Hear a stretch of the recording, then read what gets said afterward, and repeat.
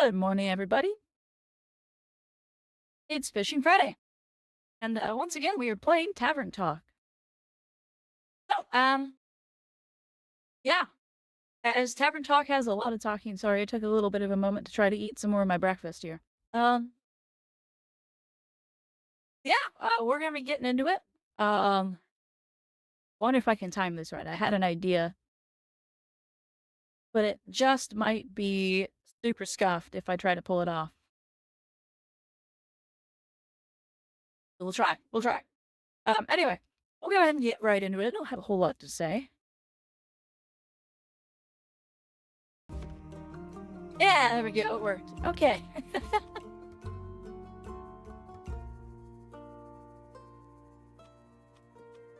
And we'll take the slightly later time on this one. And we're back in Tavern Talk. We're in Act 2. In the previous day, last week, for those of you who remember,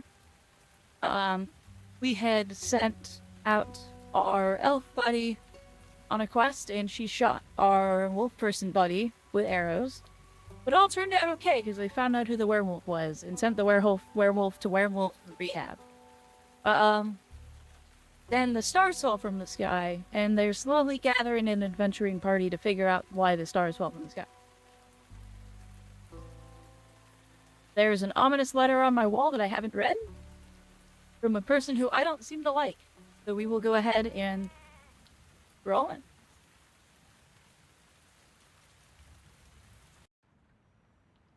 Oh, this is a new face. Oh god, it's Rhett and Link all in one person. Good mythical morning. It's well past noon. Still morning somewhere. Plus, a wizard doesn't care about things like time. Time is only relative, but also flexible. Like a gummy worm. But gummy worms are still linear. One time, I actually tried breaking through the space-time continuum using a loophole through the primordial vortex. Don't do that. And? Did it work? No. But almost. I would have needed a dip in the primordial sea to enhance the curvature, and that should have done it. But no access to the primordial sea. Bummer. Heard that it's not very easy to get. Theopractically it is, okay? Theopractically. Practically in theory? Duh. Ah. Makes sense. I get it. Do you?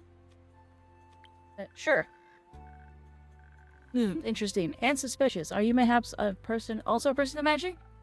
Well, I do make magical drinks. Enhanced mixology. That is indeed a niche. Hey, Keeper, did something ever make you... did you ever make... Or did something you make ever explode? Occasionally. Heck yeah, welcome to the club. I think I blow something up at least once or twice a week. Not that frequently. I'm Hex, by the way. You're sure your name's not Rhett? Or Link? Or some variation of Rhett and Link? Or Rank? Or Let? Nice to meet you, Hex. Nice to meet you, too? Yes, Innkeeper for now. Alright, well then, Innkeeper, how about a super wheezy breezy drink for me? Any flavors you might fancy? Be something that'll make me focus and perhaps help me better understand the primordial vortex. Gotcha. Alright, we're right into making drinks with this guy. Take on the dragon. Okay, they want focus?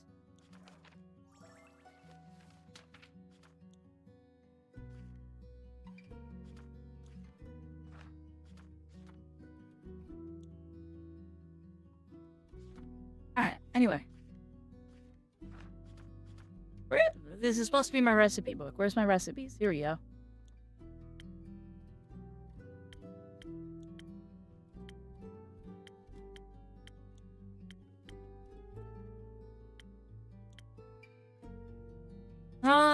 Nebula, Hydrates? Oh no. or... Blah blah blah blah blah blah blah. Thank you for the hydrate, Pyrrha.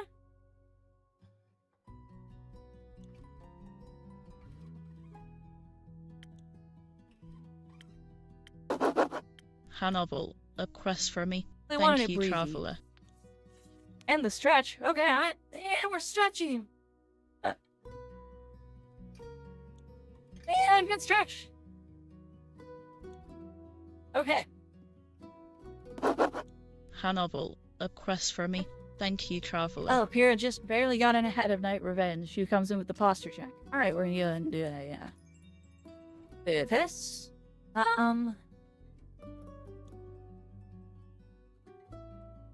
Oh, actually, hold on. Straighten the dragon. There we go. We'll do that.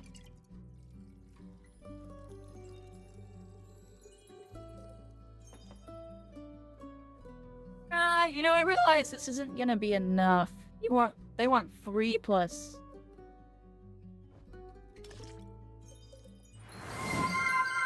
Wait, no, the other drink still uses this. That one comes up a lot.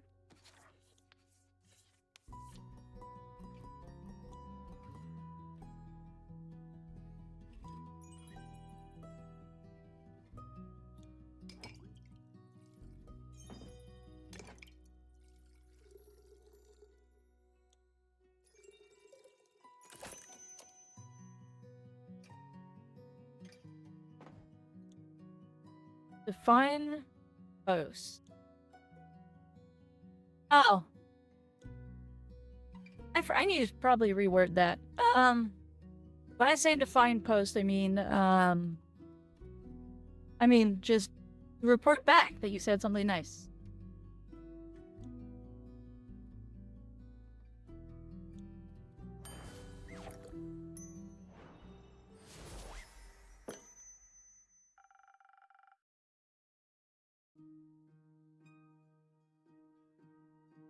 I clicked the button and took a bite. I meant to take a bite and not click the button.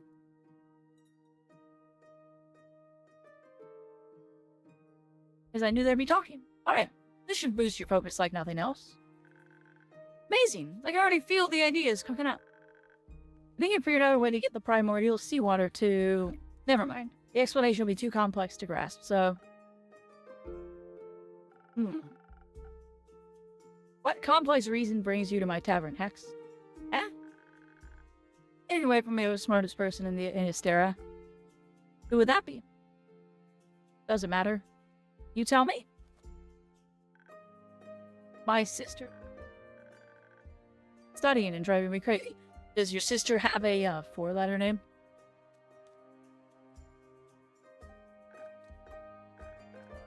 They're so reasonable, you know?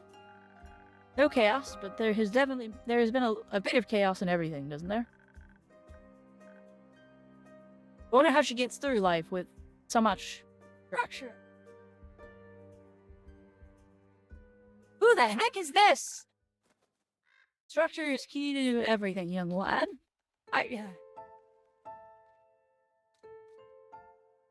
the heck is this? Giant top-hatted skeleton man. I'm assuming man, because they're wearing a tie, but, I mean, I guess ties are... Anyone can wear a tie, I suppose, but... Who the heck is this?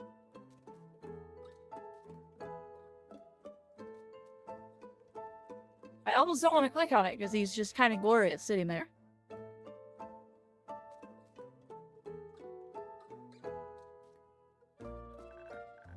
Without structure, there is no chaos, and thus there'd be no entropy.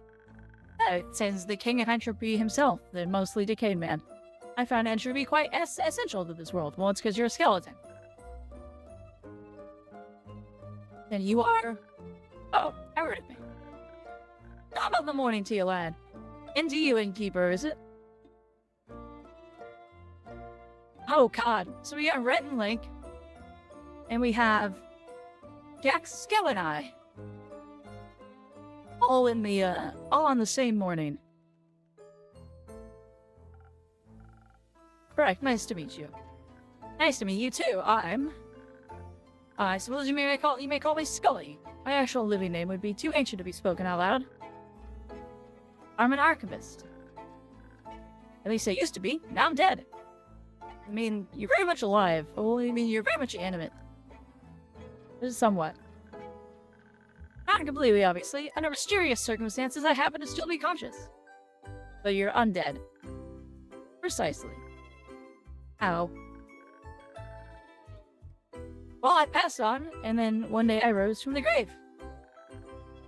It was like a long sleep, completely knackered for thousands of years. At least I believe it's been thousands of years. What year is it? 1755. Jeez, that's brutally long. So how did she come back to life?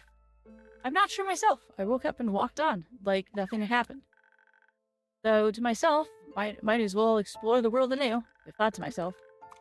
Those who'd risen with me didn't seem to be inhabited by an independent consciousness. And alas, didn't care.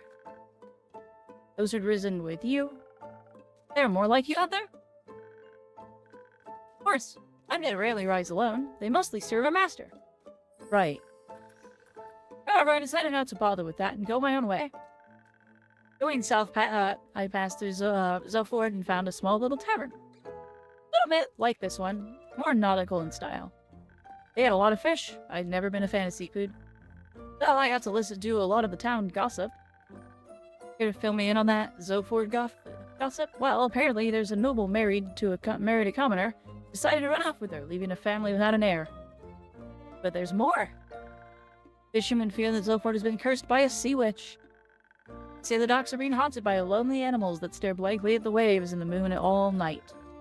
During the day, they disappear like ghosts. Bit of a weird curse. Fitting for any sea witch or wild sailor's tale. Innkeeper, say, do you have a drink for this undead fella? Drink and a mop? Just a drink. I won't be needing a mop. You say so. What would you like? Something that'll loosen up this non-existent tongue. Something full of charm and appeal. Alright. I can do that. Charm and appeal. We have those in a plum.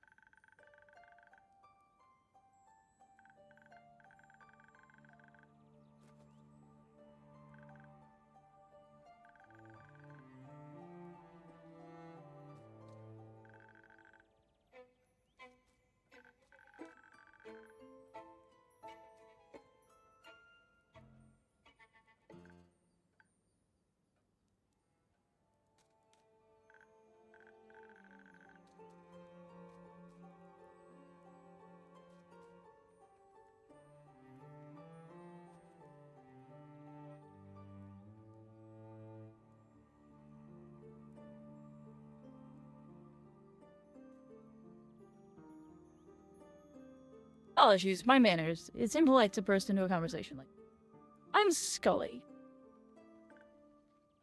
Fable. Nice to meet you, Fable. Again, my apologies for the impulsivity. That's alright. I was just surprised you could actually talk. Oh, no offense. I just thought, usually. I'm taken. Usually skeletons don't speak. Theopractically, they don't. I had to steal that word, didn't I? Theopractically, practically in theory. Exceptions confirm the rule. You sound like a wizard. Please don't say that. Okay, let's pretend that I didn't. Billy, how did you like her drinks? Fairly an experience. I can feel it gurgling in my bones. Times they do that. I just realized, did they get like streaks of orange down them from the drink? Could you also make me a drinking keeper? I don't want my bones to jingle, but something that enhances my fitness would be nice. You know, you have to be very delicate with zucchini seeds, or they'll give up immediately. Of course, right up. He always gets the same drink. It's never anything different. It's always the Swift Strike.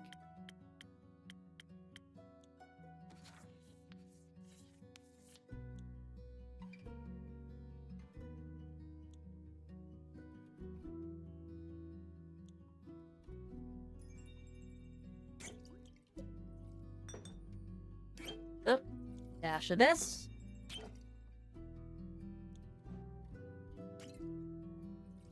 And a bunch of this.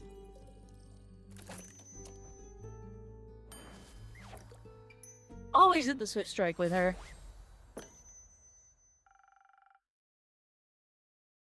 I hope this tastes refined enough.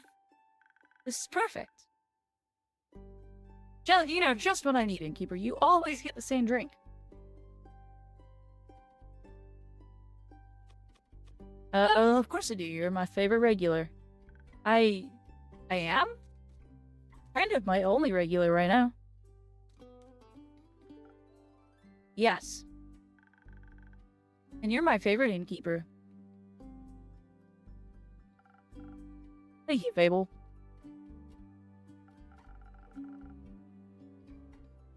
So do you think your farm work will be done soon? Oh, I hope so. Not that I don't like helping them out, I do. But I think the sooner everyone can get back to normal life, the better. Do you perhaps need a hand? I happen to have two. And I might know a thing or two about crops and fences. Sure, I can use some help carry a few things over to Tregarin. Begarin. The treehouse is just around the corner. Splendid. Sounds like a quite useful endeavor. I'll gladly indulge. Thank you. Innkeeper, before we go, I do have something I wanted to give you. What do you have for me? Some dried honey flowers. The farmers didn't know how to thank me, so they gave me these flowers. And you are always so helpful and nice, so I wanted to share them with you. I'm sure you already have at least 4 ideas on how to use them. Thank you very much, Fable. I'll make sure to put them to good use. Do you accept donations for ingredients? Certainly. I can only get my hands on so many infusions myself. What about recipes themselves? It's always good to get more inspiration. Wonderful. In my prior life, I had access to a lot of books about magic and potion mixing. I think I still recall my assistant's favorite recipe. Do you store it under your hat? Lilia, hey! Thanks for the lurk, and I hope whatever you're doing today goes well. I saw your post on Blue Sky.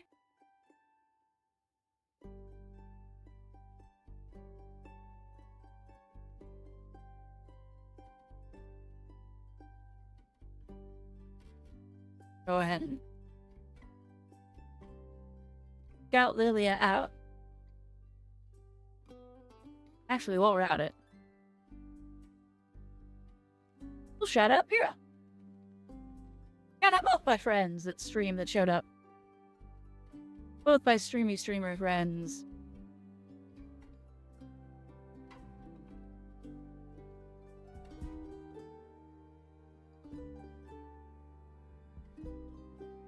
Hey, shout it out, nerd!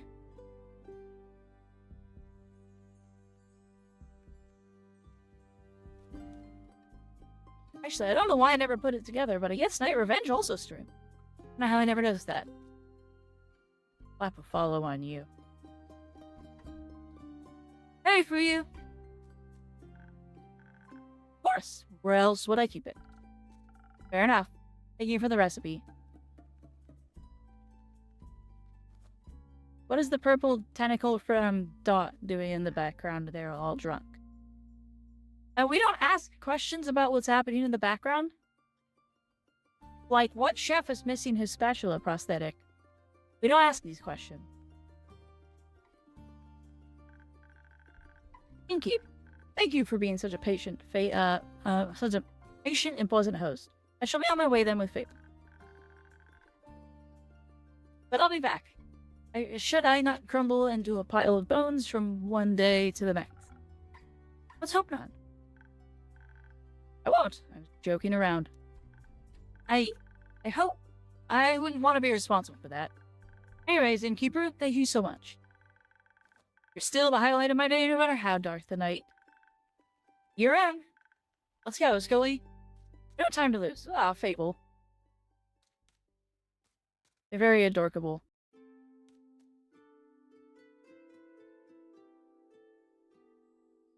Oh, the vampire's back. That I was able to witness such a rarity in my lifetime. Immaculate.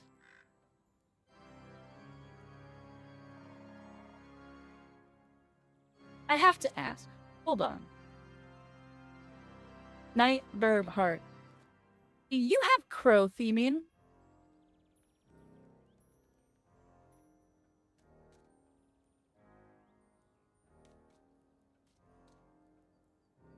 Now I have to go look. Your avatar is... a ninja? Okay. Maybe not fully crow-themed. Okay. I was gonna say, I know someone to point you at if you're crow-themed.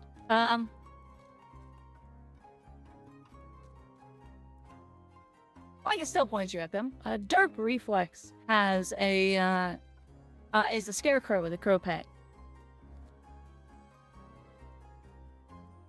You would get excited about a rusty nail. Of course I would. Such a splendid chemical process. Metals have a variety of chemical processes. Rust must be my least favorite of them. Ruins a lot of hard work. Does it now? Yup. It's everything porous. Came to lurk more places. Artists working on it, I mean. Yeah. I mean, I get the whole artist working on things. I actually just recently got a big update to my Live 2D. I'm suspecting, possibly, by the end of the month. Oh, yeah, I'll shout them out for you.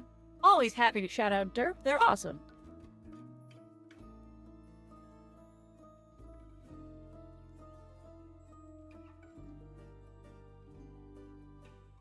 I always forget, though. Does their name have... They're just... Should just be this.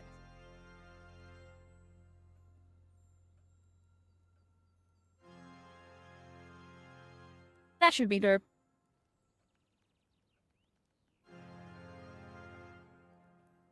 Oh. Kyle, Rhea, nice to see you both again. Likewise, dear innkeeper, how has your day been? Can't complain, had some interesting customers today. Ah, like that one distinguished gentleman who crossed us on our way in. If you were to me, I might have rated them if I could. Distinguished, yeah. Gentleman, I don't know. Giant top hat doesn't make you a gentleman. What makes you a gentleman? Manners. He was quite polite, I recall. Greeted me with the tip of his hat. You find everyone polite, even your slime. But Mr. Slime is quite polite. What a peculiar wall clock you have there. Feel like I've seen it somewhere before. It looks just like the clock in Evelyn's living room. It reminds me of all the times I impatiently waited for her to come home after important meetings and banquets. You know if that clock is her clock, by any chance? I think that might be a story for another time. Let's not worry about it now, shall we? Okay. Hey, Kyle's got a certain amount of goofy charm. Hey, innkeeper. Have you read the letter yet? It'd be a story I'd love to hear right now. Not yet. No. Tragic. I've always loved writing letters. You got a drink for me or something? Something that'll make me tougher. So I can get through today's blabbing. Of course. I think you need mental fortitude more than you need physical fortitude, but we'll go with physical fortitude instead.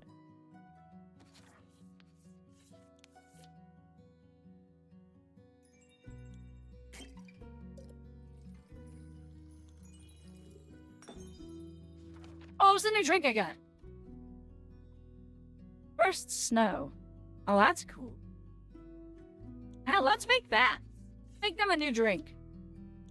Get out of here, Pepper.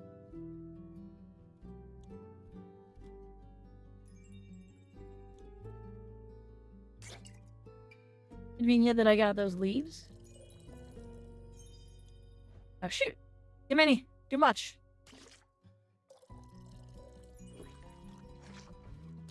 Too much again. Alright, whatever. I'm feeding the dragon. It's fine.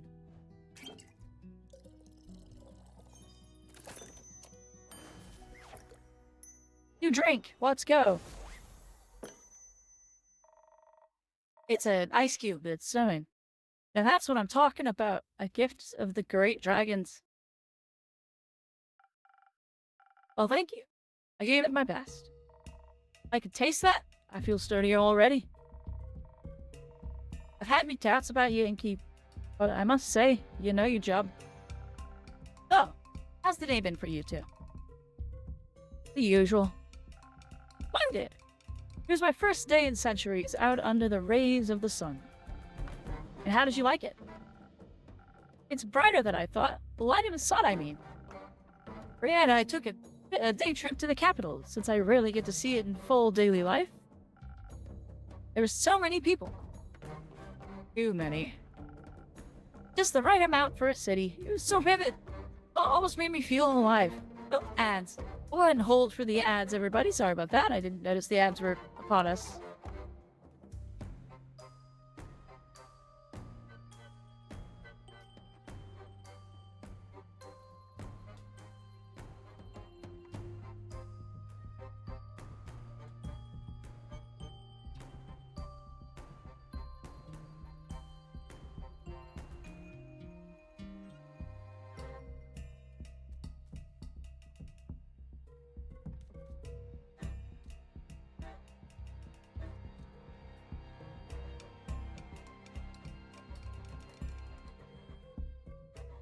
But hopefully everyone's having a good morning. I will take the moment to drink some coffee.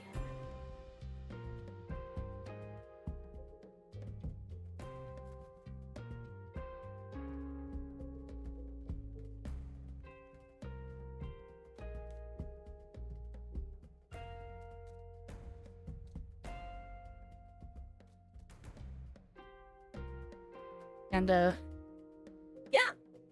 yeah, Kyle's definitely grown on me, too. They're a goofball. But I mean, what vampires aren't slightly weird after centuries alive?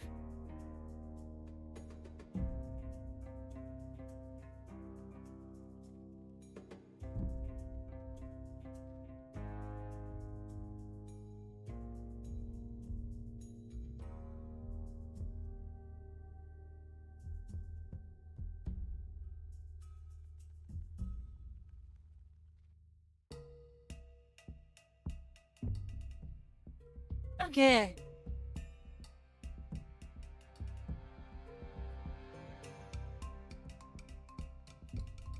Got about a minute left in the ads here.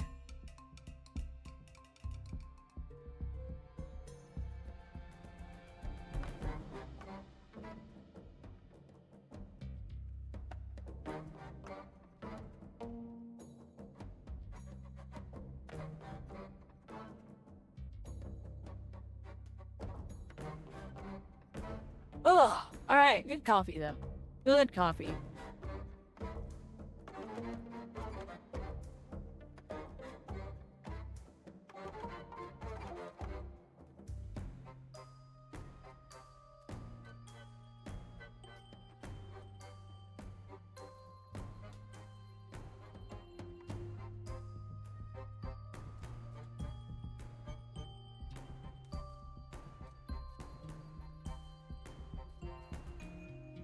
Alrighty.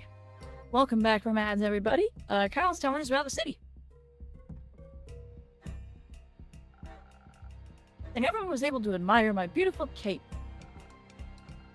Is that the cape? The cape of invisibility? It absolutely is. Very visible. I'm curious, does that mean you two are going to Breveria now? Huh? Why do we want to go there? Oh, Kyle's forgotten. That was the deal. I helped you get your cape so you can attend your fancy Bavarian vampire banquet and I get my gold's worth. Oh. But I got that invitation about 500 years ago. Didn't I mention that? Rhea. No? I see, this is why I gave you a cold drink. Come on, drink up. What about me material, then? Well, I can give you the gold right now if you want it. Can you accompany me a while longer, though?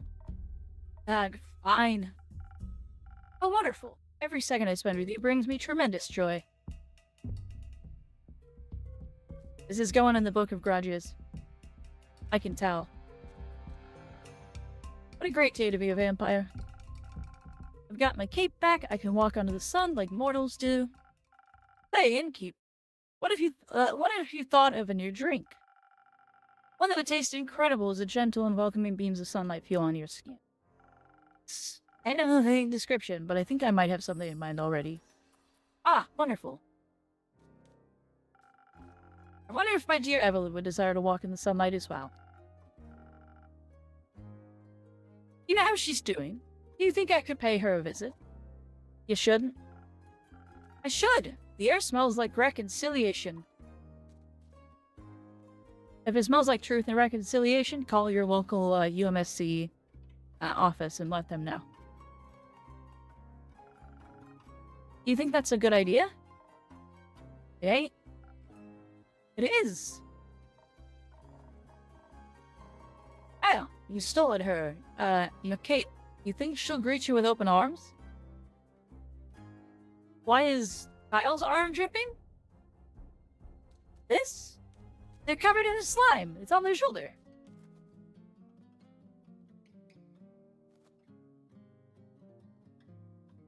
They got a little slime buddy. It's not even that familiar. They got accosted by this slime and Kyle just wears it now.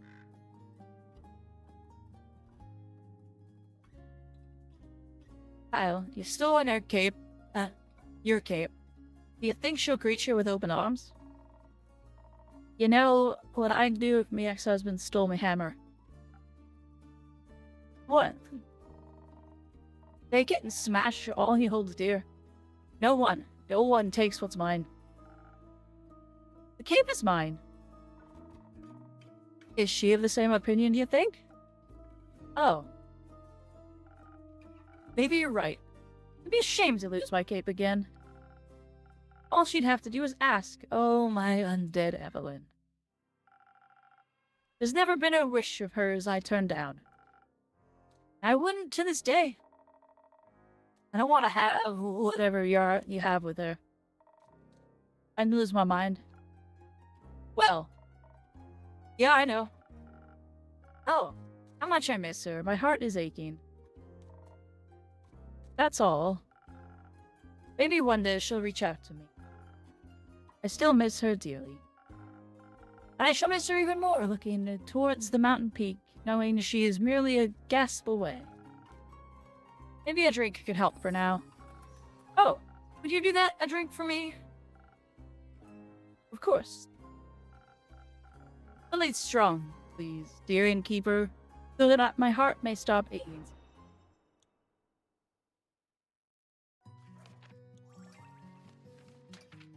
You want drink? What's the new drink I got? Oh! Well, that's kind of a cool drink. We shall do this one.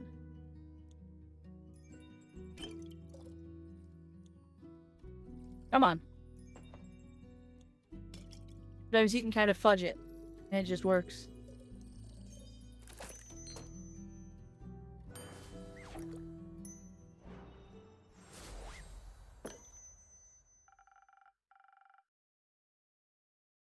Can't mend your broken heart, but perhaps this helps. It does. Thank you. Thank you, dear innkeeper. Why don't you tell the innkeep more about your day? Why are you crying, Kyle? What's the problem? Right, I suppose I wasn't done yet. Where was I? Your trip to the capital. Busy streets, bustling with people. Roots! Roots? Roots. We admire the roots that enclose the city almost like a rampart. I finally had a chance to take a closer look. Quite fascinating. For once, gotta agree. Almost made me believe the myths are true. Myths? Myths. Told ya. Rumor has it these roots are of the Aether Tree. Breaking through the surface and taking hold of Gaia, where they guard the capital. Ah, yes. A very good defense plan indeed. What is one gonna do to protect a city? The city is protected with stone. Oh. I was never very involved with fortification efforts. I figured. Oh! How? We also met a lovely Seraph again. How are her investigations coming along?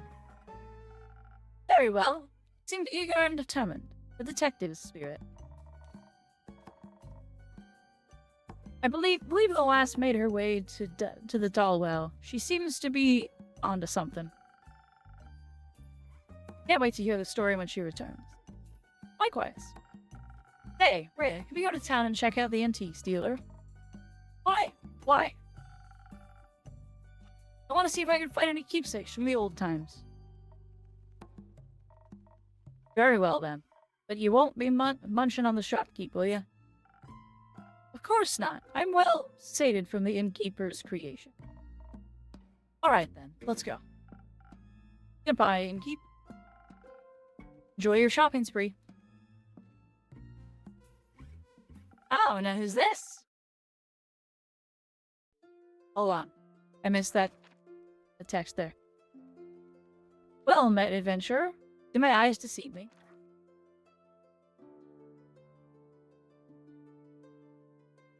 The dawn seems out of order.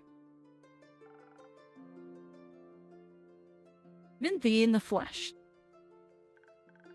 Hello, darling innkeeper. It's good to see you again.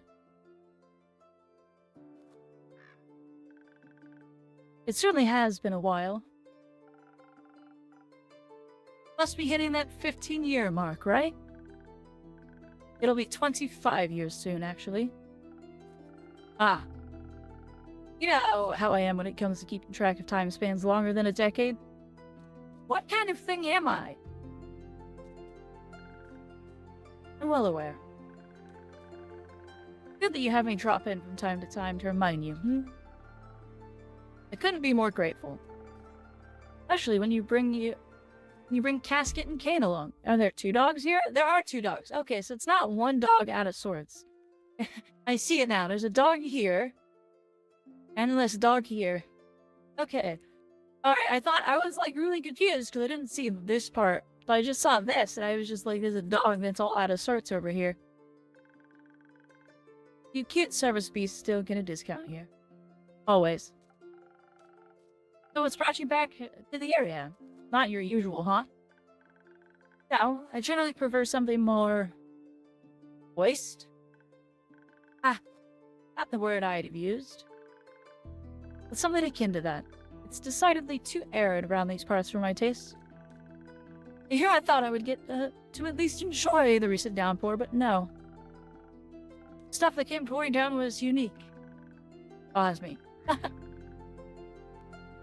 That's one way to put it. Destructive is another, and possibly more accurate. But I'm glad to see that your tavern hasn't suffered the same fate as many of the streets and buildings I saw on my way here. Admittedly, the journey was already quite challenging to navigate with my wheelchair before. Is it a wheelchair? Though the scenery has always been worth the struggle. Now, I'm afraid it wasn't possible to take in much enjoyment from the passing landscape. Not when I had to pay so much attention to not endangering myself and my sweet service beasts. You told me of your struggles with traveling before. I'm sorry to hear that recent events have made it worse. Oh well, here we are now, aren't we? And I do have to say, using the primordial vortex as a way to skip your veranda's stairs is a marvelous accessibility touch. Oh. Am I when I don't turn around. Do I not turn around when I go to mix a drink? Do I just teleport upstairs, mix a drink, and then teleport it back to the people and teleport down myself? Is that what's happening here? Because that's hilarious. Quite impressive work, my friend. I'm glad to hear that my little spells are doing their job. Oh! No, there's a teleporter to get in! Veranda, right, okay. I hope the cities will have similar care into rebuilding the street.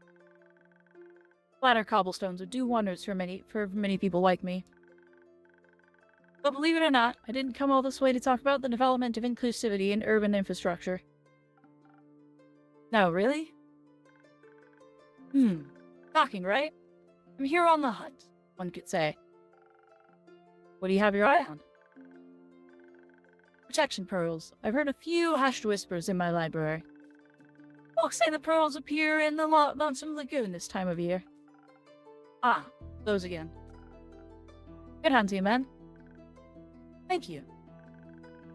Though, well, the pearls might be my main objective, I haven't come to town with only a singular purpose. I need to ask you for something, innkeeper. A good drink? No. My manuscript, darling. I believe 25 years should have been enough time to proofread it, yes? Ah, of course. Finished devouring the manuscript almost as soon as you gave it to me.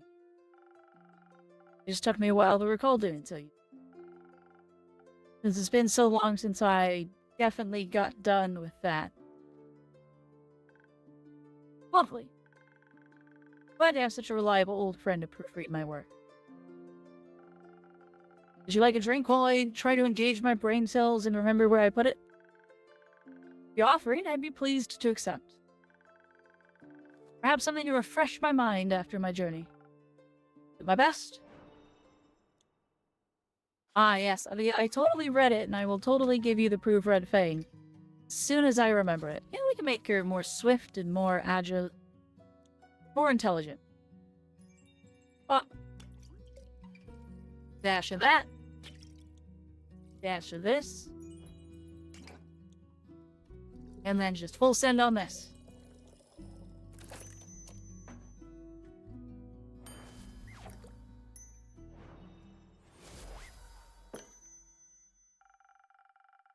I'm very hard about making the perfect drink for you.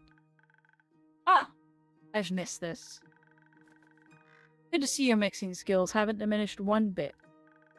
In fact, I think I might be coming up with an idea for a new story. Let me note this down really quick. Take your time. Now, while I enjoy your mixology, no matter what you put in front of me, I'd enjoy it even more if you could recall the location of my very precious manuscript. You know, The one I lovingly worked away for almost half a century whilst my library came to be. Certainly. It'd be just below this pile. No, wait, I must have put it over there, actually. Alright. You mean this ongoing battle with your organizational habits? It might take a bit longer to recover it. I have some pearls to get. So how about this? I'll return in around 7 days, and then I can tell you all about my pearl hunt in exchange for my manuscript. My proofread manuscript. I think she's on to us, chat. That would be helpful. Good. It was nice to see your weary face again, Innkeeper. Likewise, Smithy. Have a safe, pearlful journey. I'll try.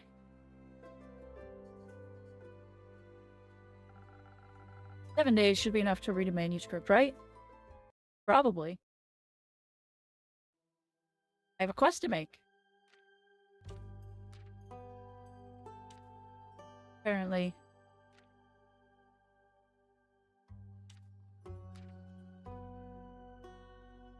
Ow.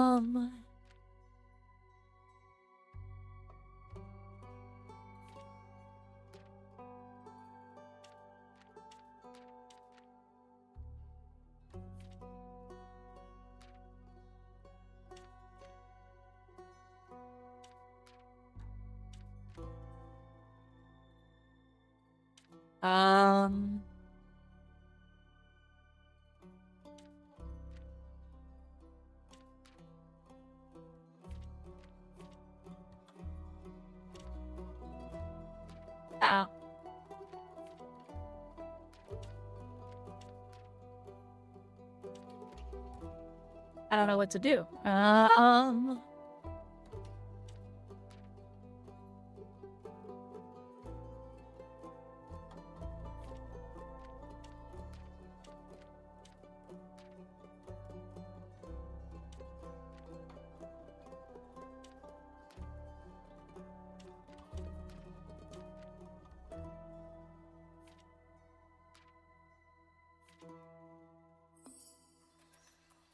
There we go. Scandal is over.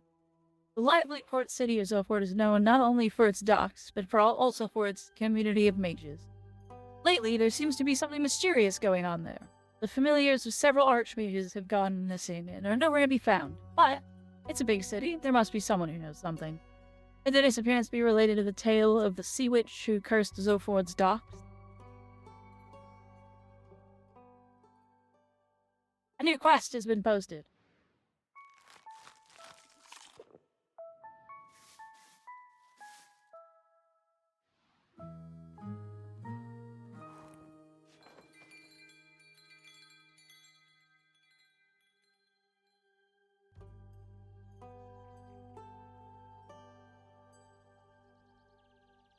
Crossing the threshold.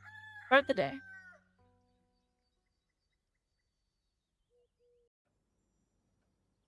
Oh! Welcome back, Fable. Oh, good morning, Innkeeper. Would you please make me a drink? I need something to wake me up and help me feel agile again. Of course, Fable. Just a moment. He needs coffee, not a potion.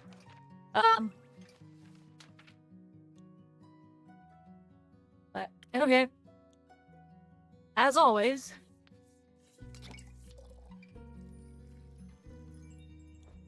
Hold on.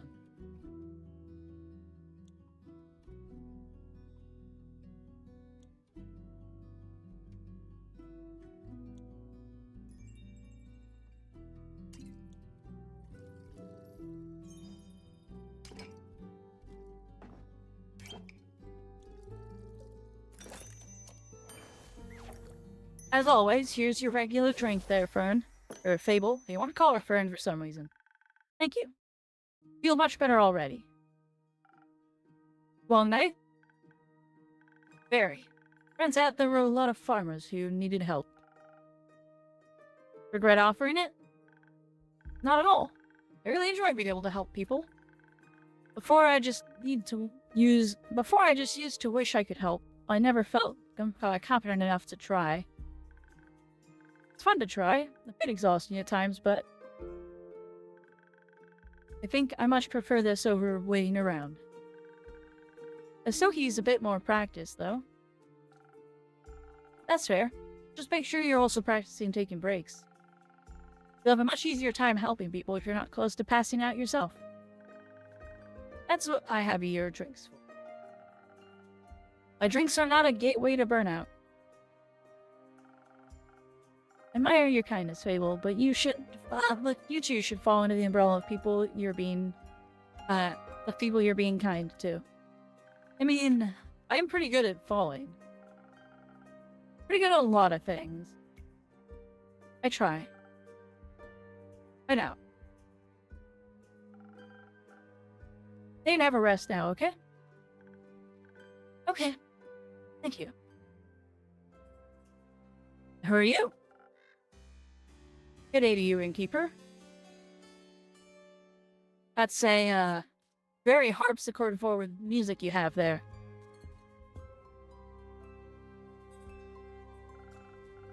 Good day to you too, adventurer. Yes, an adventurer. That is what I am indeed. That's suspicious. I come here seeking a drink. You're not just a noble, but a coincidence. I do happen to have some of those stock. What can I get for you? What kind of drinks do adventurers usually get? Whatever drink they desire. Then, well, I could do with something that tastes good. Of course. Perhaps something that could protect me from my foes? Defense is the base of every adventurer's skill set, is it not? Possibly. Let's try it out.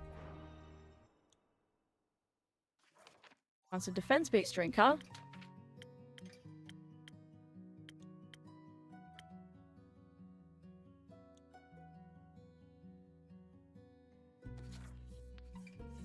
Just got an email from my fraud detection alert. Jeez, you get a lot of those.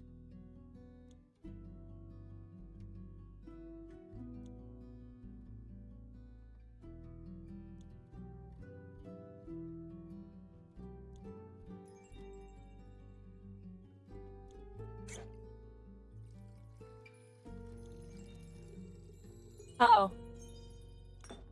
Okay. I was gonna say, you get that frequently enough, it's hard to tell if you're joking.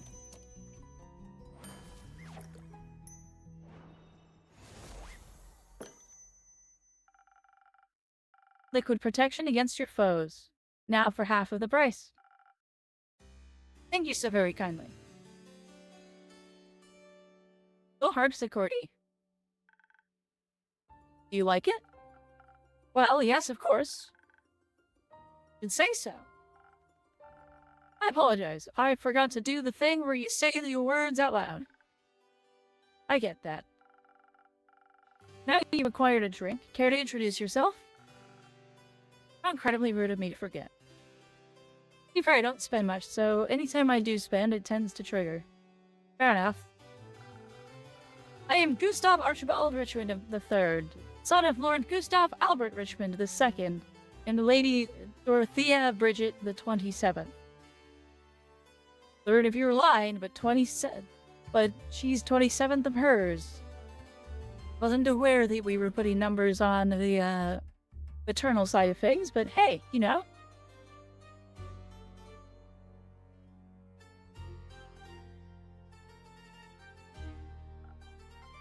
An up and coming hero from Winmore, who might you be? The up and coming innkeeper of Zenith. Happy to have you here. I'm Fable, of the Ashen Grove.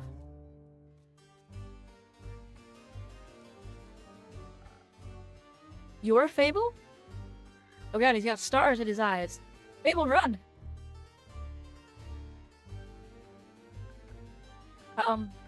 Yes?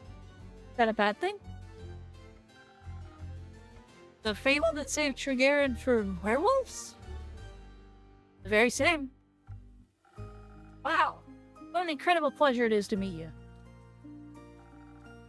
I've heard so many things about you. Oh, good things, I hope. course. They say your skill with a bow has single-handedly saved the village from 2 bloodthirsty werewolves. Well, just the one werewolf and a hungry wolf lady. I wouldn't phrase it quite like that. They are very good with a bow. Incredible. I wish I possessed such spectacular skills. They spoke of you helping with the aftershocks of the Starfall as well. I mean, that's a given. I need to help out when I can. You truly have the heart of a folk hero. How admirable. What about you, Lord Gustav Archibald Richmond III? What do you hate the hero alone? The dinner table. Well, I'm currently leaving my backstory era. I'm in the first act, so to speak, of my journey, becoming a full-blown adventurer.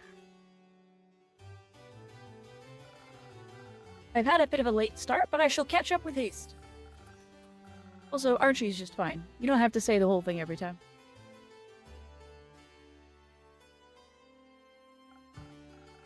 Well, Archie, if it's haste you're looking for, I can help with that. Someone gifted me some golden feathers a few days ago, and in fact, I just gave him one.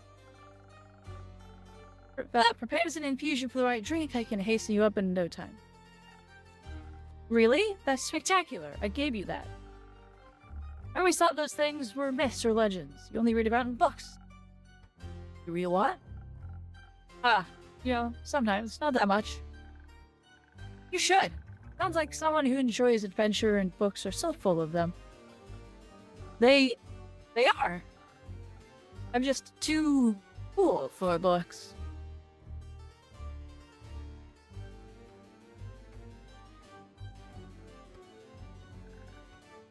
Books are cool. Heck yeah, Fable. You think so? Yes, I do. I mean, look at the Innkeeper's Journal. It's super cool. The coolest. Oh, well, actually, maybe I do read quite a bit. I'm sorry for being so weird about it. At least you know you're being weird. That's a big step. Don't worry, we're all a little weird sometimes. What kind of books do you like? Anything full of adventures and heroes and adventuring heroes. They're just like me. Obviously, my parents would much prefer I read about other things, such as books on etiquette or the newspaper. I'm sure they would love it if I wrote a dissertation on the intricacies of the Dirian negotiations, or even became a diplomat myself. But I think I would fare much better as the savior of this world, don't you think? What about savior? Maybe savior of, like, the small town from the rats first. You gotta start with the level 1 quest. Work your way up to mythic level. The Dirian negotiations? I'm unfamiliar. It's all terribly boring, really. They're renegotiating trade routes due to the collapse of the canal bridge that was hit by a horde of spinal rhinoceroses. Not going all that well, because they can't agree on who should pay for the repairs, the mainland or Diria itself. Just thinking about it puts me to sleep. And perhaps we should get back to more exciting topics. How do you plan to start off your hero's journey? By doing something heroic, of course. You really should just hunt rats. What's something heroic I could do? You could start by helping the local farmers. They're still rebuilding their homes and relocating their cattle as we speak. Great idea. How much gold should I give them? You know, that's actually a very good way to help people, but it's not going to make you a hero of sorts. It's just going to make you like a philanthropist or someone who is able to help fund recovery efforts. Gold? I mean, I surely wouldn't mind gold, but I was thinking about lending them a hand, you know, physically, with your literal hands. Okay, so I would go to the farmers and ask what help they need. Of course, that sounds... I shall figure it out. Thank you for the inspiration, Fable. It has been an honor meeting you. I hope we shall cross paths again. Now my next quest, Innkeeper. You didn't take a quest. Till then, I guess. That was... adorable? That's not the word I would have used. Weird. That's the word I would have used. Not because of him. That just... he heard about me? Being a hero? That doesn't sound right. But you are a hero. Not really. I didn't even do that much yet. Not enough to be inspiring anyone, anyway. There are much greater heroes than me out there. He wasn't impressed by other heroes. He was impressed by you. That's nice. You don't sound very happy about it. I am. It's really flattering, but I just don't think I did enough to deserve his praise. I'm just some elf. It's not for you to decide who's impressed by you and who isn't. Personally going to keep bragging about knowing Fable, the great hero of the Ashen Grove, savior of Tregarian. Alright, I get it. Thank you, and keep... I'll try to better accept the compliment. Good. Who's next? Oh, hey, you're back. Oh, and she took the quest. Yep. Hello, Innkeeper. Hello, Fable. Hi, Melly. Hello, Melly. Hello, Malachite. It's good to see you both again. Are you still Malachite? Likewise, right, Mal? Can I offer you two a drink? Actually, you can offer us a quest. Are you talking about the one you just picked up by any chance? Your incredible deduction skills strike again. I'm only trying to match wits here. Are you interested in saving those poor familiars? I am. Missing familiars, silent wizards, clues leading to a seemingly dead end. This sounds like a case for the world's greatest detective. And her sneaky assistant. They do sound like a great team. They're not a team. But they are going on a quest together. They are not. Then why are you here? You didn't want to come here alone. She said she can't reach the quest board.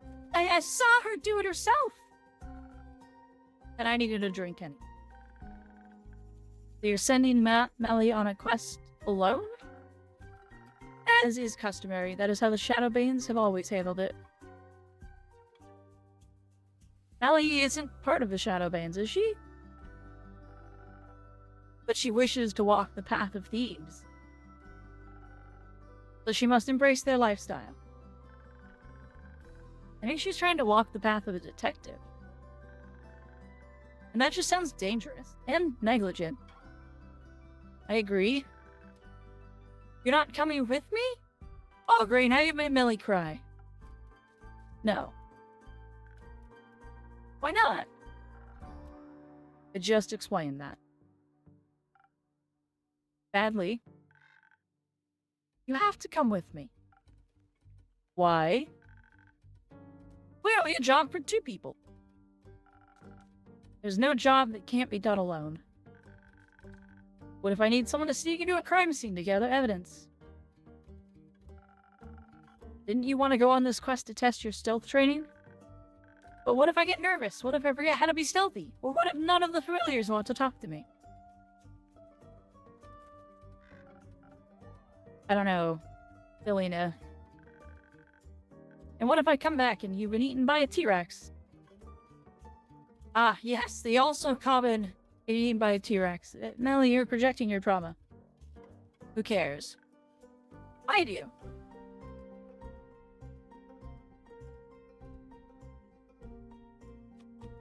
T-Rex threat is much lower in Zoford. If the monsters finally catch up to me, that's how it's meant to end. I think you should run away from the monsters, not towards them. That would depend on your choice of lifestyle. Well, your lifestyle should include going to Zoford with me.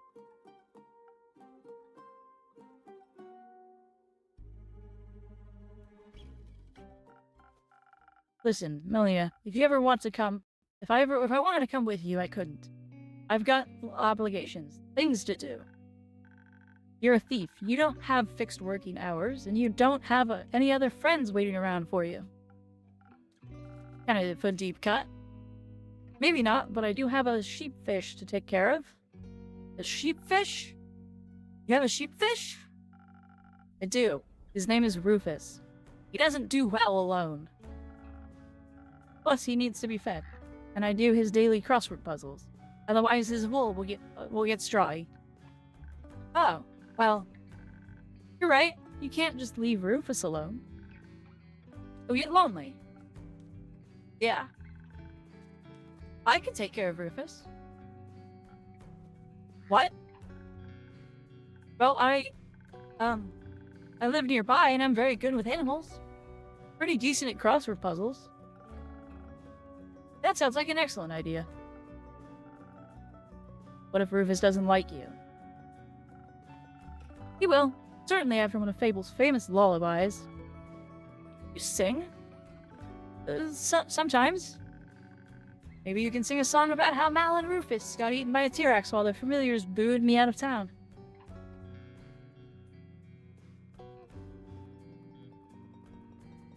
Oh, there's a band.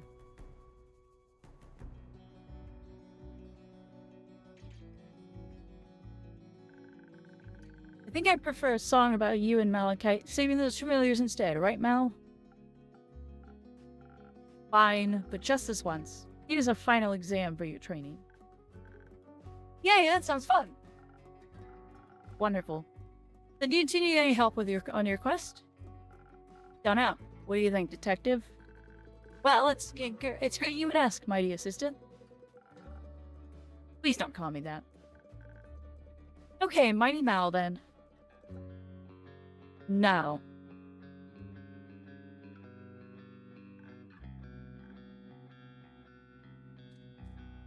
How about John?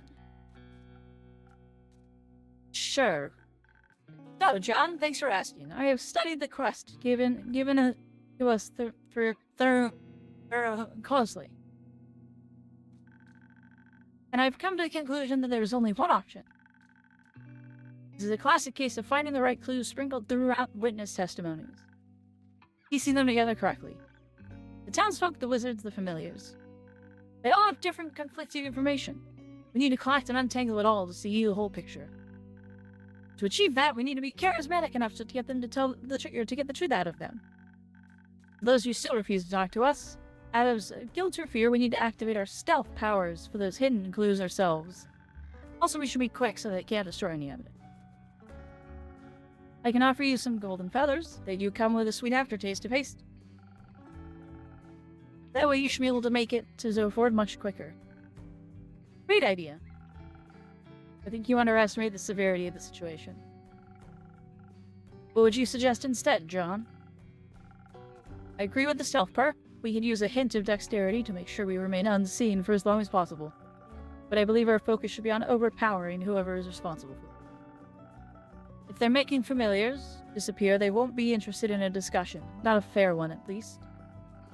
We should fight first, ask questions later. Guess you got bored of the stealth approach. Different problems require different solutions. If you're itching for a fight, may I recommend fresh phoenix chilies? Fire resistance could be a big advantage against wizards of fur familiars.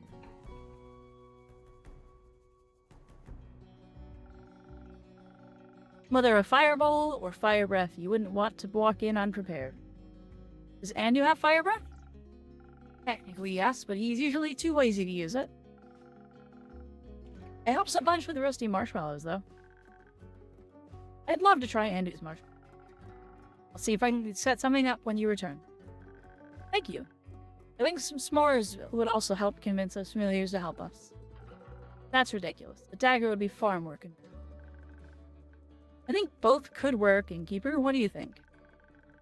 They definitely need a little bit of dexterity for sneaking around, but what would you pair it with? Haste for a quick arrival and charisma for smooth talking, or pure strength for some fire resistance? Let me think about it. I'm leaning towards charisma. Last time I made them combat-oriented, they, got the wrong person. It turned out okay, but still shot the wrong person. Okay. So...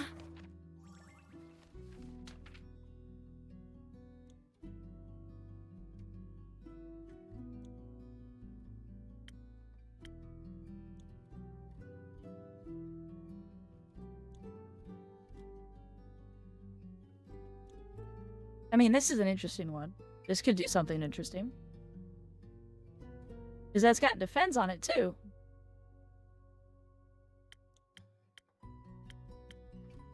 You don't really have a pure...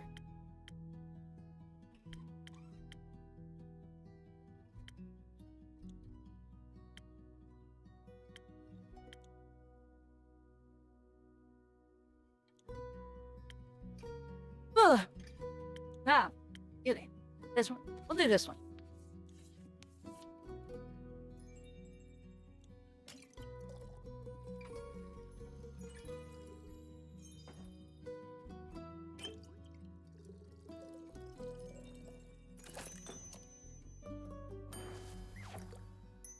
That way they have some defense on them, too. I think this case needs a delicate hand. The best detective's work is achieved through clever conversation. Ah, you're spot on. Yes, this is how I die. Don't be so pessimistic. My drinks have your back. You think you're prepared to solve this case, detective? Yes! With your help, we'll complete this quest with haste. We'll be back soon. Best of snooping.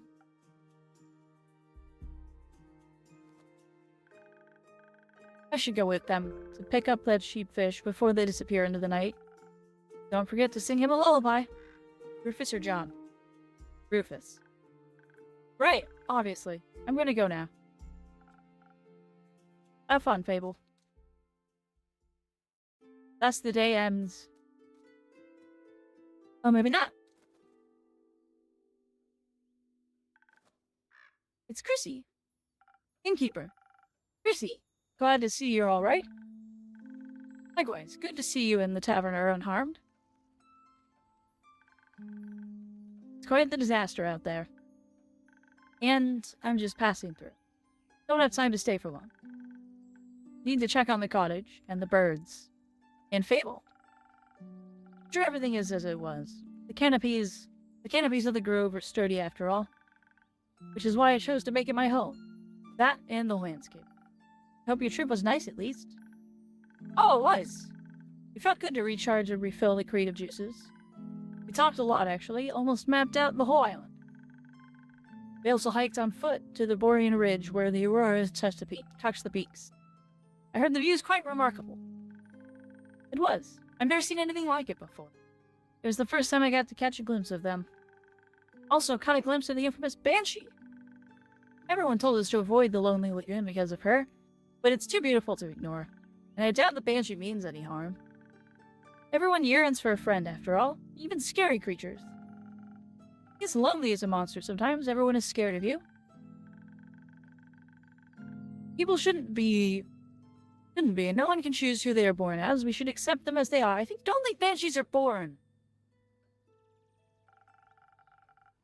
I have a few patrons who'd really appreciate hearing that.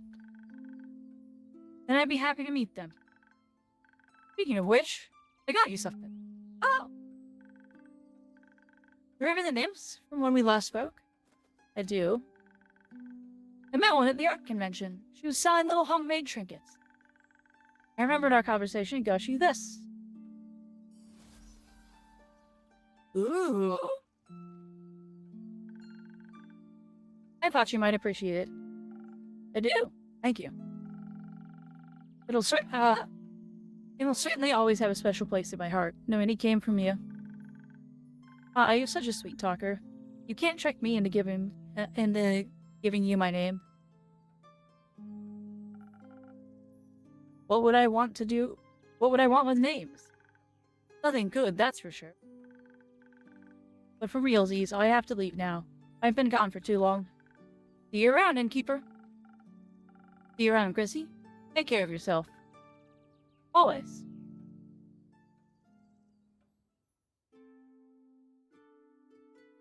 Got a message to attend to.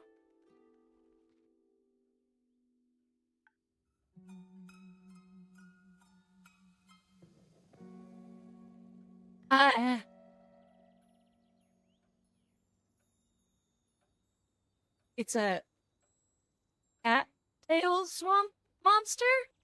I like their hat.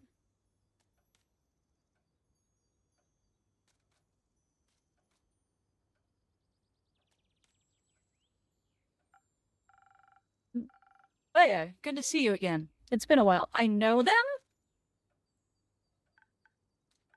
Yes. A while. A while. Ooh, they talk all wibbly. 6,000 years. More like 2 months. Hello. I thought I'd been hibernating longer. You hibernated? At this time of year? It was for the Bloomtide Festival. It happened near my swamp every year during the dreaming moon. Druids and bards joined together in search of the moon pools for 2 whole weeks. They dance, they laugh, they scatter pretty little flowers everywhere. They hope if they can satiate the land, it will lead them to reflections of the cosmos. You mean the set of mythical lakes that is said to reflect all 7 moons at once? Yes, that's the big one. Ever since the Twilight Chasm portal opened up within them, a mere 30 years ago, travelers have become increasingly obsessed with bathing in their beauty.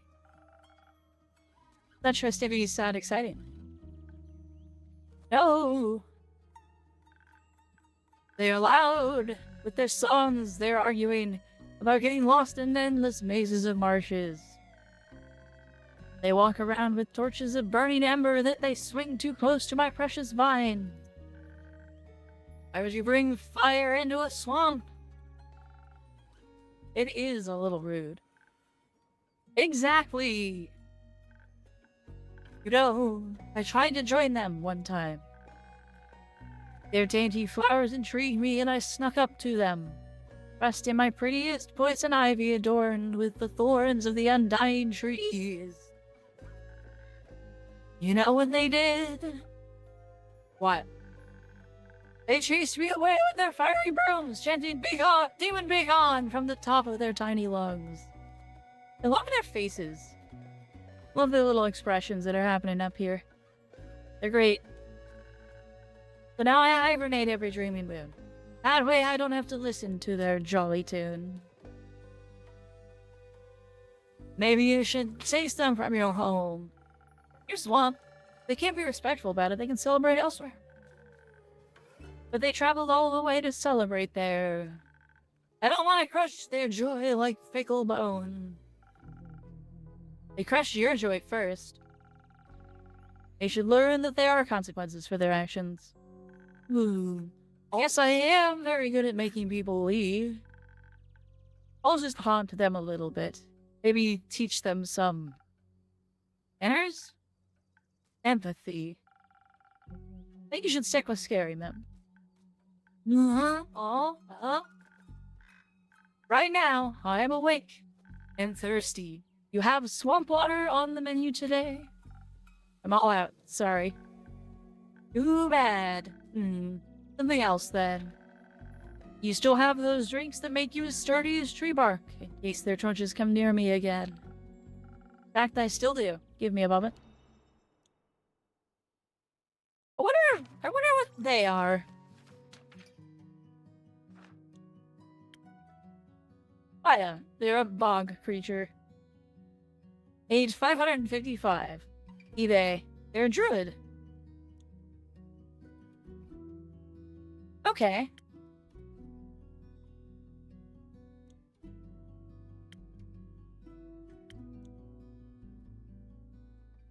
Realize I don't click through these enough, honestly.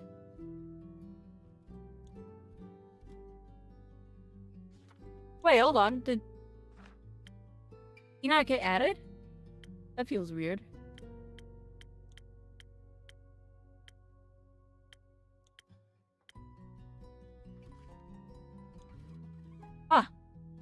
Alright,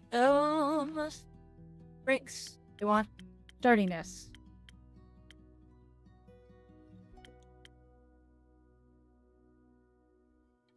I can do with a frosted lagoon.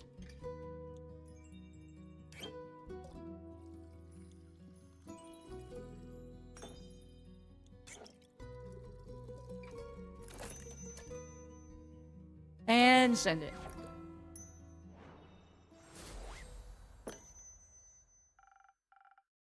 Liquid tree bark just for you. Ooh, delicious. I feel I could devour any torch now. Thank you, innkeeper. We'll hook you up from your slumber anyhow. The night sky fell into my dirt hut. Hot socks? Burned my favorite weeping willows to bits. I am replanting it into many small sniffling willows. I didn't know smaller weeping willows were just sniffling willows. They grow up to be sadder? They grow up to be more inconsolable? They are feasting upon the ashes of the star that tried to extinguish them. It is a powerful nutrient. Sounds tasty. After the trees and wind and pillbugs calmed down, I had planned to go back to sleep.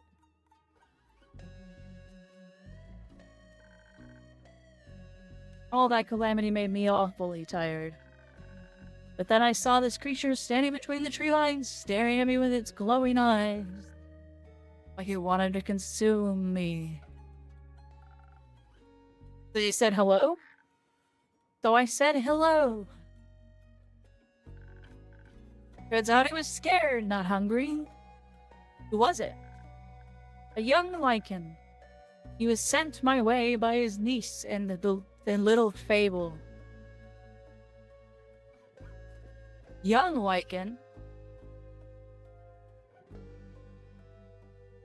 So it's Uncle... What's his face? I miss Fable. They're usually here. Where are they?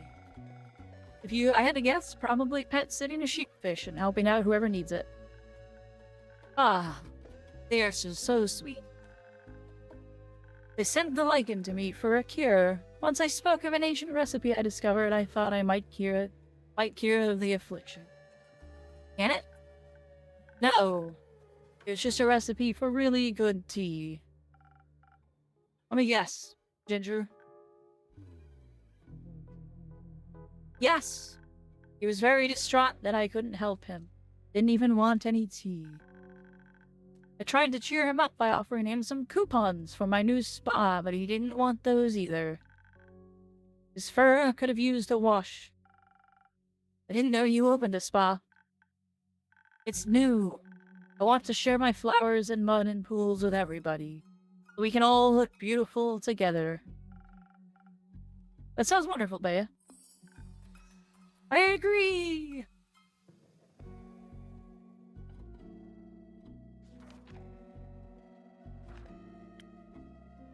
Bea, swamp creature. An ancient swamp creature I've known for a long time. She's a very sweet soul, but other people tend to find her terrifying and even attack her. They love spiders and opened a swamp spa a while ago. Sadly, she hasn't gotten a lot of visitors yet. Can I leave some of my coupons here? Yeah, of course. Thank you. I love them. Please hand out to all of your customers. I will happily share this fantastic offer with them. They speak in emoji.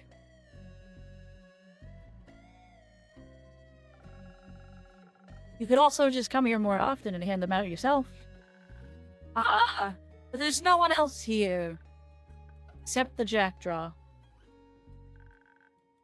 You want a coupon, little creature? I will leave one in your nest. No one's here because it's almost closing time, Bea. You have to come earlier. During the day. Or earlier in the evening, during events. But there will be people here! Yes, I believe that's the point. Too scary. I shall go now. Don't forget to hand out my coupon. Will do. Oh, I quite like them. They're fun.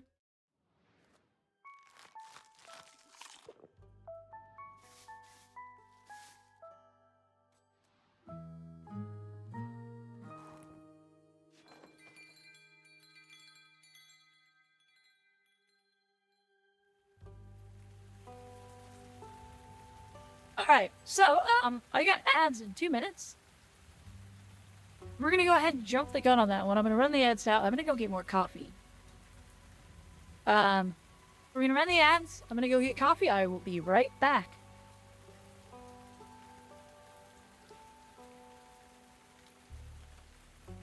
We'll just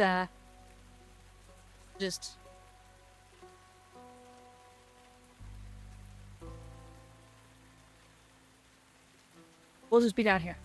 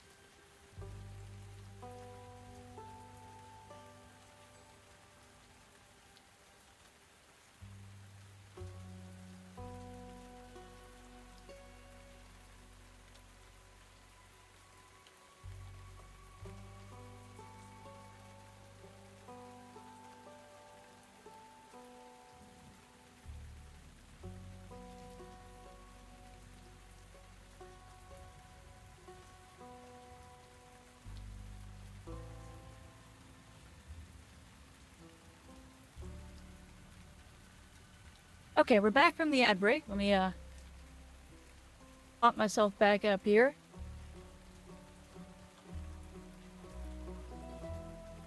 Whoop, why?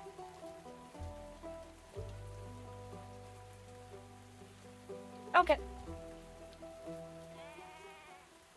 So we'll go ahead and begin the next day. A rainy day. Ah, the turtle's back, and so is, Jade. Hey, Innkeeper. Hello. Been a while since I've seen you around. A whole week, to be exact. You already missed me. A little. Cute. I got my hands on a job all the way over in Deria. Like something relatively easy but well paid. Or, like, something too good to be true? Not this time. Apparently the farmer just wanted to get it done quickly, so she offered a higher than average rate. Sounds like easy money. Yeah, I wish. You know, I think I could use a drink first. Something that'll loosen my tongue. I feel like this job drained me of all my social energy. Only if I get to hear the rest of the story. Sounds like a good deal to me. Alright, charisma,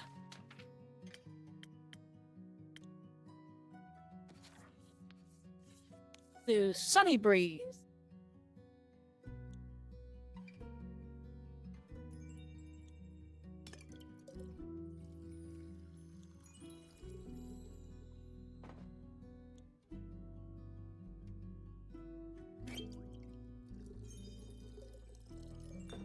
Oh, shoot.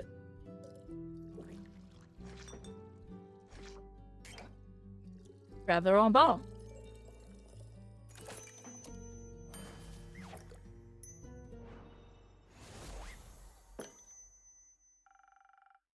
Let's hope this suits your taste. Drinks never disappoint. Glad to hear. I can definitely feel my charm coming back to me. Made you a drink. Now it's your turn. Tell me about your latest job. Fine. Deal the deal.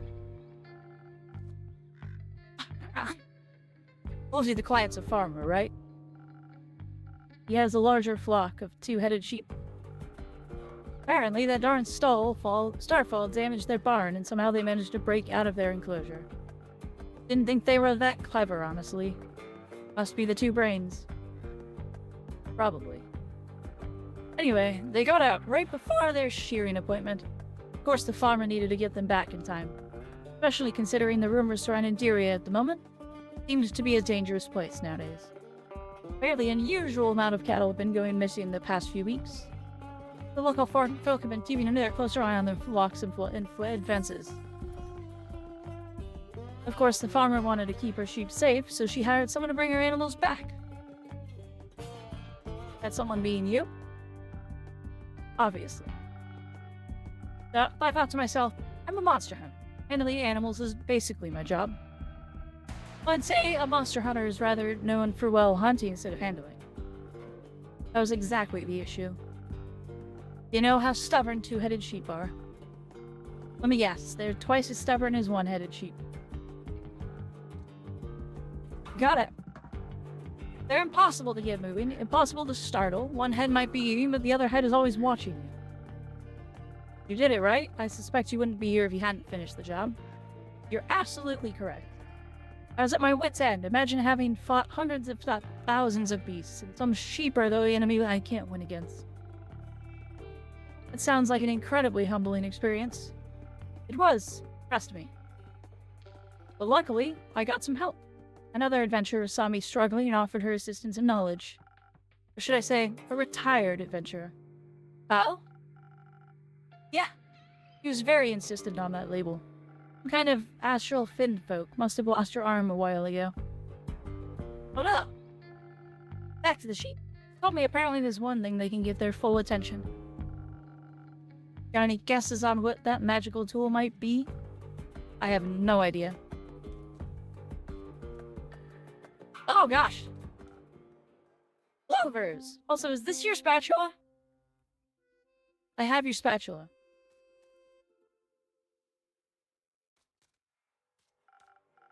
Morning dew clovers, to be precise. They go absolutely feral for them. You will make them follow every single one of your commands. But someone with your experience should know that, innkeeper. Do you two know each other? Barely. Ah! Keep your secrets then, oh so mysterious innkeeper. I wanted to buy her a drink after she helped me out back then. Didn't expect you two to be best friends, honestly. Best friends? And you got that one wrong, Jade. I'd never befriend someone like her. I have taste. What's rude? You left your spatula here. Well, that was unnecessarily rude of you, Una. You didn't even consider my feelings. Consider me sorry, innkeeper. Apology accepted. Speaking of tastes, what about your drinks? I know you've always liked experimenting with potions and other suspicious liquids. Looks like you finally made it, huh? Indeed. I think I got the hang of it. Then what are you waiting for? Your old rival's waiting for a drink. Preferably one that'll restore my energy. The sheep made my old bones wobbly, and I don't like feeling so weak. Gotcha. Let's see what the old magic has to offer. Don't worry. You might not look it, but her drinks are actually really good. I bet. I'll just take that as a compliment, I suppose. Take your spatula back. Alright, so she wants... Right.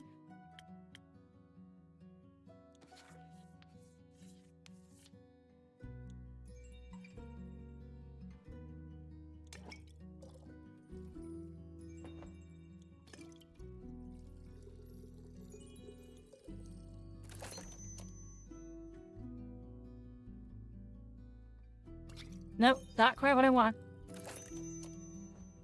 Here we are.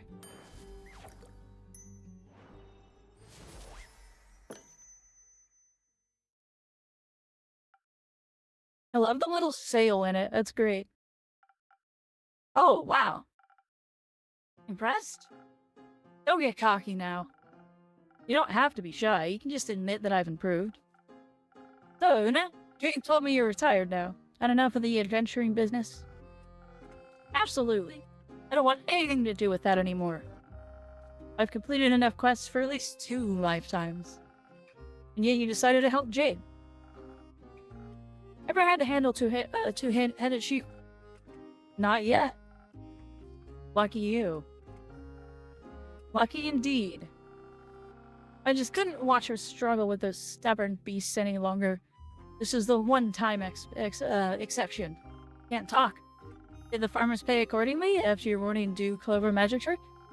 Oh, absolutely. I was so happy she gratefully paid both of us. That's good to hear. Even tipped us with some gems she supposedly found in one of her fields. But I'm a Mihalda. A Mihada. Yeah, Mihada. Car? I don't have any use for stones like those. Since I'm retired, I can care less about material riches. I don't know the vets for how retirement works. So we figured we'd give them to you. But I wouldn't tell the pretentious blonde dragon priestess if I were you. Feels like a blasphemous gift. Citron. Oh, divine gems. A little blasphemous indeed. I think I know just the right way to use them. Thank you. Don't mention it. Now that we're done, I can finally go back to crocheting for the rest of my life.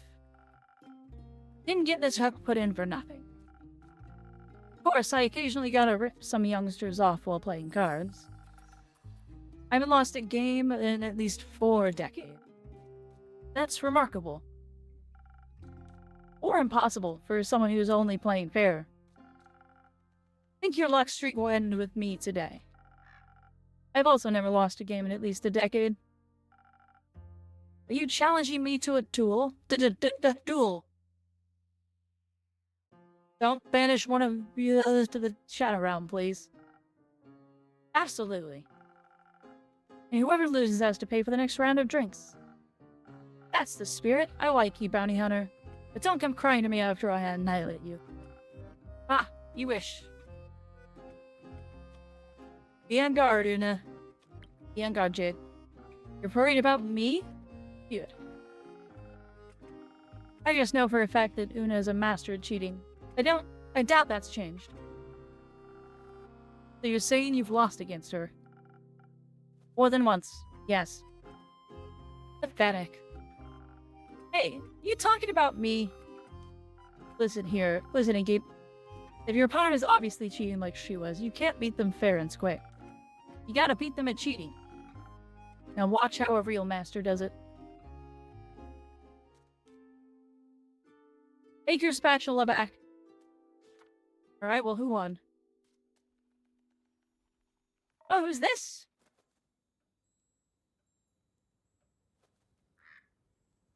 They're wearing the Death Stench armor.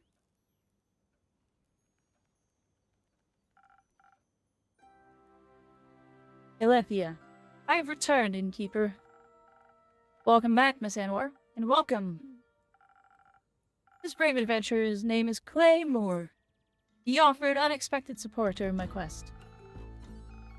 I'm happy to hear that. Thank you so much on behalf of, the world. Yes, of course, the world, Mr. Clay. You don't need to do the whole Mr. thing. Just Clay is alright with me. Otherwise, it sounds so formal, like you're talking to one of those brat people. Oh, you wouldn't want to be one of those. Clay, it is then. I offer you both a drink in exchange for the story of how you two met. That would be a fun trade, right, Tia? Oh gosh, he calls her Tia. I think it would be welcome. I think I would welcome it as well. Then, what can I get you? Clay, please go ahead. Oh my, you've got a lot of stuff on the menu. Did that? I think your skull might be inhabited by something. Not the one on your head. This one over here. How about one of those drinks with ingredients? You look strong. How about something extra for those muscles? Sounds nice. Let's go with that. 1 minute. Alright, strength.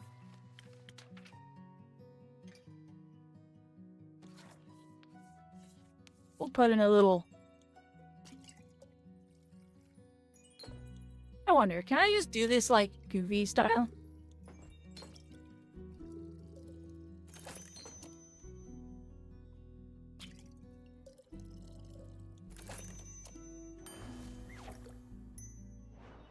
Two sailors' courage in one day. Try this. Yeah, I think it might knock your socks off. It tastes strong and magic-y, but my socks are still on. Still, I love it. I'll have to remember this one for next time. What is it called? Don't worry. I'll remember it for you.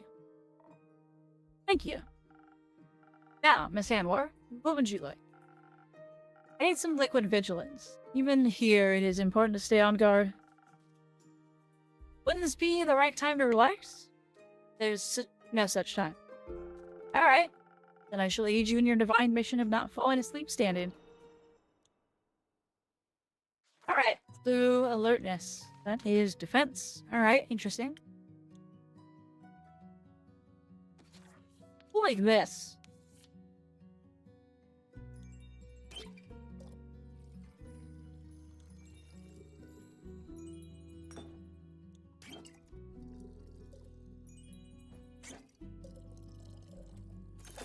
I don't think that does anything to mix and match like that, but I'm amused by it.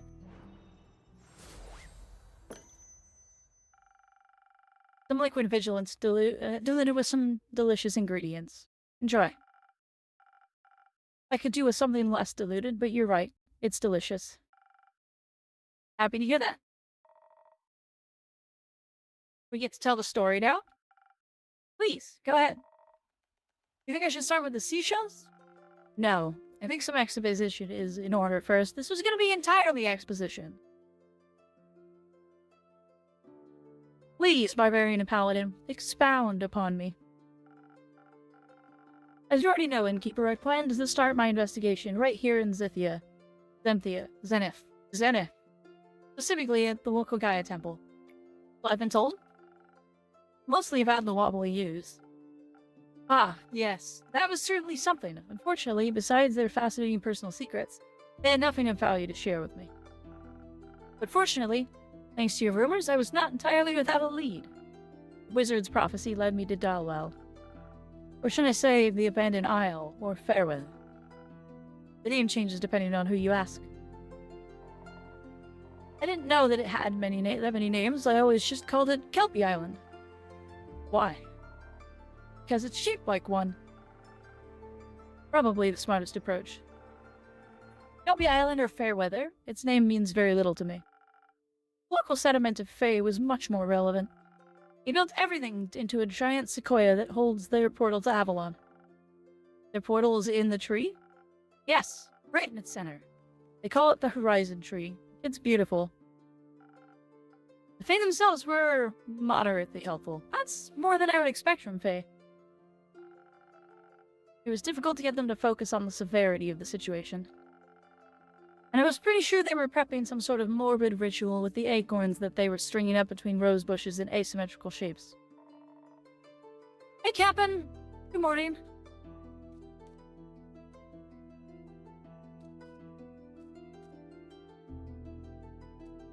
Ah!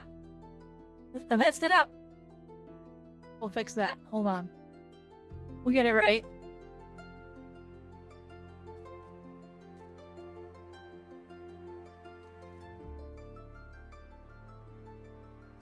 Hydrate. How are you today, Captain? Blah, blah, blah, blah, Oh, thank you for blah. the hydrate. I shall hydrate with coffee.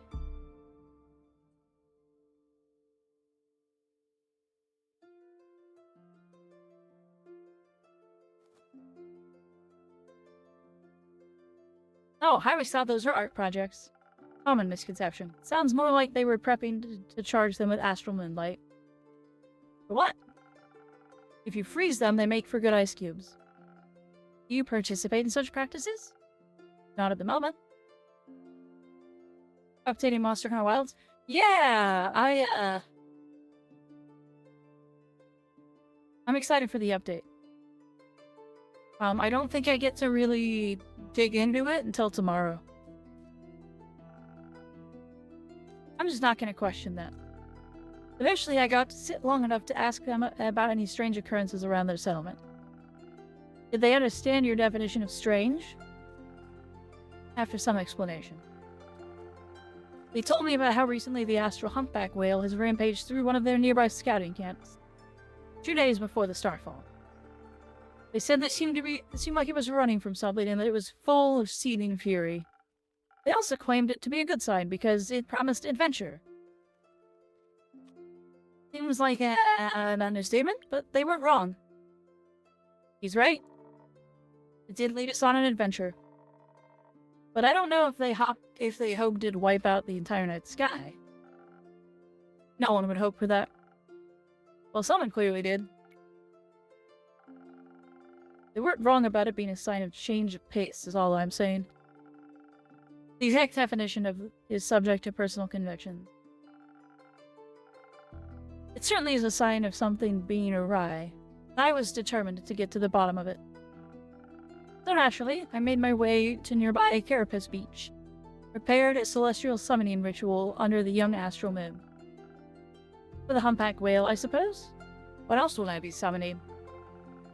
I thought maybe you'd want to ask Cassiopeia for her input. Are you out of your mind?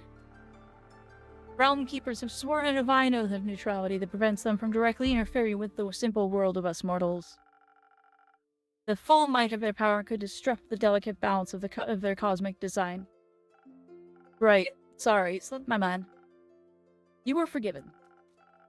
As I was preparing the rituals, readying myself to confront the troublemaker, I suddenly found myself being interrupted by a strange request. That was me. I asked if she needed any more seashells. Did she? I did, actually.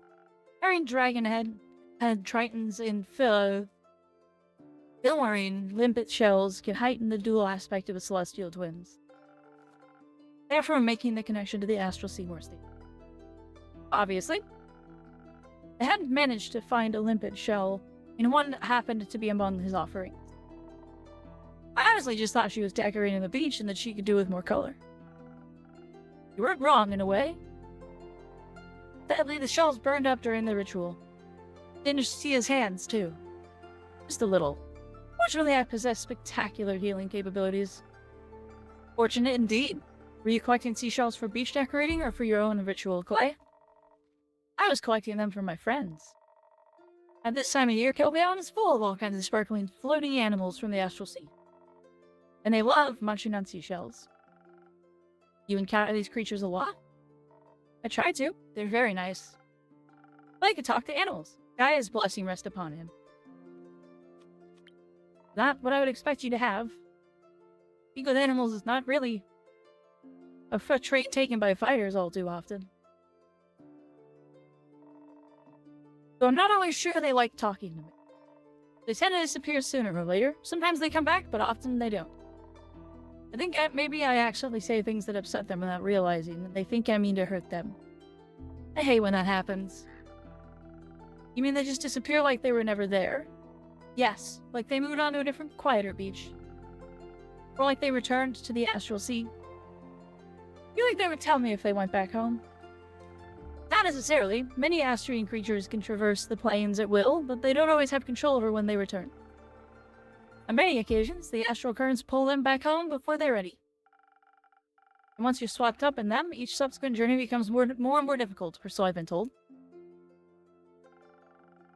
So I guess your friends either went home or, when you weren't there, got pulled back before they had a chance to say goodbye. You're saying the sea swallowed them. Not quite. Just beckoned them home, through a celestial hug of sorts. That means I could just visit them in the astral sea? You wouldn't want to.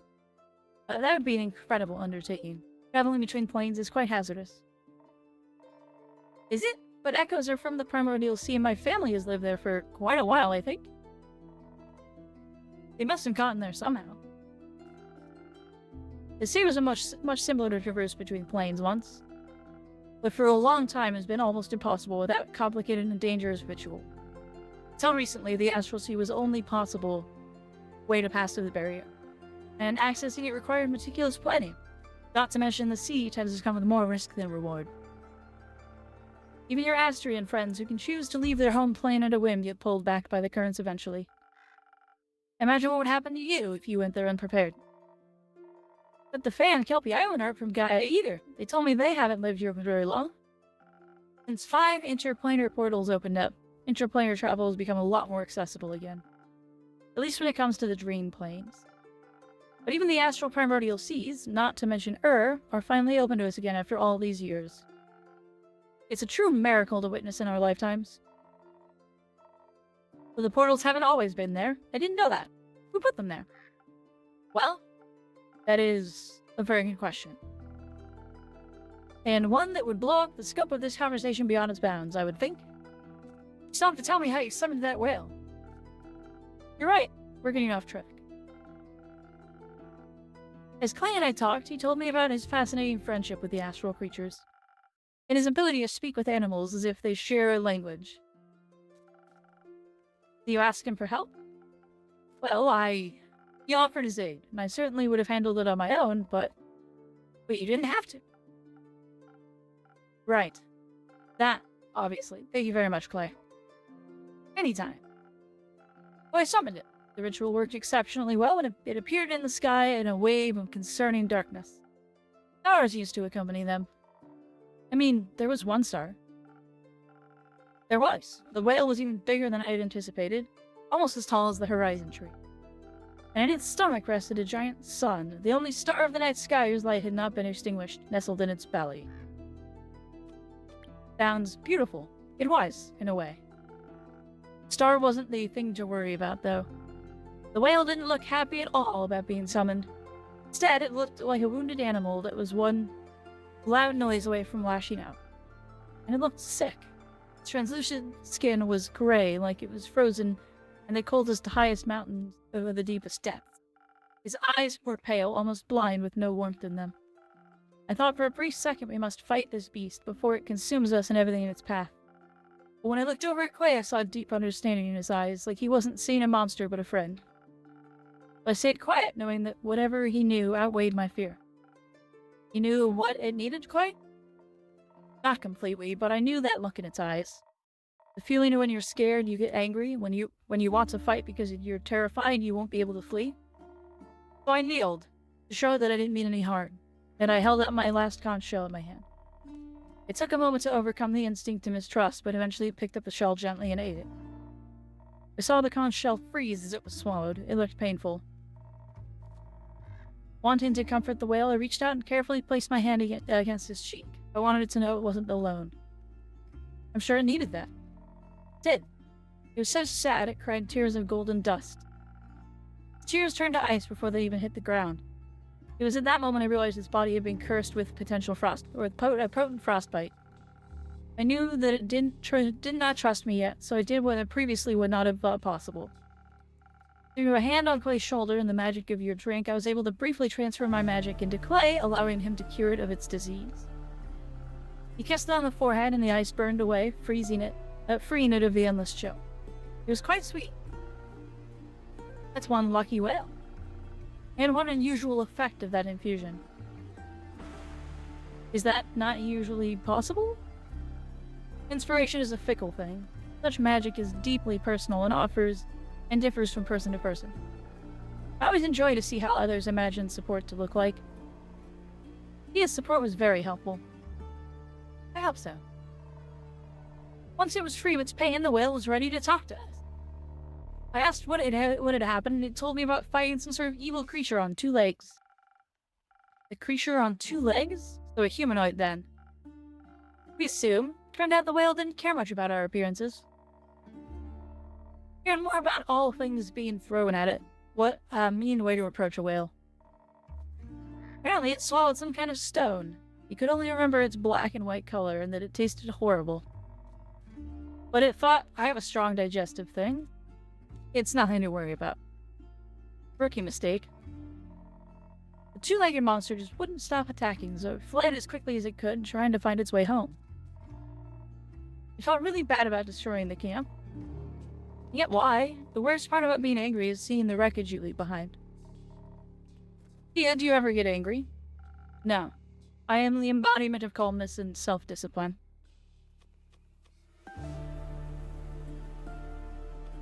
You forgot Divinity. Thank you. I did. Luckily, its anger subsided when it found its way back, though it was finally safe, but suddenly this freezing cold began.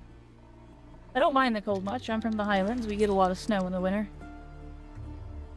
But the kind of cold it was describing sounded awful. Painful, inescapable. Like he was freezing from the inside out. The potent frostbite I mentioned, it seems a curse took hold and was slowly spreading through its entire body.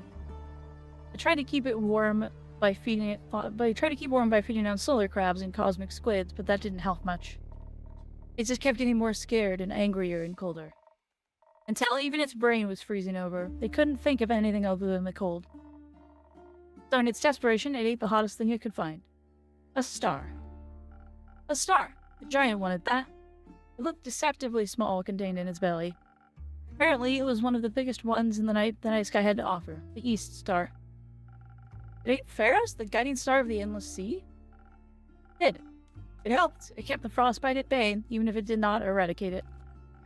But as you can imagine, such a massive star disappearing did not have the most desirable effect on the astral sea's delicate balance of gravity. I can imagine that. The whale was very confused about what had happened. But it said all the stars around it suddenly started to fall and spin out of place. They crashed into each other, causing more and more destruction with each passing moment. I didn't understand everything it described, but it sounded bad. To label it as bad would be quite the understatement. The falling stars ripped a hole in Cassiopeia's wings. Think that just one hungry creature could break the entire balance of the universe. He was hurt and scared. It should have endured instead of hurting others. He was alone. It didn't know that all that would happen.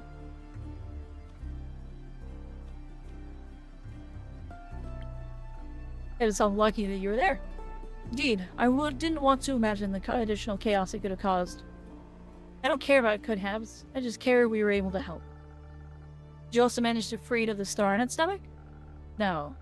The frostbite may be gone, but the star is part of it now.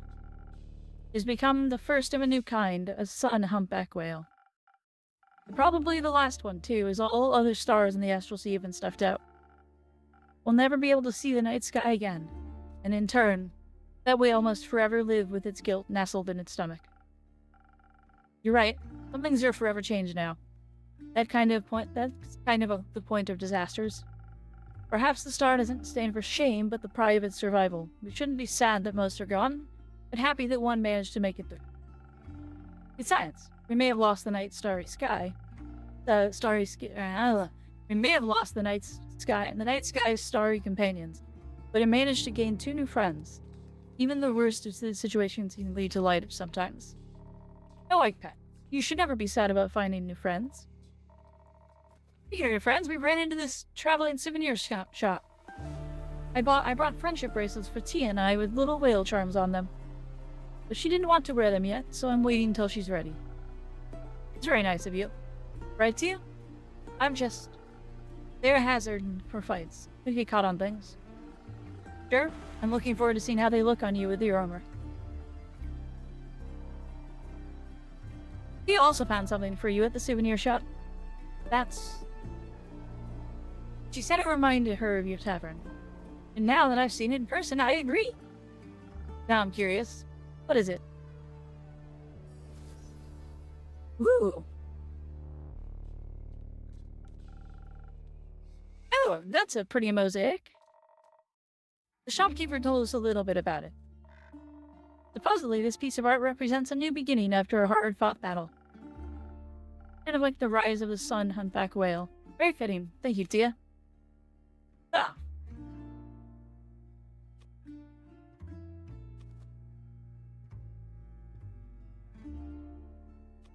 I know his answer. We'll ask her. I suppose I am. You really are? You are surprisingly competent. Perhaps one might even say I could not have done this entirely without you. If one was to be extreme about it. I think someone like you could do anything alone if you put your mind to it. That doesn't mean you should have to. I'm always happier when doing difficult things if I have help from other people. Well said, Clay. Stellar teamwork, you two. Keep it up. Will do. Much more importantly, clearly our quest was not successful. What are you talking about? You cured the sun humpback whale, you found out why the stars fell, you even made new friends. What more could you want? We still haven't the slightest idea who caused all this. An angry humanoid figure. And that is who, exactly? Now we can't rule out me. Well, we can rule out you, me, and the innkeeper. You can rule out you and me. Ouch. No hard feelings. I believe you're innocent, but sometimes evil hides in plain sight. One must not be led astray. I understand. Paranoia is a hard habit to break. Clearly someone orchestrated this. It seems too random and methodical to have been an accidental side effect. Must find out what hides in the darkness.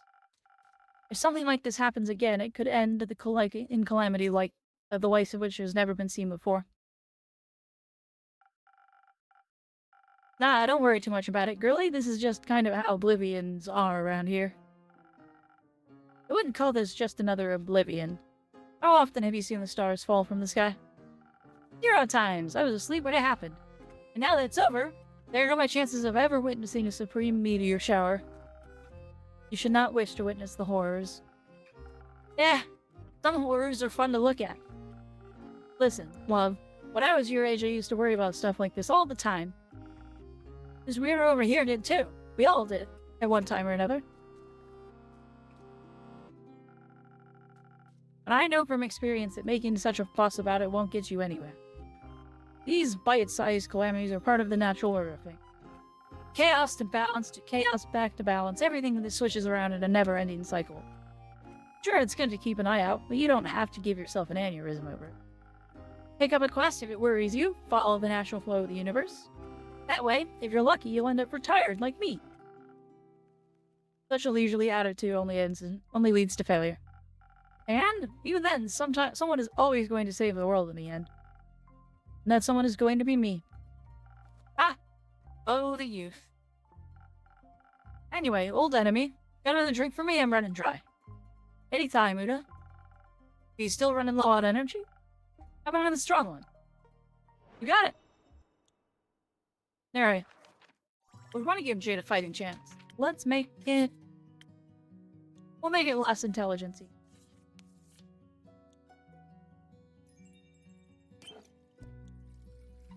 Go ahead and do 2 of this. I wish there was more to the drink making.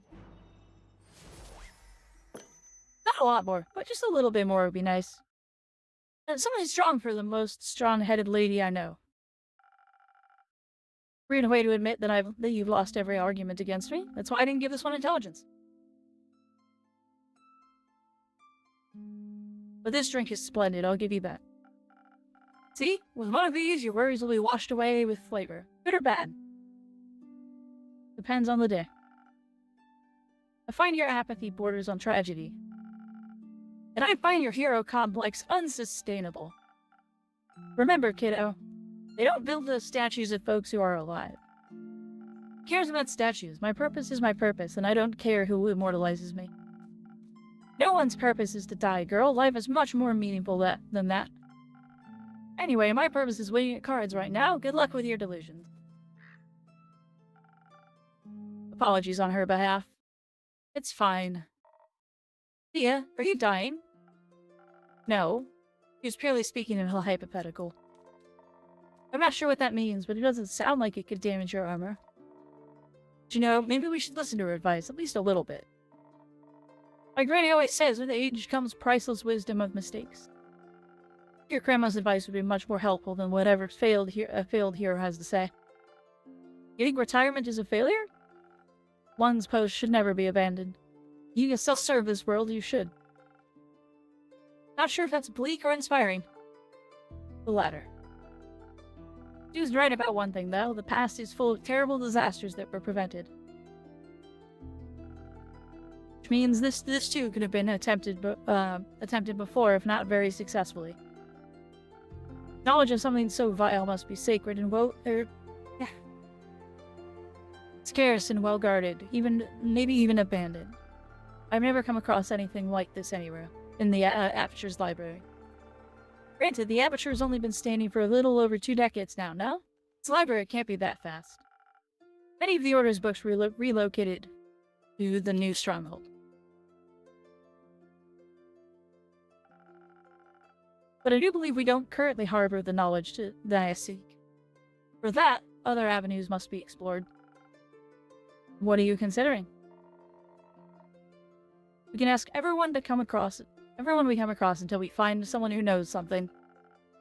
Good idea, but it would take far too long. I think we should start looking at the Everbloom archives. Is that a book club? An ancient one. Everbloom was one of the great 7 Meadan archives, the Gaian one to be specific. Legend has it there used to be one in each plane, even Taut, the place of the dead. They were once filled with the knowledge of the cosmos that grew in size every day thanks to their few archivists. But they found an unknown foe and have been lost to time ever since. I believe one of them can hold the answers we seek. Innkeeper, do you perhaps know where we can find this archive? Nope. Not much of a librarian, unfortunately. Do you know an archivist? Disappointing. But could you keep an eye out for it, alright? Could you ask all the scholarly people who pass through here? Of course, I can do that. Perhaps you could get started by asking that bounty hunter when she's done gambling all her money away. You asked her yourself? I would rather not. I'll take that terrible task off your hand then. Wonderful. You won't need to take more than a day to take care of all this, right? I could do with a little bit more time. Nonsense. We don't have more time. I need you to fulfill I need your full commitment of this, Innkeeper. This is very short notice. As are disasters typically, hence vigilance. I shall return to a fully prepared quest tomorrow morning. Okay. In the meantime, you should rest. Don't be ridiculous. I have things to do, people to help, prayers to consult. Una was right. A good night's sleep would do wonders for you. I can even offer you some coupons to a beautiful swamp spa. Fine, I'll take one. Or 2. Though they won't be put to much use. If I rest now, who will this world have faith in? I shall see you tomorrow.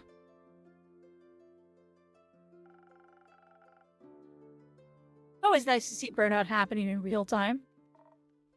Don't worry, I'll go with her and make her some soup. Soup always helps me when I have a headache, and it looks like she has a big one. You want some soup as well? Yes, please. I'll bring some tomorrow. You have any allergies? No. Thank you, Koi. Anytime. Then the recipe will be a surprise. Have a superb day. I'll take some of those coupons, too. Wonderful. Talking through everything really helped. Thank you. I'm happy to hear that. Hope you held on to those seashells. Catching up with some astral friends might make you feel a little better. Actually, I was thinking I could use the shells to make some friendship bracelets for Tia and I. I want to carve them into stars. I think that sometimes you have to make something beautiful out of the things that hurt you. Otherwise, you're left with anger that has nowhere else to go. Do you like being angry? Not particularly. Me neither. But we all get angry sometimes. It's not the most fun, but it's important. Never getting angry doesn't solve anything either. It just makes you smaller, and smaller until people no longer see you as someone they need to think about. At least they're not scared of you. Anger doesn't make you any more of a monster than silence makes you a saint. Be a whole person, Koi, and don't be scared of who that is. I'll try, Innkeeper. Thank you. I hope you find a way back to yourself, too. Thank you, Koi. Me too. Alright, so are we just not going to find out the result of the game? Oh no, they've been here all day. Okay. Oh, our Archivist is back.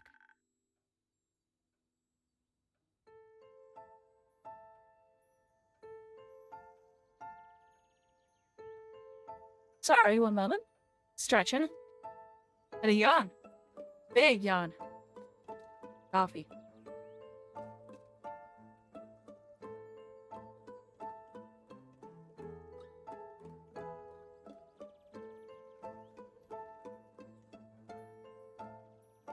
Oh, God. Okay, this game is so much talking. We might only go for 4 hours today for Fishing Friday. I think a longer stream might destroy my voice.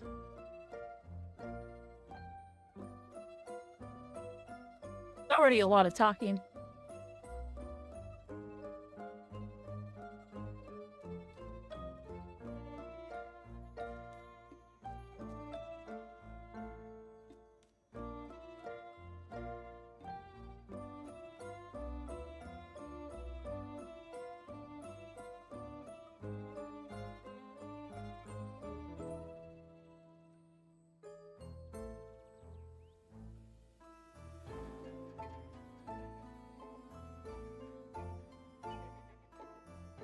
Alright, top of the evening to you.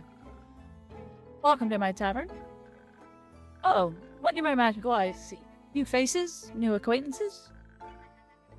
With whom do I have the pleasure today? No way, speaking skeleton, haven't seen one of those in a long while.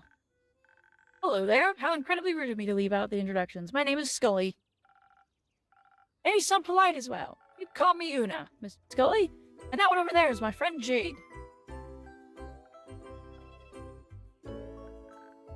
Ah, well bad, but with more skin left. Which isn't immensely difficult, I suppose. Glad to make your acquaintance, Una and her friend Jade.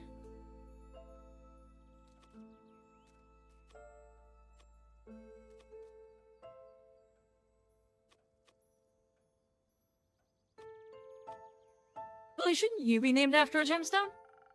As far as I'm aware, my last names refer to their bones, now?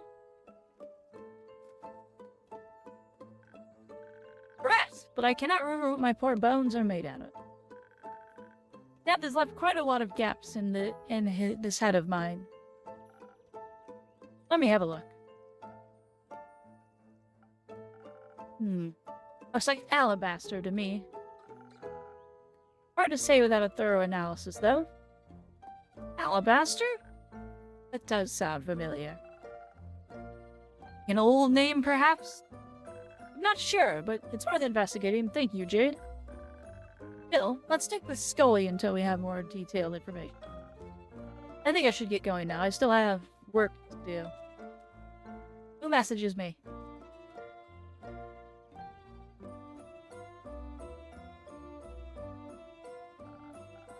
What a coincidence. I happen to want to say the exact same thing. But I wouldn't want to be rude of us to leave that distinguished gentleman all by himself.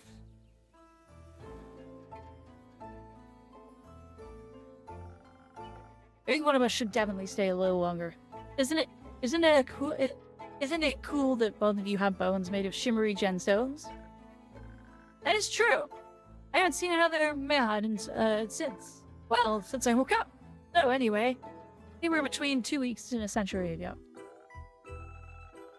See, it's a match already. It would be a shame if the two of you were to become friends.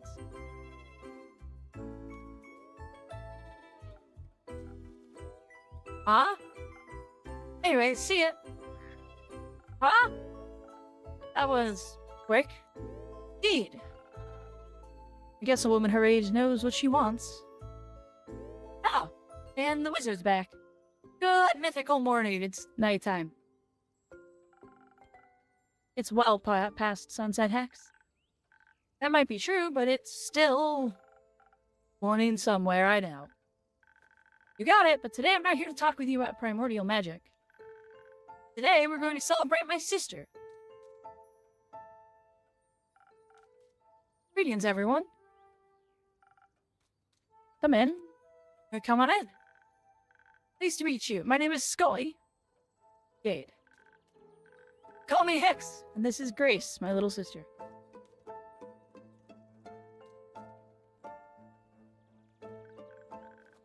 Yes, I know, she's taller than me. You can keep it to yourself.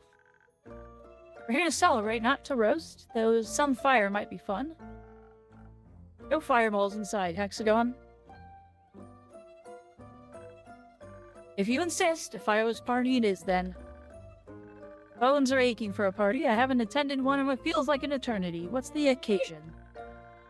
My wonderfully talented sister successfully defended her wizard doctoral thesis today. You can now call herself an actual full-blown Selenite witch. Not that special, honestly. I'd beg to differ. That's a major deal. That's a majorly big deal. Congrats. I must congratulate you as well. An outstanding achievement indeed. You're very sweet. Thank you. I have to agree with everyone here. You should be proud of yourself. How about a drink on the house to celebrate your graduation? X already told me that you're a real magical connoisseur. I would love to taste one of your creations, Innkeeper, but I don't know what to pick. Would you recommend something to me? Of course. How about a drink for your wits? Your brain must be tired after debating all your professors all day. That sounds lovely. My brain could use a little pick-me-up. Let me write out. Intelligence.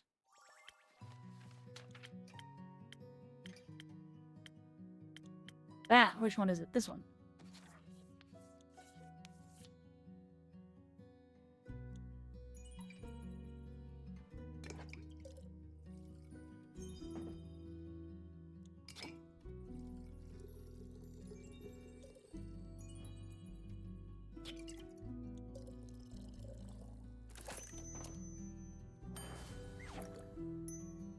Off that goes.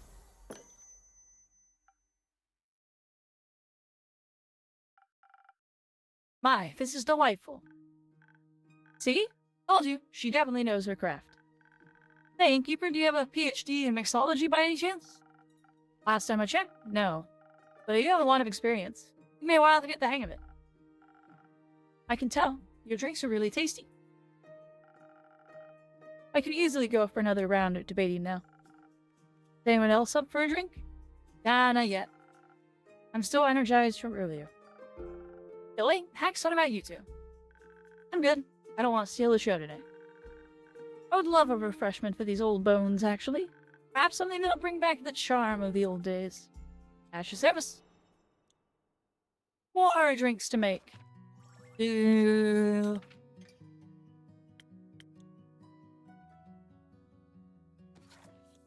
We'll get you going. This.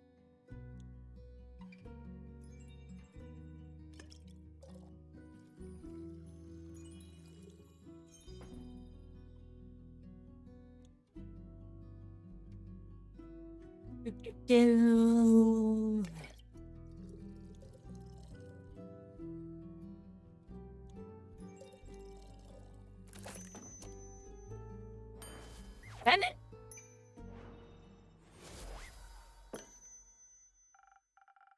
Here you go. Drink for the charming gentleman. Oh! What a lovely taste. It warms my bones inside and out. Should I be worried? Maybe it's an undead thing. Well, theopractically, it would be impossible. It would be possible for a magical drink to warm one's bones. You just need You and your wild dreams, Hexy. Maybe leave those experiments to someone with an actual laboratory for once. All this time of studying the degrees brings back so many old memories. I was also a scholar once. I spent my life as an archivist at the Gaian Everbloom Archives, to be for precise. Aha! Before my supposedly eternal slumber. Read a lot about the old archives, but I've never had the chance to talk to one. Well, obviously, they're all dead. All of them. Yes, the archives were destroyed ages ago. They're now mostly a myth. Oh, that's quite sad. A lot of knowledge must have gotten lost with them. I guess so. If you wouldn't mind, Skilly, I'd love to hear more about them. Maybe we can revive some of the old knowledge. It would be my pleasure, but sadly I cannot remember much of my research. All those years below ground without any sunlight don't seem to have been any good for my memory. It's been a few centuries since I've been alive, so I'm not even sure where one would find the archives nowadays. Well, the ruins, rather.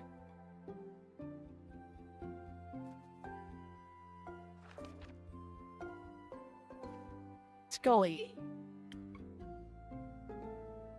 So, he was at the Everbloom Archives. Scully is a Myad, the personification of a gentleman. He's, well, dead, or at least he was dead for quite some time before he rose again. But contrary to his fellow one dead, he returned to consciousness. Before his death, he was an archivist at the Everbloom Archives. He cared for and archived all kinds of knowledge and history of this world. Myads have surnames matching the gemstones of their bones, of which their bones are made of. He remembers the word alabaster. Considering the color of his skeleton, it would certainly be a match. Also, we got Grace. He's a wizard. Neutral good. Also, Scully's chaotic neutral. That's kind of funny. I'm surprised she's chaotic, not chaotic neutral. Said neutral good. Considering she cheats on stuff, I mean, I guess more unlawful than it is chaotic, but like, you don't get, like, neutral good seems surprising for an alignment thing. But then again, I am strongly of the opinion that the alignment chart is kind of dumb. All that alignment charts tend to do is result in players who aren't very good at role-playing, kind of giving some weird things.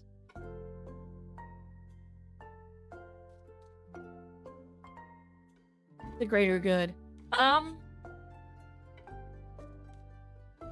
In general, I don't like the alignment chart. Is like neutral on the lawful to chaotic side of things is awkward. Because yes, neutral means that, like, you will follow the law generally when it suits you.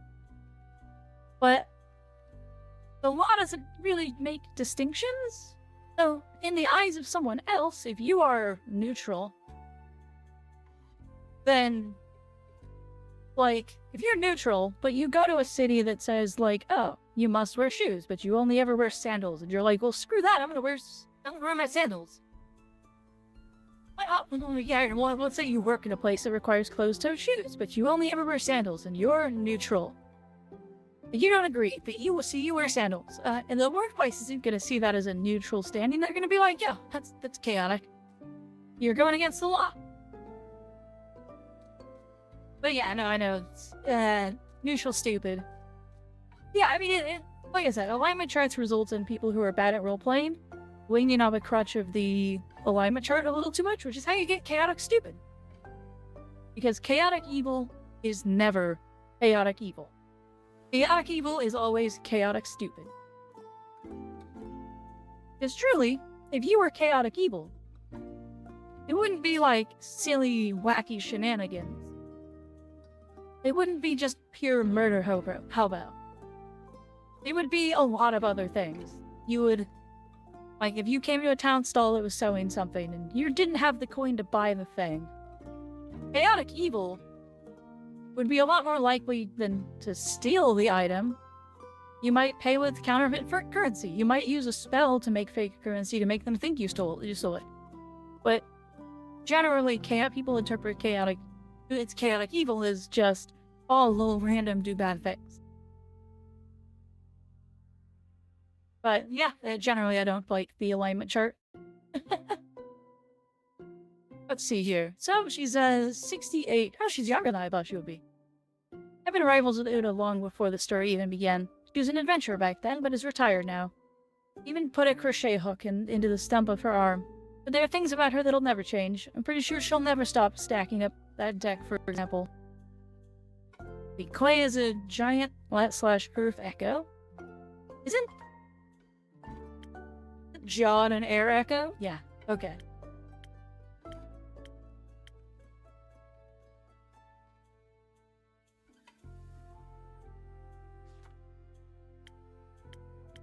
Okay.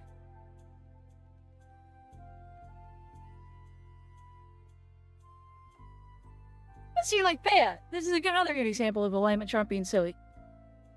Bea may be like a swamp creature, but like, it's not that she desires. Like, it's not that she's chaotic neutral. Neutral I can believe, but chaotic I don't believe at all. Because within the confines of her swamp, she desires order. She wants people to enjoy it. She wants people to come hang out and have a good time. Along with that, she dislikes that people bring fire, and she dislikes when people try to attack her. She doesn't like these things that can harm her. She kind of wants things to be a little bit more ordered and structured. He's neutral. I think she's true neutral. But, I mean, chaotic neutral, I don't think so. True neutral, yeah, probably. Because chaotic implies an understanding of laws and a desire to just want them. Just, I don't care about the going with the laws. Whereas true neutral is more of like, laws or whatever. Just exist, please.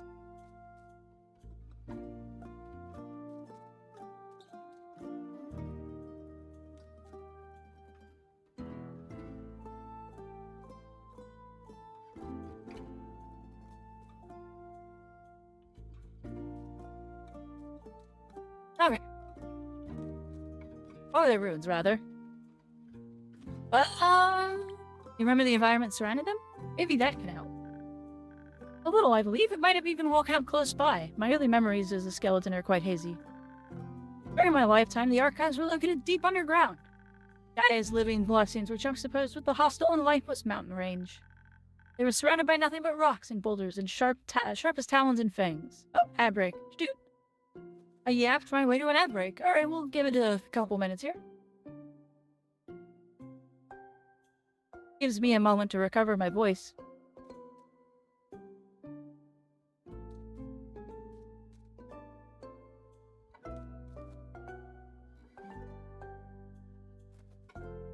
Voice changer or no? My voice is getting wrecked by this game.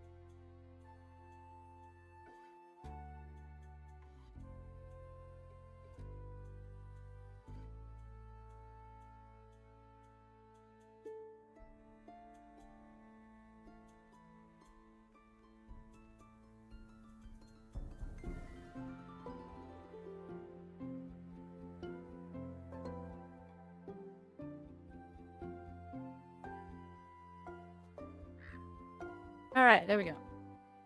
Took some time to drink things and kind of recover my voice a bit. Yeah, this game is game's fun though. Like, someone wrote out a D&D story and then you're just an observer to it.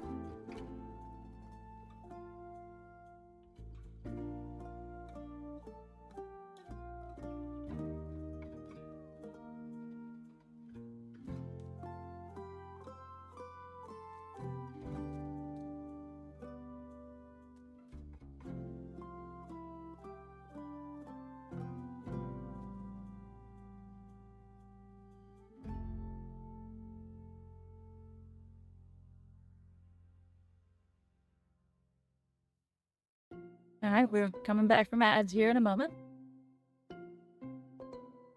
Kind of being quiet to preserve my voice.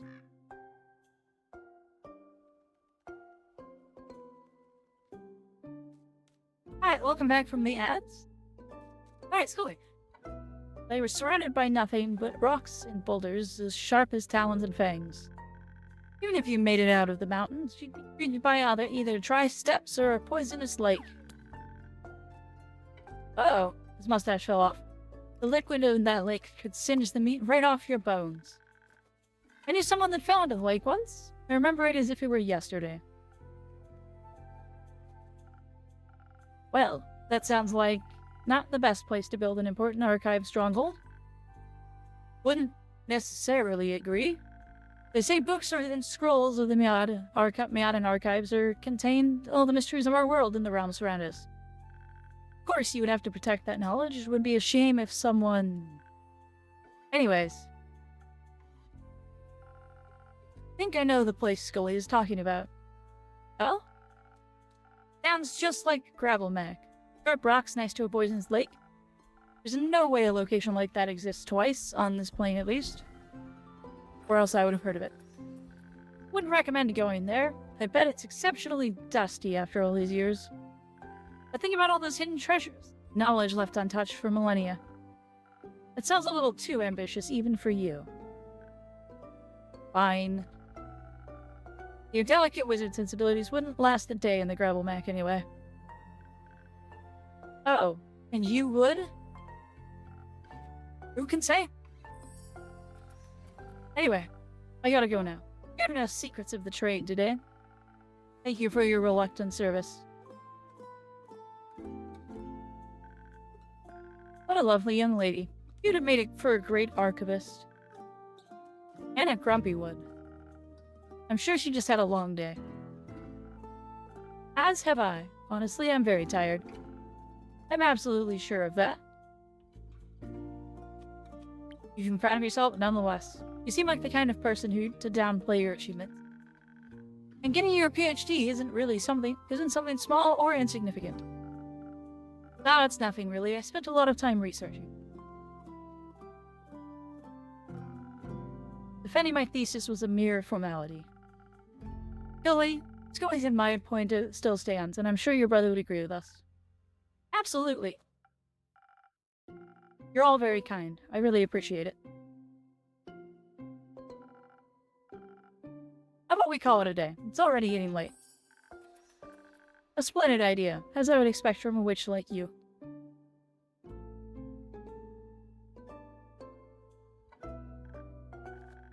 Seems fair. Hope you get to enjoy the rest of your evening. I will. Theo practically.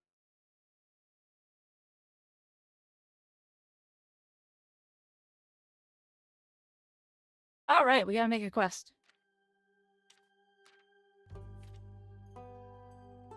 The Meodan archives once held the infinite knowledge of the cosmos. The guy in Everbloom could hide answers that no one is quite ready for.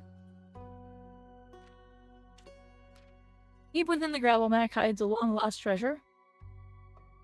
The Meodan archives once held the infinite knowledge of the cosmos. The guy in Everbloom could hide the answers no one is quite ready for.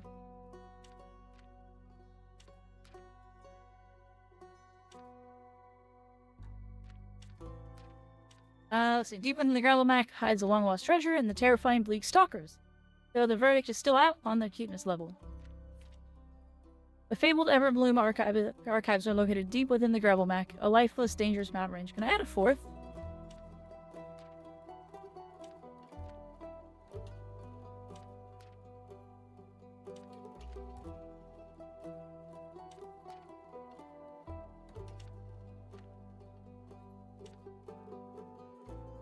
You're not. Alright, Raiders of the Lost Archives.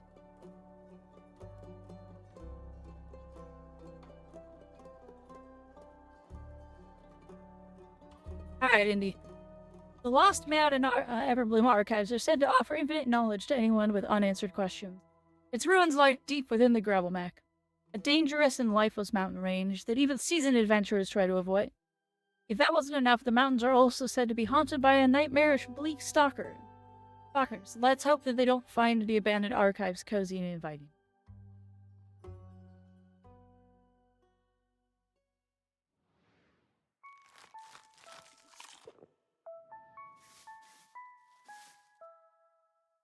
Alright, we've succeeded in our quest of getting a quest for someone so they can go on a quest. The questing shall continue.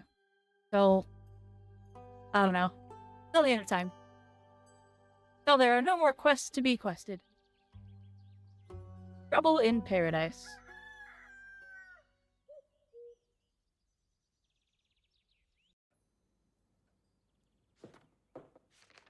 Yep, there we go.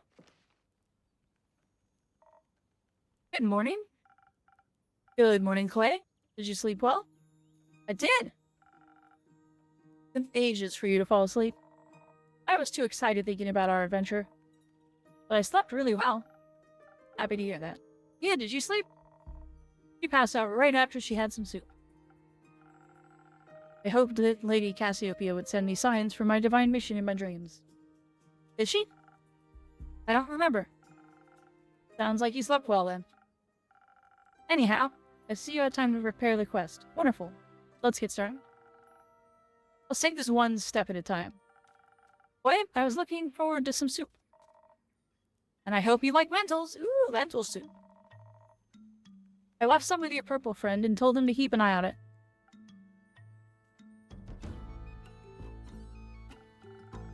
Well, I hope Andu enjoyed that soup. Thank you for feeding my familiar, Clay. Of course. Did you two enjoy your soup? I don't get the lentil soup?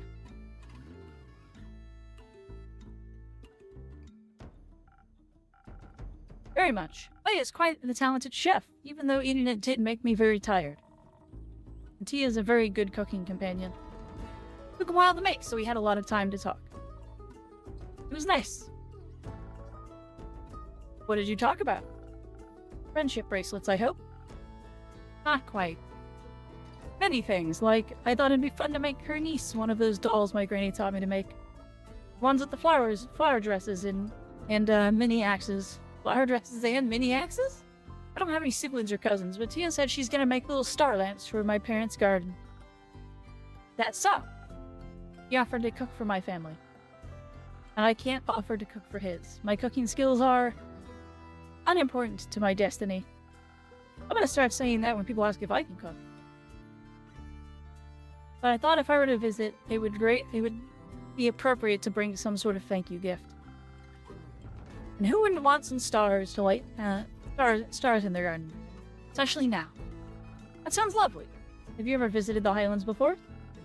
No, not thus far, though I've always wanted to. Our snow dragon building competitions are famous. I've never heard of those. Oh. But they do sound intriguing. When I was young, one of my favorite stories was stories of the Elysian told me was that the ever-burning flame is said to have been a gift from the Leviathan to the first mortals. Along with it, he bestowed the power of elemental manipulation upon his chosen. I vaguely recall there being another version where one of his guardians stole the flame from him instead. Blasphemous heresy. That's all, is all that is. We should all be thankful for the gifts he has given us. I've always wanted to pay my respect to the flame. And it just so happens to still be burning in the ancient temple in the Highlands.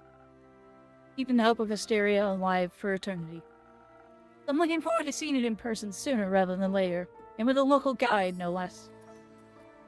I've never visited before, but I once went to the Autumn Glow Festival in Vareka. You can see the temple from there. The Autumn Glow Festival? What's that about? I'm sure he can tell you about it another time. Please go, let's go back to the quest. Ah, you're right. Let us continue. Now, the quest. Of course. So I'm assuming you're going together. Unfortunately, I was going to go alone, but Clay insisted on coming along. Why is that unfortunate? It is a very dangerous quest, and he is not practiced in the ways of a divine warrior. Could you imagine if he tried to befriend some bleak stalkers? That'd make for a fun story, I think. But if you really want to do this alone, you could just go by yourself. Who would make her soup then? Exactly. Your chef is a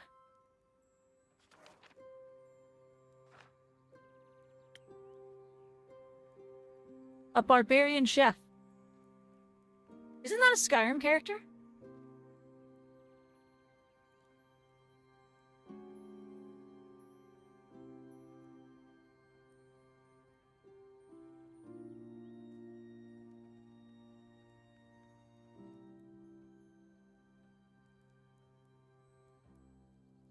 No.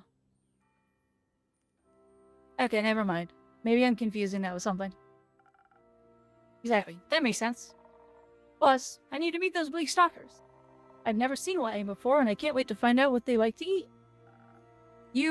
They like to eat you. Only if they're hungry. Could you at least try to be reasonable? I am. Local creatures can be very helpful. I know they can be dangerous too. Of course, it's important to have your guard up, so you can defend yourself if they're scared. Generally, if you approach anything non-violently, they'll like you more. Maybe the innkeeper can give us some extra charisma too, so we can convince them to help us out. I could offer you some honey flowers as well. They're very inspiring, even to bleak stalkers. I think so, at least. I've never tested that out, actually. We get tested for you. Nonsense. We need to head into this knowing we'll have to fight our way through. The name Bleak Stalker doesn't exactly inspire confidence in their hospitality. Not to mention, there could very well be many more dangerous monsters roaming the abandoned Everbloom. We need to refresh our strength and hope that our mortal weapons will be enough to damage them. If that is of concern, I could offer you some citron. It is infused with divine properties that'll bless your weapon strikes. With a little help from the dragons, no creature should be able to withstand you, no matter how bleak.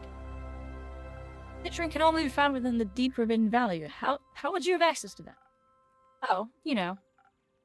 No, I don't. Anyway, I think both of your strategies could work. Strength and citron will let you fight your way through any danger in no time. The right mix of defense and charisma and honey flowers might offer a more unconventional solution. Can you help us decide? I don't want to argue. Sure. Hi, chat, what do you think? Do I give them defense and charisma? Or do I give them strength and defense?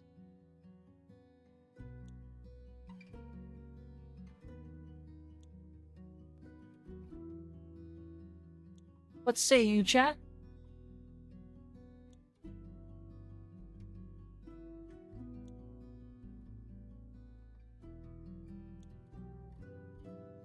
Anyone have any opinions?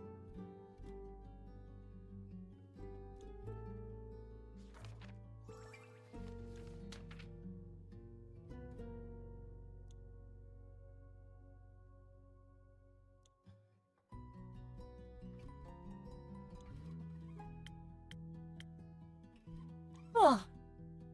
Basically, either a Frosted Lagoon or Sailor's Courage, I think. Which does offer some charisma.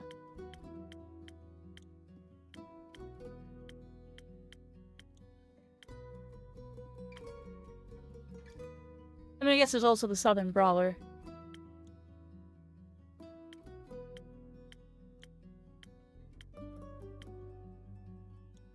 I mean, I guess there's also potentially this. What are the two infusions? Dragon or Might? Citron? No, it's not the Citron.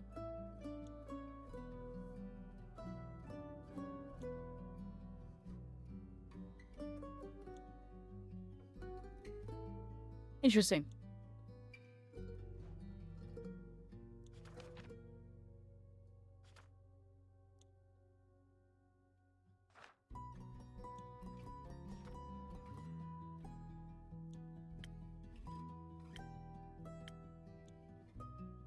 Honey flower or citron?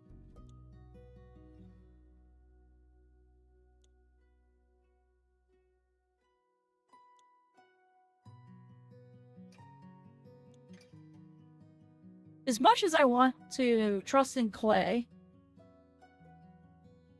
feel like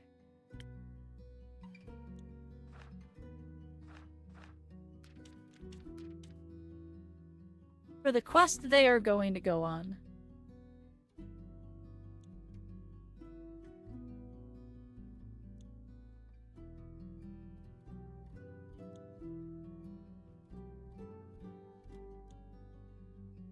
they are said to be inhabited, not necessarily actually are.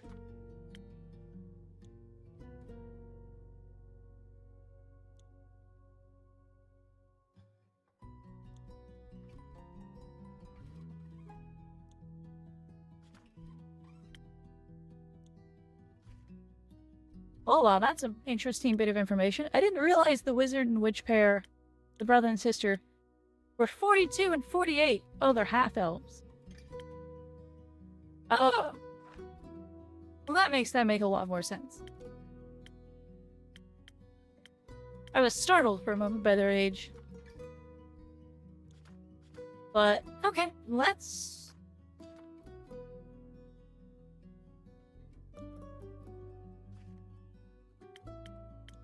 I think the sailor's courage will be what we give them.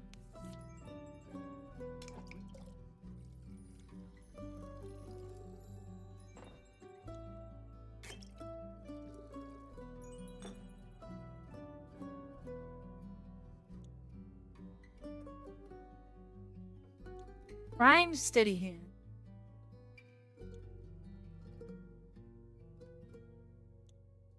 That's interesting.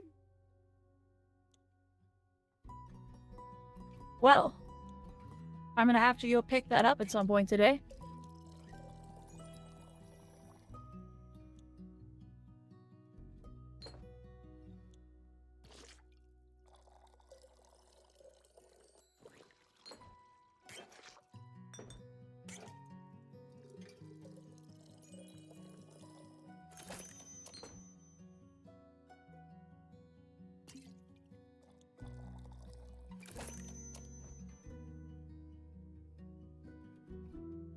Still only minus 85% recoil reduction, so if you're using secondary deadhead, you're still better off using steady hand. What's normal steady hands? What's the value on that?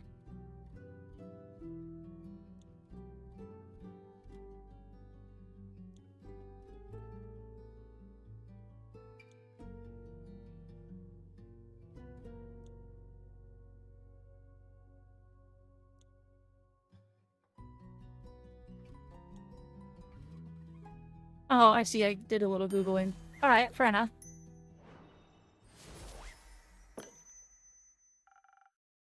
I think Tia is right. This is an extremely dangerous undertaking with an important one, it seems. You should be able to defend yourselves actively, not just passively. Plus, a little blasting from the dragons can't hurt. But what about the creatures? They might just be misunderstood, like that whale was. They're known as nightmares that attack any travelers that stumble across them. I don't wish to understand their violent reasoning. Most importantly, this should allow us to investigate the archives without having to hide from their detection, which that is what matters. I guess it means we can help more people in the end. It does. Yeah, interesting. Thank you for all your help, Innkeeper, but we should get going now. Indeed. Wait, why are you in such a hurry? Yesterday I met Fable at the farmer's market, and they helped me pick out the right vegetables for the soup. And then they invited me to the barbecue on the 31st of Cassiopeia. So we need to make it back in time for that. You can always leave early if it takes too long. What about you? What about me? You're also coming. I have to work. You also have to eat. Saving the world is bound to make you hungry. You might even have fun. Who knows? I will consider it. Let us hurry then. Let's. Innkeeper, can you let Fable know we'll be back in time? Of course, I'll let them know as soon as they grace my tavern with their presence again. Oh yeah, Grace should know too. I think she's bringing her famous fortune nuggets. I'll tell her as well. I wish you a successful quest. She'll be so. You soon. Yeah, Prime Steady Hands is an interesting choice for release. Not quite as meta-shaking as Prime Redirected was. Greetings, Innkeeper.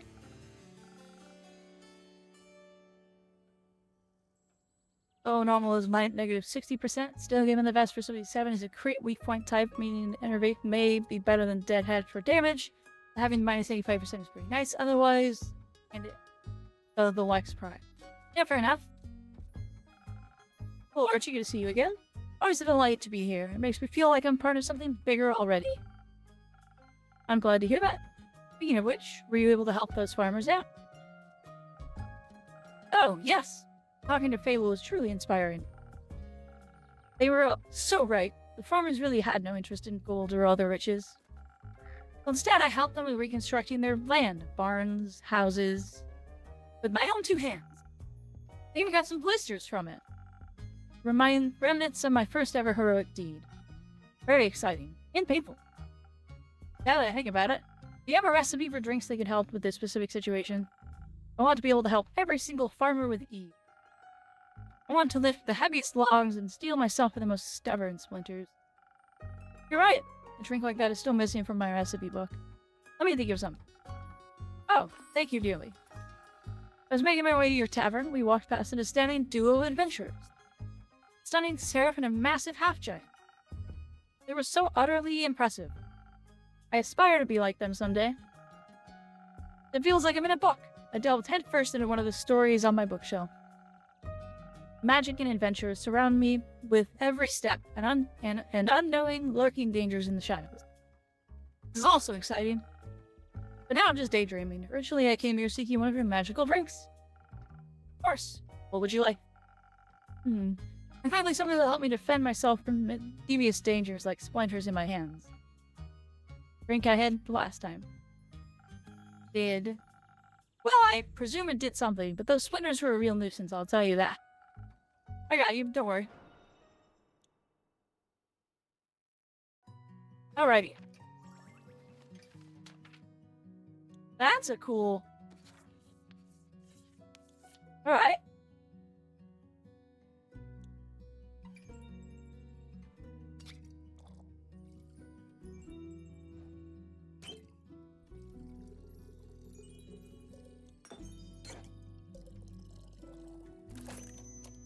Kinda wish I'd had one of these for my friends who were just here.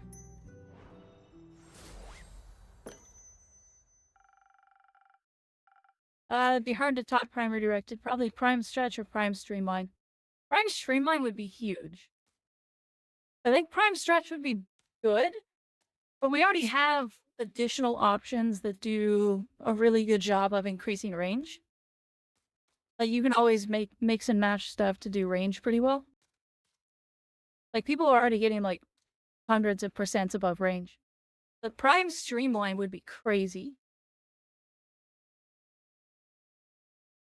Like, could you imagine being able to run a,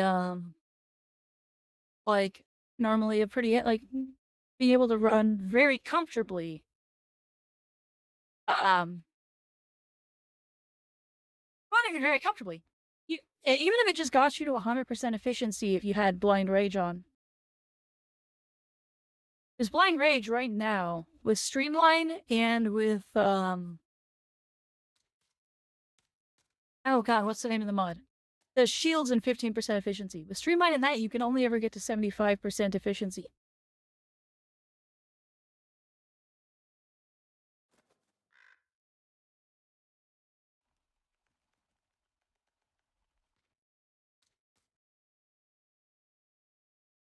Like, so, like, you can if you could get over 100% efficiency with Blind Rage on, that would be a little meta shaking. Actually, I want to say that would dethrone Nourish a little bit, but it probably wouldn't.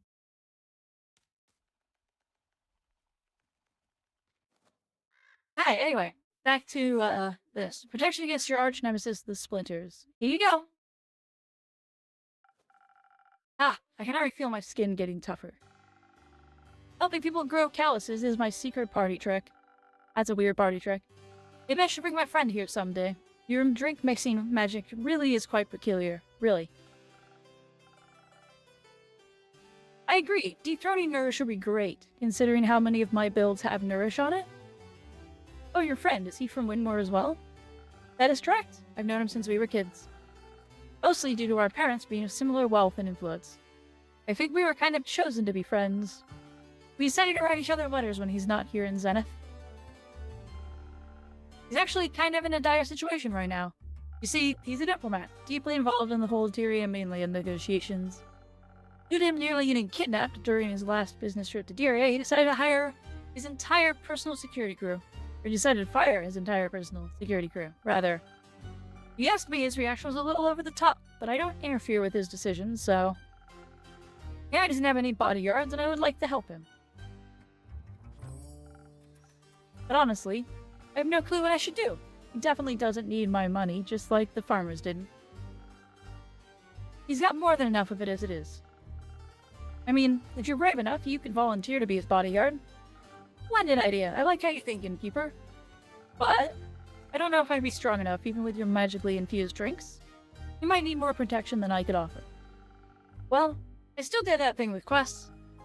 Oh, you're right. I could just hang up a quest on your pinboard. And some brave adventurer will offer to help us out. My friend means the world to me. I would never forgive myself if something happened to him. You looking for the best bodyguard in Zenith? Absolutely. Well, I already have some folk in mind that are more than qualified to do the job. Let's just hope my quest writing skills are enough to attract the right people. Do you write a lot? No. Yes. No and yes? Sometimes. I love to write stories about cunning and courageous adventure. Somehow, they always manage to get out of the most dreadful situations by cheating death multiple times. But writing doesn't really fit the image of a heroic adventurer himself, does it? Why would I dream of other people's journeys if I could live the tales myself? You got a fair point? Also, it's always easier to write about things you've experienced firsthand. Absolutely. Oh, I can't wait to see my friend again and help him out. Only more than prepared. Fable also offered to teach me how to use a bow. How could I say no to such an enticing offer? Getting taught by the Fable of the Ashen Grove themselves. More than I could have ever dreamed of. They also mentioned another friend of theirs, that the imposing Vulcanite, Vulpican lady named Carolyn. Do you know of her by any chance? Oh, Care? Yeah, I know her quite well. She's a regular. A regular? Oh, and you're just full of surprises. His tavern is full of hidden treasures. Apparently, Lady Carolyn is bored because her newest protege is on a mission and hasn't returned yet. So she'll be joining my training with Fable. Oh, you're in for a ride. How thrilling. I nearly can't contain my excitement. But for now, I've got to think of the right words for the job posting. Don't worry about that. Assembling quests for patrons is one of my services. Really? That'd be so helpful. I've got you. You'll have the perfect crew of bodyguards for your friend assembled in no time. Trust me. Thank you so much, and also thank you for the drink. Coming here is always a delightful source of inspiration. I'm always happy to help. Until then, Innkeeper. See you next time, adventurer.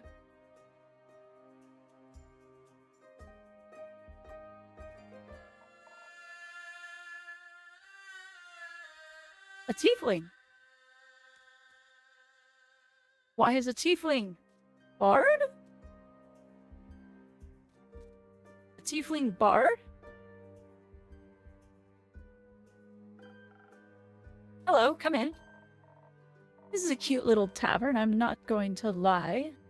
Wasn't that convinced from the outside, but the interior is really adorable. I'm glad. You accustomed to more opulent exteriors? For sure, but I do enjoy the cozy feeling of a simple tavern. You know, it's good being away from the hustle and bustle of the big city sometimes. I get that. Are you in town? Yeah, how'd you know? Been a while since I last saw a phantasm around here, that's all. I took a guess. Oh, they're called phantasms in this setting. Alright. Definitely a tiefling. I see. I came here straight from the capital. Just need a moment to breathe, you get me? Oh, I do. That's why I settled here on the outskirts of Zenith. It's town is big enough for me to never run out of work, but small enough to not feel overwhelmed. Yeah, exactly. So you run this business, innkeep? Right. Just me and my familiar in this tavern. Oh, and all the regulars that come here, of course. Of course. And with whom do I have the pleasure today? Perhaps one of my next regulars? Who knows? Maybe. The name is Voyage, but you may call me Voyage. Oh god, they are a bard.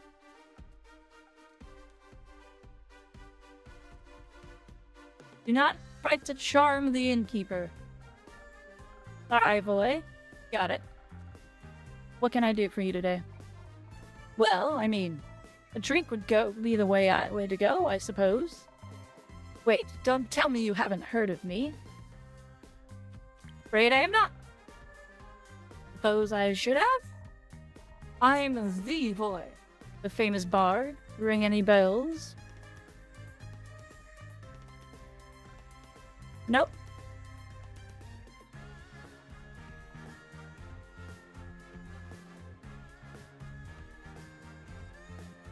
I've had this conversation from the innkeeper's point of view as a DM to people who are trying to, like, flirt and, like, do that stuff in my games. Usually I shut them down pretty harshly. It's pretty funny. Well, I guess you'll have to get to know me then. And what better way to do so than with a fine drink made by the finest innkeeper? You're a real sweet talker, aren't you? Yes, I am. Haha, yeah. Is there something specific you would like? Now, surprise me with something that'll make me even more irresistible, like a real Prince Charming. I don't know that you need more charisma there, buddy.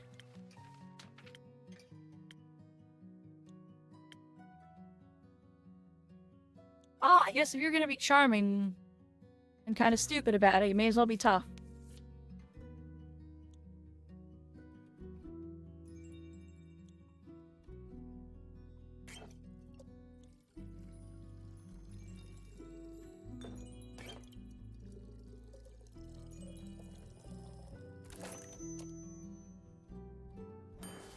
End it.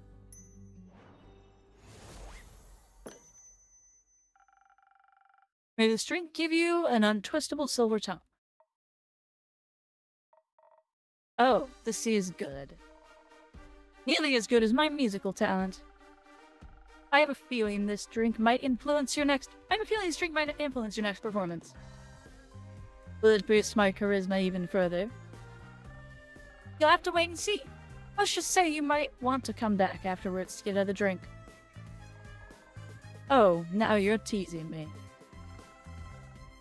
How about you tell me more about you now? Didn't you want to get to know? Didn't you want me to get you to know you better? Hold on tight to your counter, innkeeper, because I'm about to knock your socks off. Bring it on. So, right in front of you is the one and only boy. Traveler of the lands. Healer of hearts. And the most famous bard in all of Physsia. Pessoa. Not only because of his immaculate talent, but also because of his good looks, might I add. Alright, Johnny Bravo. Hoo-ha, hoo-ha.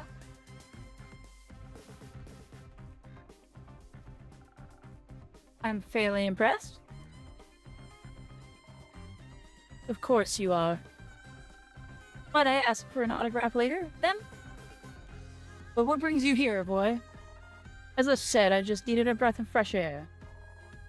A short break from the big city. Is it hard being famous? Not really, no. Maybe a little bit sometimes. But making music and performing is my job, and I absolutely love it. So it's not a big deal, really. It just makes me cherish the quieter moments. Makes sense to me. Would it be cool if I kept you and your little familiar company for a bit? Absolutely. Make yourself at home. Nice. Where are you talking, boy? I want to leave my journal. I'll come to you in a moment.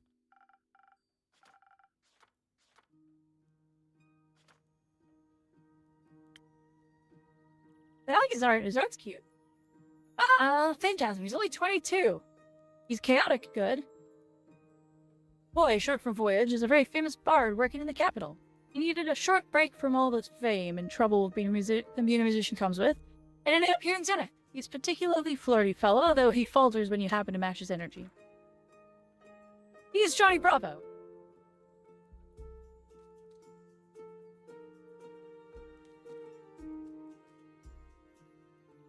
Hello there, traveler. What can I get you? Usually it's my role to ask that, but given the circumstances, I'll humor you. Well then, this is my tavern. And it has come a long way. Love the color of the walls. A new coat? Been a good few years since my last renovation. But yes, I thought it was time to accept some change into my life. So, what is life but not the constant changing of the self? Oh, I missed your endless wisdom, Quincy. I can only imagine, Innkeeper. You look like you might be in need of a refreshment. How about a drink? Yeah, long journey. Surprised me something as charismatic as your little establishment. Or charisma drinks for everybody.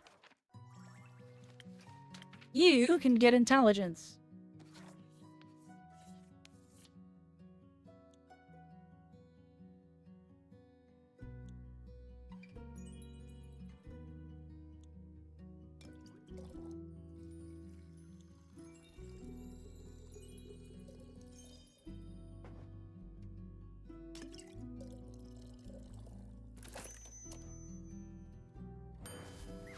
And a sunny breeze. Here you go. Liquid charisma. My specialty. This tastes magical. Seems like you've improved a good deal since the last time. Practice makes perfect, after all. Indeed. So, what brings you to this corner of the world?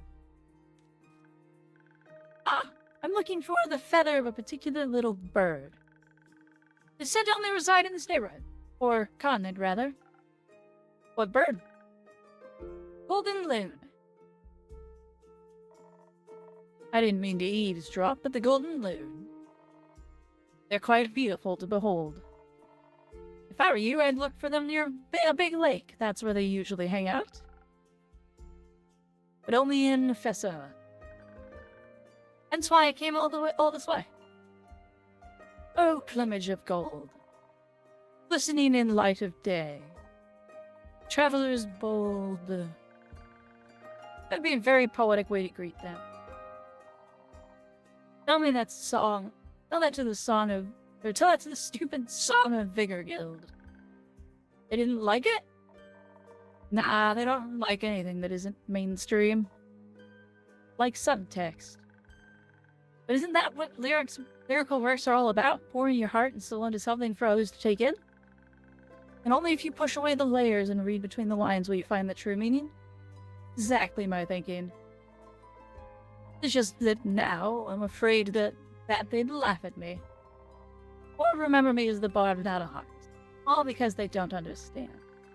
You know, there's nothing wrong with being afraid. Fear can sometimes keep us safe from danger. But sometimes, to keep in mind that fear does not stop death, it stops life. You enjoy your art? Yeah, and I want others to enjoy it too. I, for one, greatly enjoyed your Golden Loon haiku. Yes, I'm Keeper, thank you.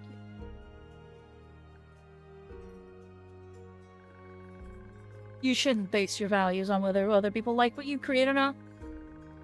There'll always be those who don't get it and those who find themselves in it. Do it for the people who appreciate your art, but most importantly, do it for yourself. That's one way to look at it. You know, I imagine this all so differently. Way easier, for sure. Moving from Tregarian, the smallest of towns, to the big city, I always dreamt of dreaming the Sov Guild. And then they promptly rejected me. But I am Voyage. I don't give up because of things like that. Is he not a famous bard? He says he's a famous bard. How very bardic of you. I don't need a guild to be out there sharing my music. All I need is me and my Hagium. Hagium. That's right. I've seen many people spend too much time giving the attention to those who will never understand them. I just hence live for what you believe in and allow others to make their own decisions. That's what I'm doing. Good. But unfortunately, I have to leave now. Gotta find those lands before it gets dark. It was nice having you around, Quincy. Until next time, and don't forget to take care of yourself, innkeeper. Be safe out there, voyage. You too. Nice guy. Yeah, he's an old friend. Didn't know you do friends. Perhaps we can be friends too, innkeeper. Not yet. Oh. Maybe one day.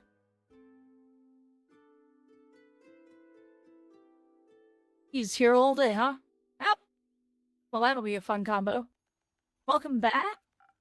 Quick, innkeeper, your strongest drink. This is an emergency. What happened? Hi. Absolutely urgent. Relationships are on the line. Not lives? Listen, innkeeper, I'll tell you the story, don't worry. But you gotta be a little patient, because Bea really needs a drink first. Yes, please. Oh, what happened to Bea? What do you need? Same as last time? Oh, that was a really delicious. I'd love to taste it again, please. Got it. I'll get you something that'll make you feel as sturdy as tree bark again.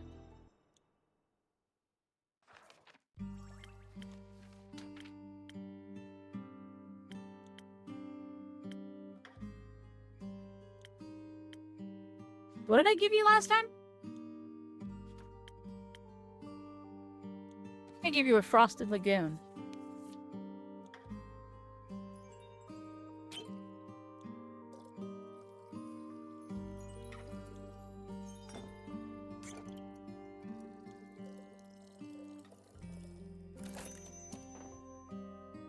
Frosted lagoon it is.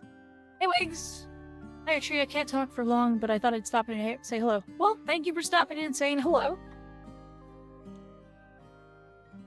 Hope you have a good day, Wigs.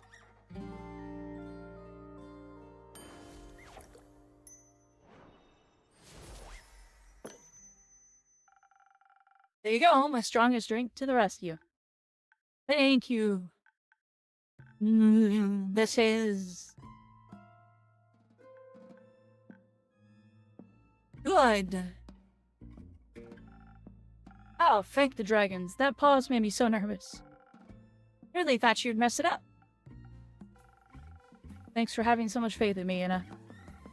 Ah, you're welcome. Bea, are you feeling better now? Yes, at least a little bit. That's good to hear. Please, fill me in on the situation now. I've never seen you this upset, Bea. You have to endure the Bloomtide Festival every year. You're right. So, I have this group of friends. They're girlfriends. We three have been inseparable for at least a few centuries. Yeah, take care of you as well, Wigs. But now...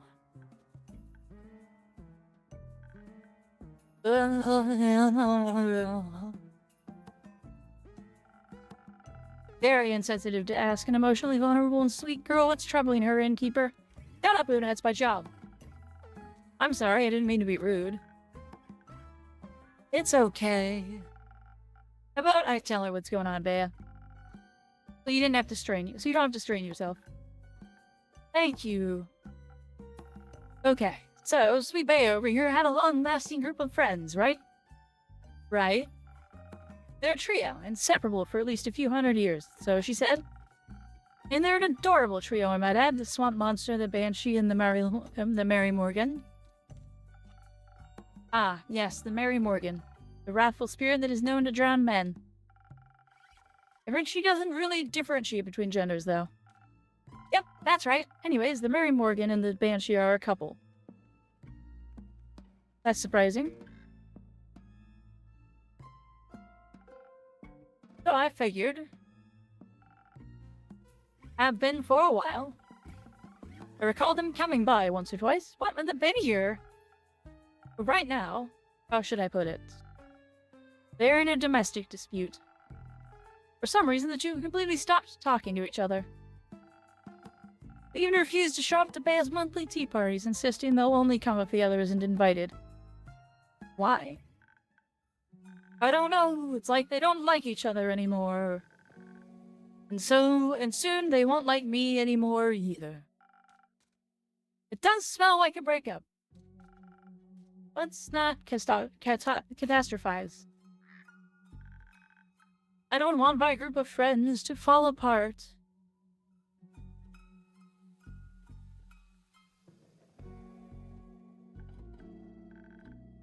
People have always left me. Because I scare them. I don't want them to leave me too. Though, for Bea.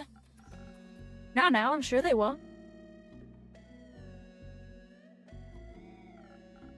Say something, Innkeeper.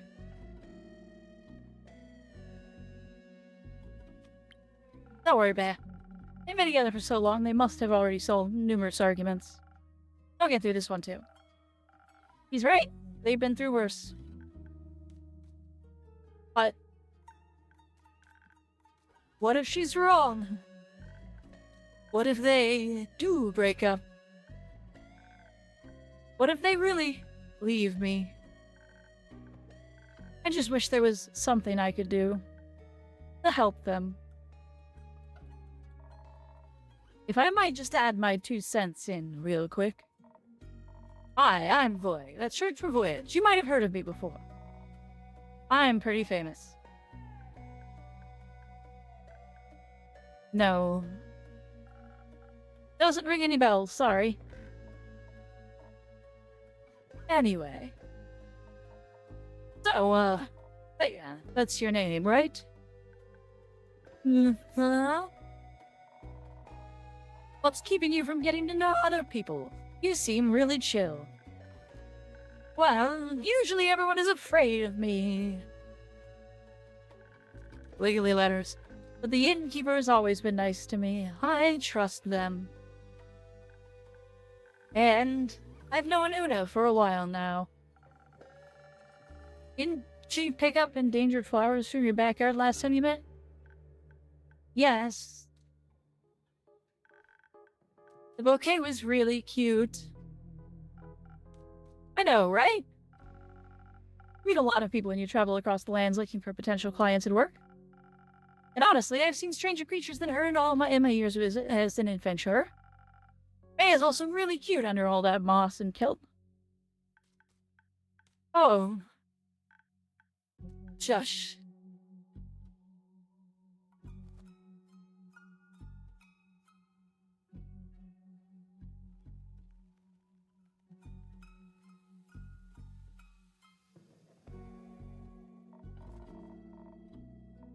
I mean, you might look a little terrifying, that's true.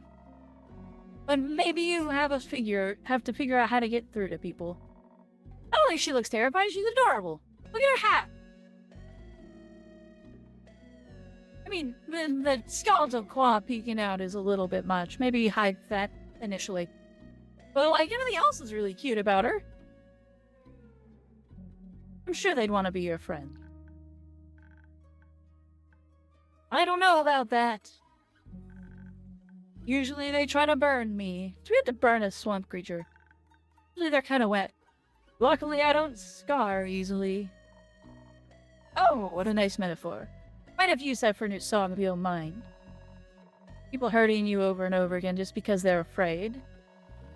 Exes leaving you but always managing to get over them. It's not a metaphor. Once every few moons, people surround me with torches and pitchforks. Oh. Ah, well, that's unfortunate. You don't say, kid. But honestly, I know how you feel. Sometimes facing people is terrifying when you feel so different. But there's always something to love about everyone, like my handsome smile or my enchanting voice. Maybe people would enjoy my spa. Run a spa? That's fantastic. Lost. You should come visit sometimes, boy. That's short for voyage.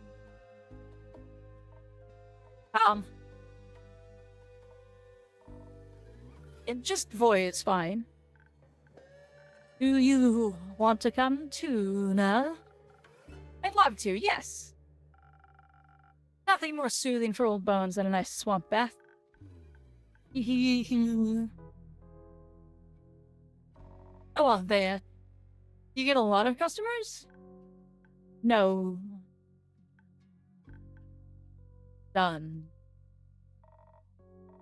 Maybe I can change that. Let me advertise your spa at my next performance. I would love that. Thank you. No worries, Bea. Let's get back to your girlfriend. Innkeeper, don't you know someone that can help them out? This situation is kind of tricky. They might need a mediator. I can see, I know one particular elf they might help. I absolutely can hang up a quest for you if you want. That would be great. Thank you so much. Of course, making my patrons happy is part of my job. Now who's the sweet talker, huh?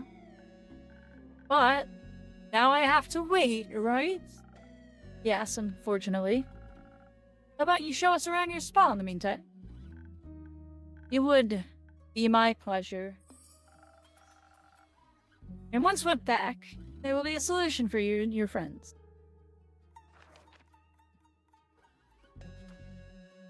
New info about Bea. Bea's a bit shy due to some bad experiences with other people that led to her having only a small group of friends. Now that they're fighting, she's afraid of ending up alone again. Working through her fears, she's invited my customers to her spa. I bet her mud masks are out of this world.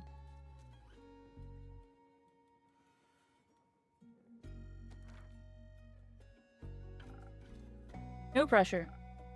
There's a small millennium-long relationship on the line, remember that? Absolutely no pressure. I'll see what I can do. Thank you. See ya then, innkeeper. Yeah, see ya. Oh, I can't wait to feel how smooth my skin is after a mud mask. You think I can take my crochet hook with me?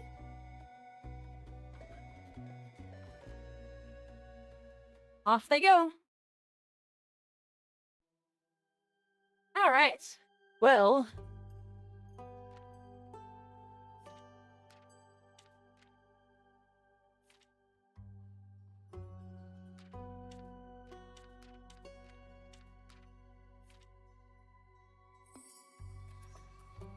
the Lagoon of Tranquility. Mari Morgan, known for her passion for drowning trespassers, and the Banshee, singer of bone-shattering songs in the Lonesome Lagoon, are two terrifying creatures. In love, but because of a mysterious dispute, their relationship is on the line, and their best friend, the Swamp Witch Bea. She's a Swamp Witch? I thought she was a swamp creature. I guess that makes the hat make sense. Cute hat. The Swamp Witch Bea would do anything to keep her girlfriends from shattering. Or her friend group from shattering. Couples counselors sorely needed. I can make another quest.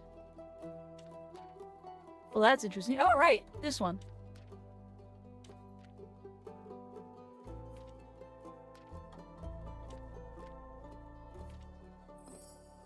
Easy enough. Fatal Company. Political tension ensued when the canal bridge connecting Dira to the mainland collapsed, especially because spinal rhinos can't exactly be held responsible. The ambassador tasked with solving this mess is a young noble, and his worried best friend insists he is still in dire need of a new personal guard, especially since the roads are unsafe for travelers lately.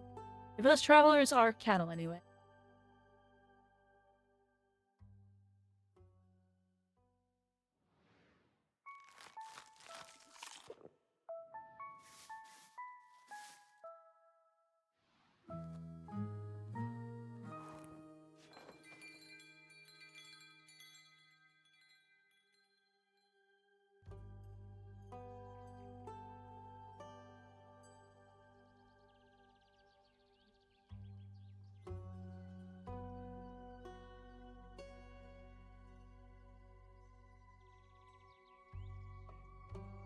am...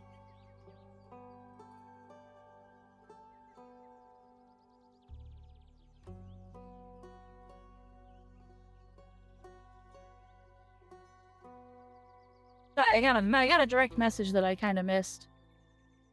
Hold on, 1 second. Takes 2 or 3. I'm gonna take another drink. My poor voice.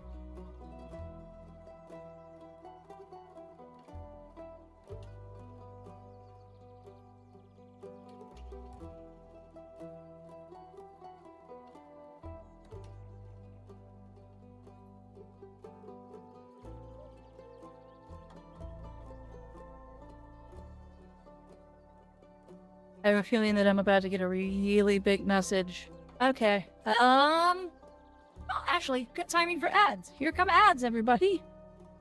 It'll be just a moment with the ads. Then we'll pick up the game.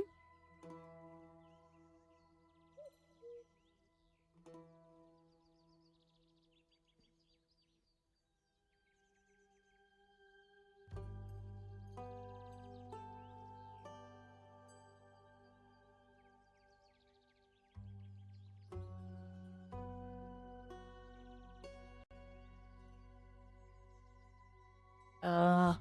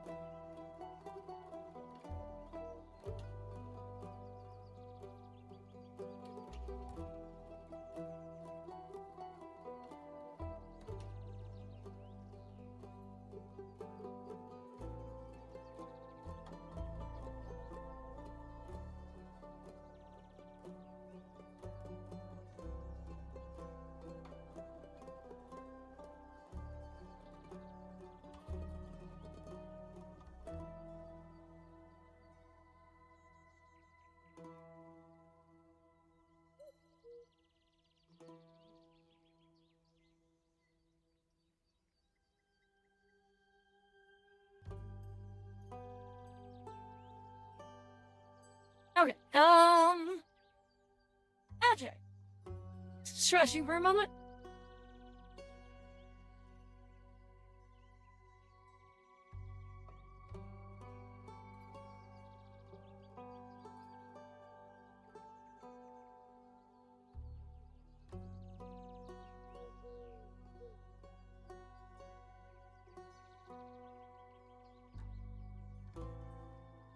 Um...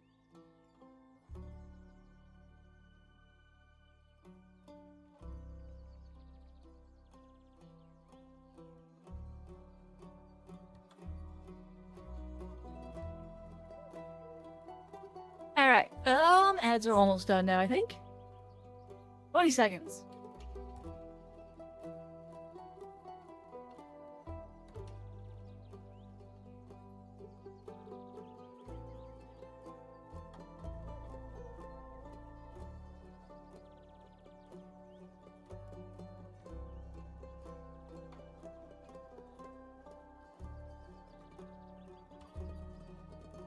Alright, welcome back, everybody. Let's go ahead and go to the next day.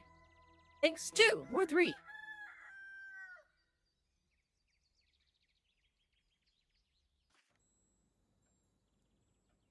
It's closed.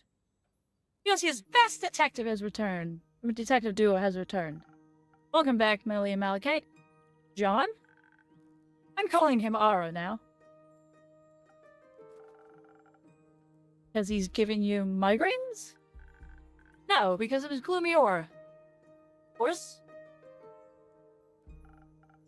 Well then, Melly, Aura, it's good to have you back in town. I assume you're able to solve the mystery surrounding the missing familiars? Yes, with your help, my trusty assistant, I was able to figure it out. That's remarkable, I have to say. Good thing you weren't with her, Aura. Aura? Forget that you went with her, Aura. It was a dangerous mission. Did you encounter a T-Rex? Of course not. But we were nearly burned alive. That's not what I would have expected. You must always expect life to double-cross you. Glad you both made it back in one piece. But I'm curious, what was the reason behind those vanishing familiars? Do I need to worry about Andy disappearing too? How about we tell you what happened in Zophort, but only in exchange for 2 free drinks. I can see you learned a thing or two on your first big mission. Aura taught me how to be more cunning. Only the basics. No need to be so humble, you taught her well. Well, what kind of drinks would you like today, Melly? I want something... And I now polish my investigative and deductive skills, as always. The drink will make me even smarter than I am now, so no mysterious case like this one will ever be unsolvable for me. Coming right up.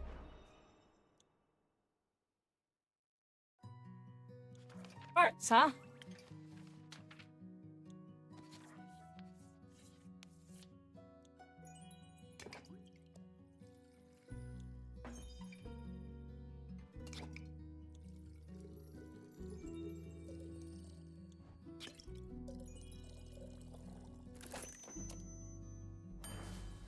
Send it.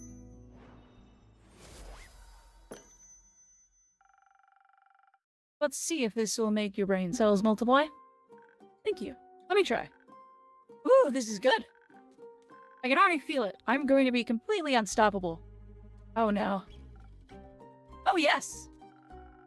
Initially I wanted to sit this one out, but I might actually need a drink now. It'd be my pleasure if it means I get to hear your story. Also, I'm craving a short laugh. Why don't you share one of your jokes with me? Right, we made a deal. Correct. So, what will it be today? Maybe something that'll help me counter her verbal attacks now that she's linguistically invincible. Not the usual. Alright, give me a second. I'll be right back. We need charisma.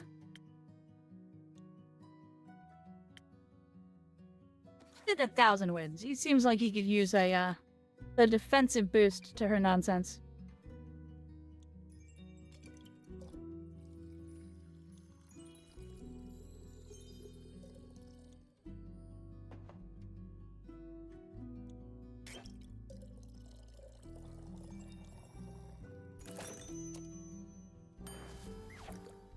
Ding!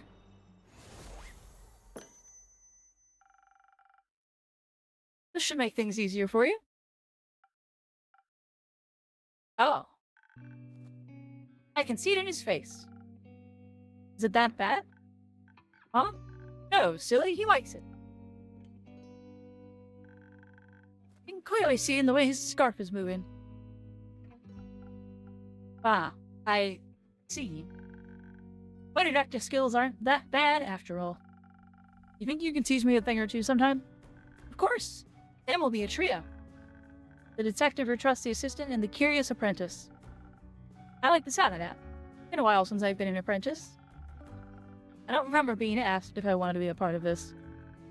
But I couldn't have completed this quest without you. Also, being a detective's trusty assistant is an honorable duty. And I'm glad you came with me.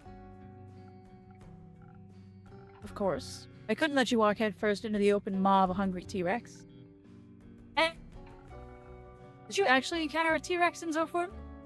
No. Don't be silly. Sorry, I tried to make a joke.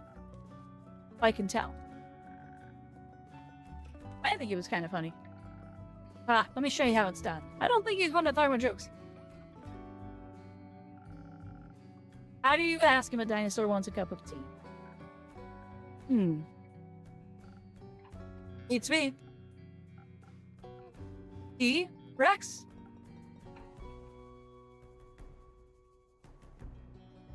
I got an exhale from the nose. I still have a lot to learn, it seems. But now, please, I'm dying to know what happened in Zophort. So, thanks to the golden feather, we made it to Zophort in the blink of an eye. I don't think I've ever felt that fast in my life. It was like he had the zoomies. They helped us remain unseen, too. Thanks to your drink, we were able to sneak around the city without attracting too much attention. Those ghosts were the clue we needed. I knew we'd find something at the docks when we made our way there. He was right. In the dead of night, just hours before we left your tavern, or hours after we left your tavern, we spotted a peculiar dog roaming near the water. We watched as it tried to sneak onto our cargo ship. It behaved weird, undog-like. It hid behind some barrels and kept looking left and right before it started to sneak on board. I'd never seen a dog do that before. It looked like it didn't know how to be a dog. It didn't use its nose, its ears. It was just off. Well, we watched as one of the workers noticed the dog and scared it away. My investigative senses were tingling, so we started asking around, as detectives do when they want to collect evidence. A few people said they'd also seen animals with odd behaviors. Most of them thought they had some kind of illness, like rabies. Or that they were spirits disguised in animal form sent by a sea witch. They stayed away and minded their own business. Not very high-class detective of them, but they made for fine witnesses.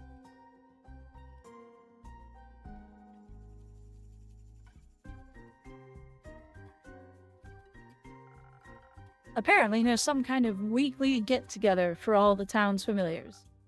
We decided to check it out. And we managed to track down a few of the participating familiars to get more insight. It was a little tricky since none of them wanted to talk to us at first. I think they were a bit wary of strangers. Also, it seemed difficult for familiars to speak to people they don't know.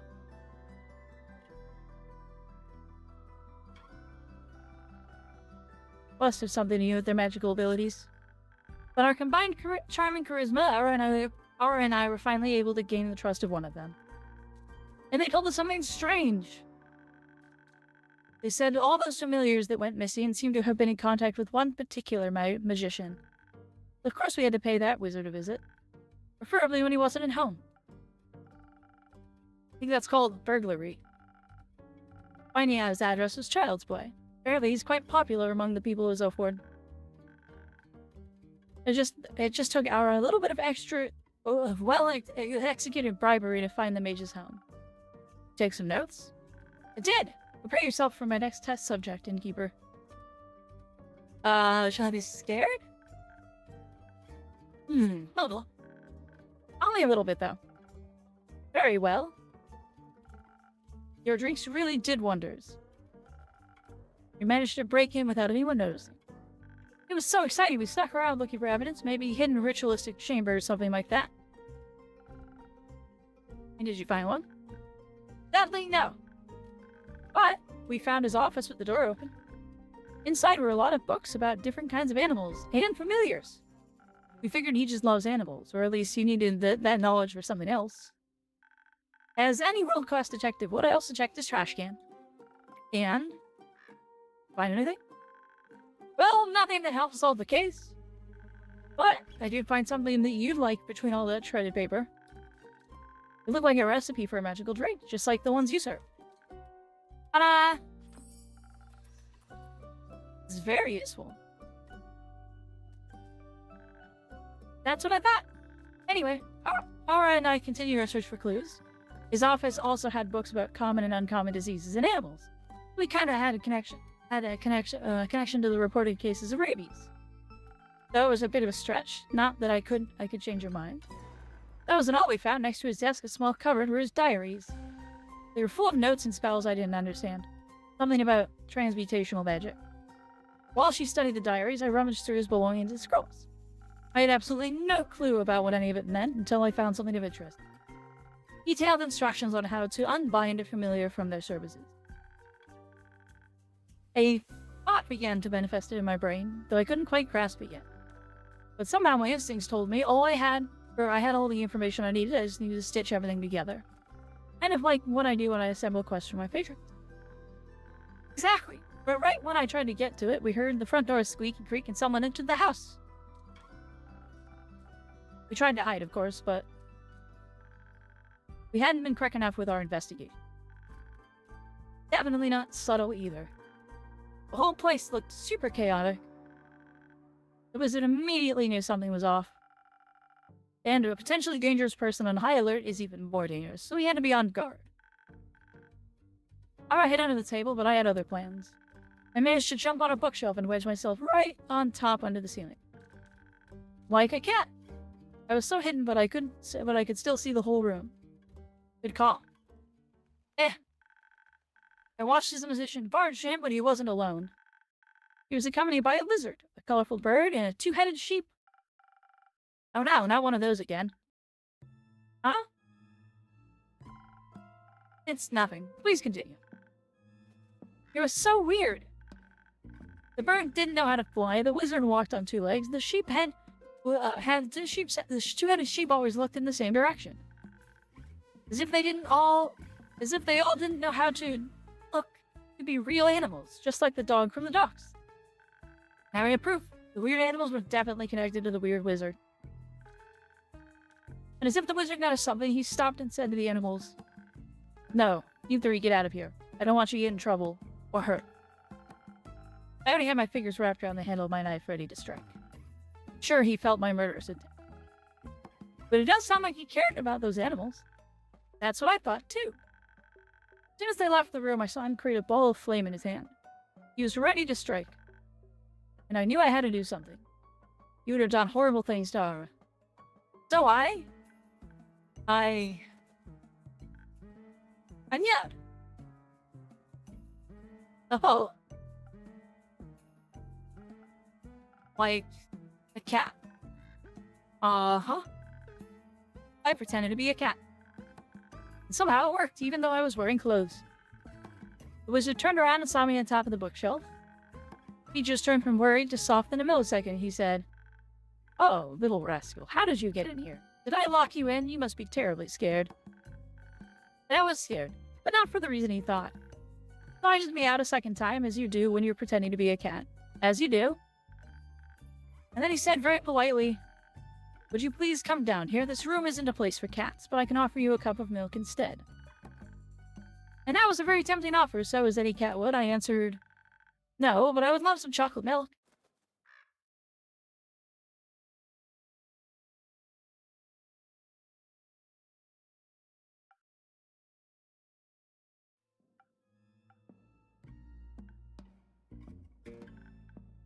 I kinda forgot that cats don't usually speak. Needless to say, his face was priceless.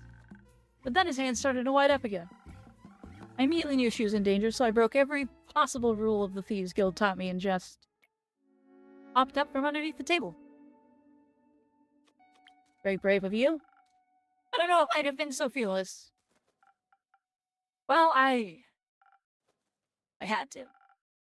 Wizard turned around, he was surprised, maybe even scared, but he was also ready to fire at me.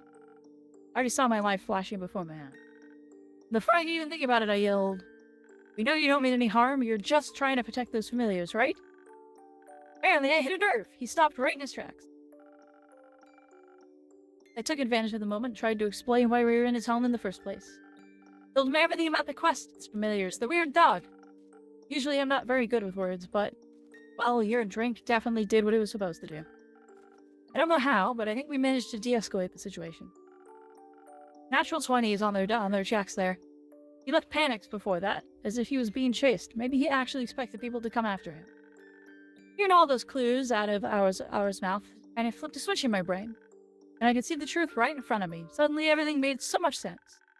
I jumped down from the shelf and began my conclusion. It's clear to me that you, the accused, do not have ill intentions.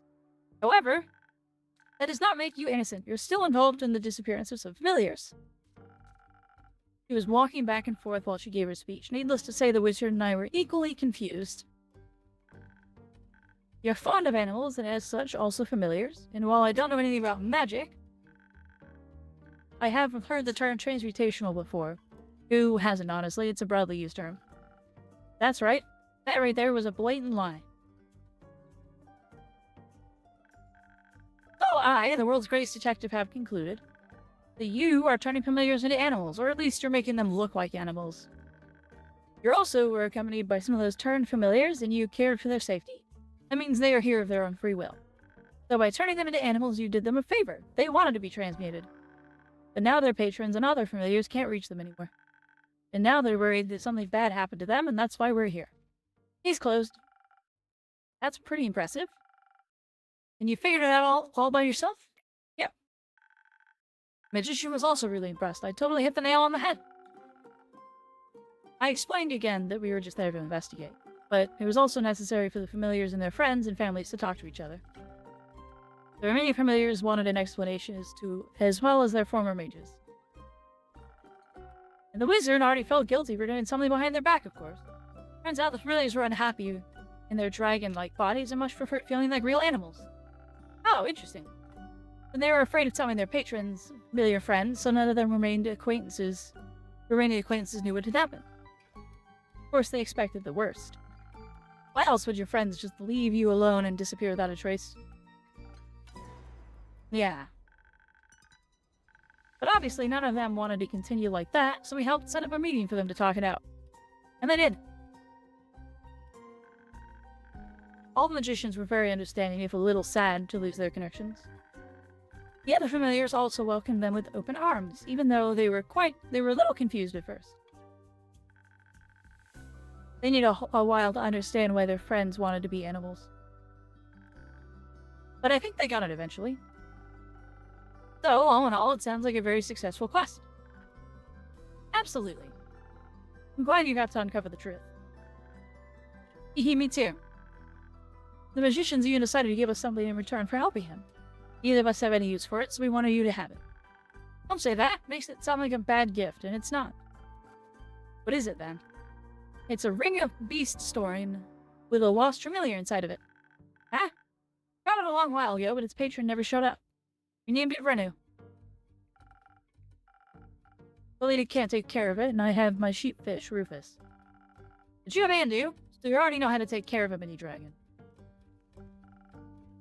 Oh, I absolutely do.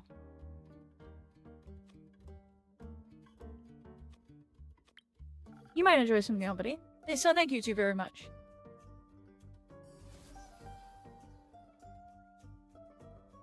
Ah, what a glorious little buddy. I need to get back to Rufus now. He gets lonely without me sometimes. Or is it that you get lonely without him?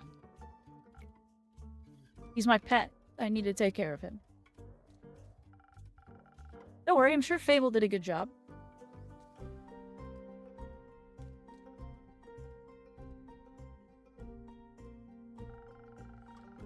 So it's nice to see how much you care for your pet. He's been my only friend since my parents died a long time ago. Oh.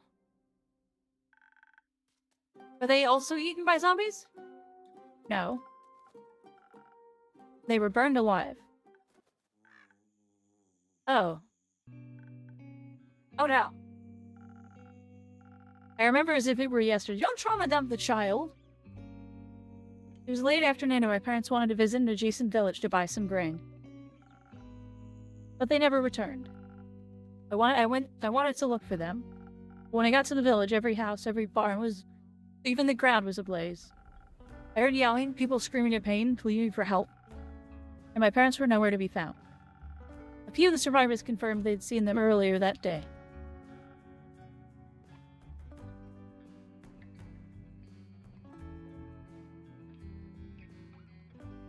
Before the fire, I later found out that the perpetrator was the pretentious son of a noble family. He had a disagreement with a farmer over some payments, and instead paid a bunch of criminals to set fire to his barn. The fire spread uncontrollably and devoured everything in its path, including innocent lives. Just like it did today. That's awful. I'm sorry, Aura. It's alright. I bottled up all my emotions and combined them into desire. That's not healthy. For a family? For revenge. Oh. But that sounds like a lonely desire, though. And you haven't found any friends since then? No. The people in the Thieves Guild helped me survive, but they weren't particularly keen on friendship. So I just chose the lonely path that was meant for me. That's not very nice of them. But now you have me. And we're best friends now. And accomplices. and we can found our own guild. Like Detectives Guild. Now, give us a few more quests and we'll be the most famous detectives in all Infussia. I'm sure of that. And good mythical morning to you, Innkeeper. Like, it might be morning. This time it's actually still morning. But that doesn't mean it isn't also morning somewhere else in the world as well. I mean, kind of, yeah. It sort of does mean that, like, morning is broadly just one area of the world at a time. Of course not. That's a really cute hat you're wearing. Thanks. Did I try it on sometime? Only if you tell me your name. Fellow master of bribery, I see. But there's nothing more you could possibly teach me. The world-class detective like me doesn't need any extra bribery lessons. You're a detective. Yes, I feel like she's the kind of detective that would pull that scene from Naked Gun, where he's like bribing the guy at 20 and then they're spotting each other's 20 back and forth, and in the end he makes more money than the guy he bribed. Best detective in all of phone. Pessoa, I might add. I'm Millennia, by the way, but you can call me Melly. Happy to make your acquaintance, Melly. I am Hexagon. You may call me Hex. Like, by your last name? No, Hex, as in short for Hexagon, obviously. Ah. And who's that grim-looking fellow next to you? Oh, him? They look grouchy, but they're my world-class assistant. Not by choice. His name is Aura. Aura. Wow. I'm sure it is, yes. Nice to meet you, Aura. I think you've gotten enough information out of me. Can I try on your hat now? That's a tricky one. You see this little star pending on the tip of my hat? Uh-huh. Classifies me as a wizard of the Primordial Sea. A silver one, I might add. One of Leviathan's most trusted confidants. Ooh. And all of his knowledge is directly transmitted to anyone with a hat like mine. In particular, the Silver Star looks like me have access to information that leaked to the masses would break the order of this world. Oh, wow. But every Silver Star has to go through extensive mental training. Such amounts of knowledge would drive any mortal without proper training insane. No. Well, I can't let you try on my hat without endangering your life. That seems like a lie. But I couldn't forgive myself if I were the reason Infusia's best detective went mad. That's very honorable of you. But I, the great detective Millennia, have concluded that you Hexagon Hex are nothing but a bad liar. Ah, you're a great detective indeed. I honestly thought you were pretty convincing, Hex. Thank you. Wait, did you actually believe him? Of course not. I just happen to know a thing or two about the Primordial Sea. I've read a few books, heard a few rumors, you know how it is. And I really doubt Leviathan would share his precious knowledge with a mere mortal. Nothing against you, Hex. You got me there. I gotta say, you're really convincing. I sure am. Looks like even greater detective like me never stops learning. Honestly, you could have just told me no, though. I would have revealed my name without a promising magic hat on the line. But it's more fun this way. I honestly think it's very important to skill the master. Whatever you say, detective. But Hex, what brings you here today? Ah, nothing really. I was just longing for another one of your drinks. You know, the kind that would flood my head with new ideas. Leave it to me. Drink time!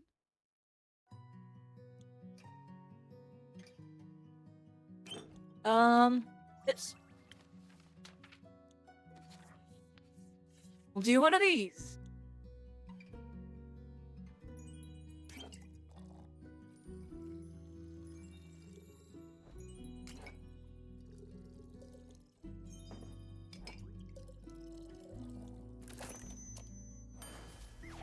Send it.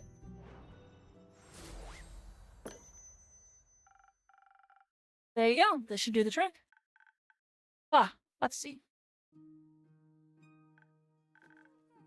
Uh-oh, I can already feel it. All the ideas. They're manifesting in my brain. Honestly, I don't know if that's a good or bad thing. Guess I'll have to find out. Oh, now maybe you can show me a magic trick. Just test your abilities, I mean. Well, yes, of course I can. I'm glad you asked. You know, I'm a master of fire. Not fire again. Oh, then you also do fireballs? I wouldn't call it a fireball immune magic trick, more like a fully fledged spell. But I can create 10 tiny flames. I can create 10 tiny flames on top of my fingertips. Like cute little candles? I want to see that. I would maybe advise you two to play with fire outside. A lot of my ingredients are very flammable. You'll miss a real big show then. I think somehow I'll manage to survive. You're lost. Are you coming as well? I'm good. Alright, Lone Wolf. You're missing out, though. Certainly. See you later. Have fun.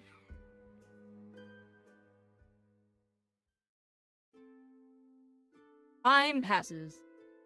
Midday. Carrot up, that's just the quest. Innkeeper. Yeah. Is quest up for taking? It sure is. Why else would it be hanging on the quest board? Who asked you, thief? You going all by yourself? Of course. I don't do groups. But it could be quite dangerous. Syria seems to be a hot spot for danger at the moment. You want to come with me or what? If so, spit it out, kid. Now. Fine. Nothing this greatsword can't cleave through by itself. Won't need much help. Well, they always like that. They always like that, innkeeper? Depends on who's in the room.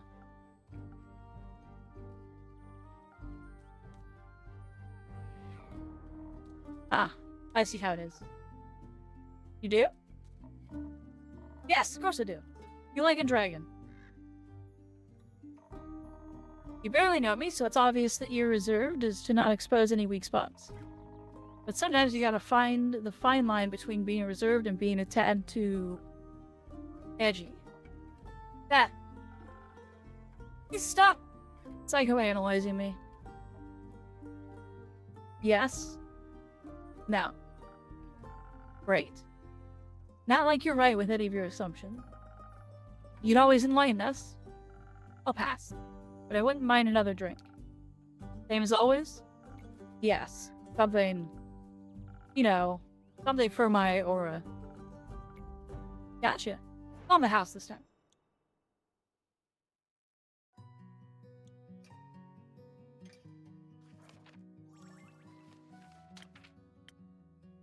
Once more into the charisma.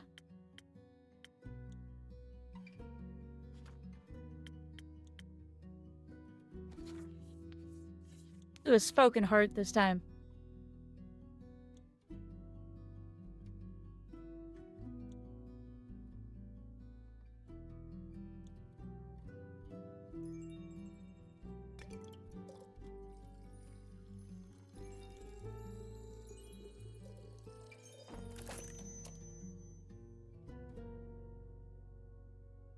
That's all it took? Alright.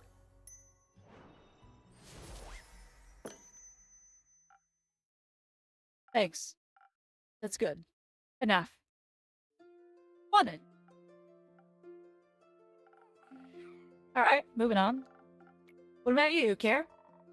I'd like to know about the chasm-scape that is the path to Diria. I mean, I haven't been there yet. Me either, actually. Really? You think I never leave this tavern?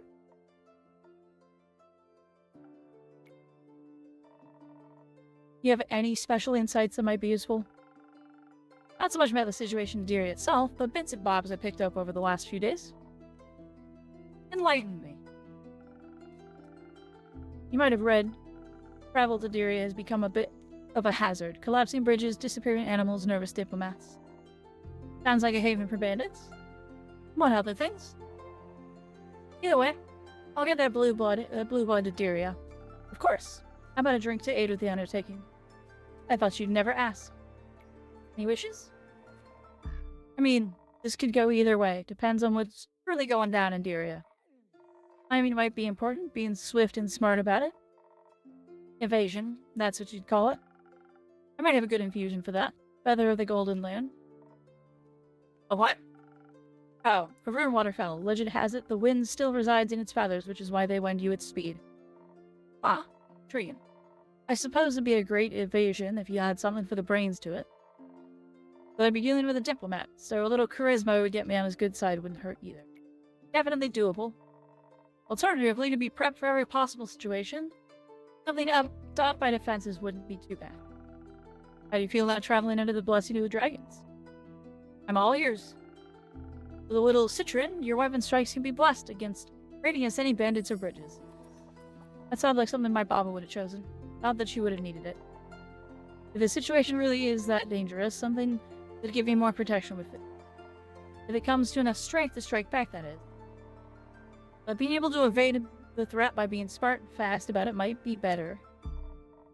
You know what, Innkeeper? I'll leave the choice to you. You should know what you're doing. Let me think about it.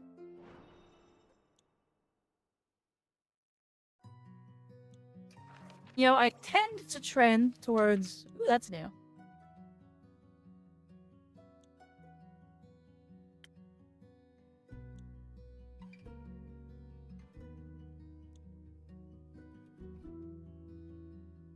I tend to trend towards the charisma ones.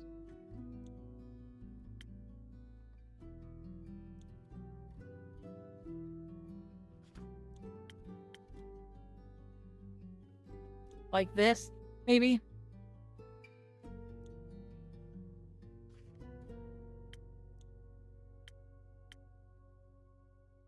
Or this? Let's do this.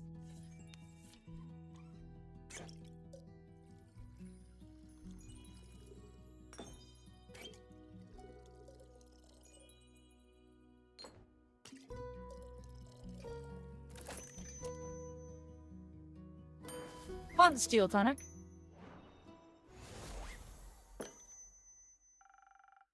May the dragon guide your way. May they. Oh! Where are you heading? Diria, some diplomat clown is in need of aid. Needs some sort of escort.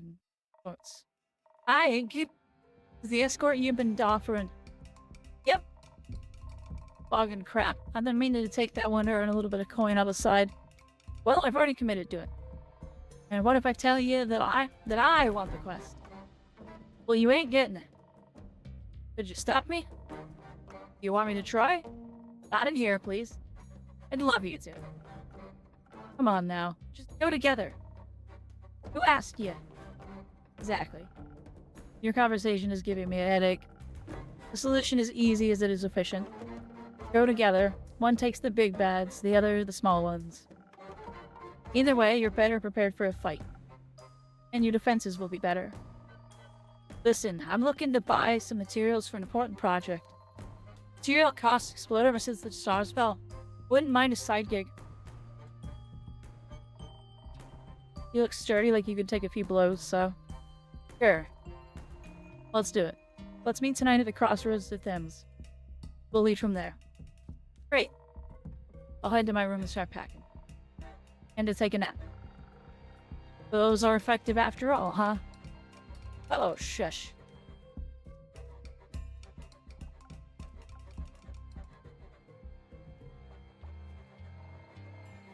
You're a burden fella, aren't you?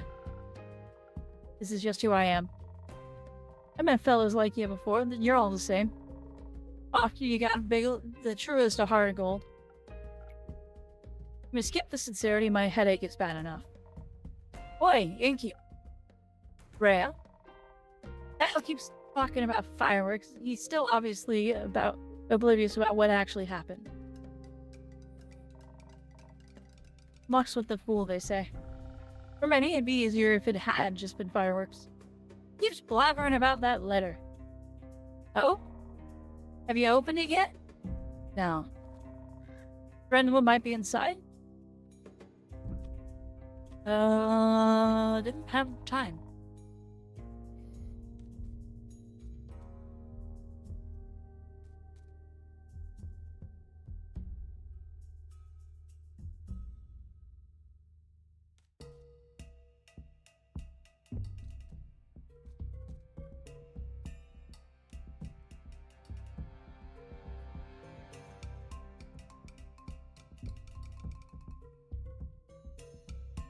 Suddenly your lines don't sound so empty anymore.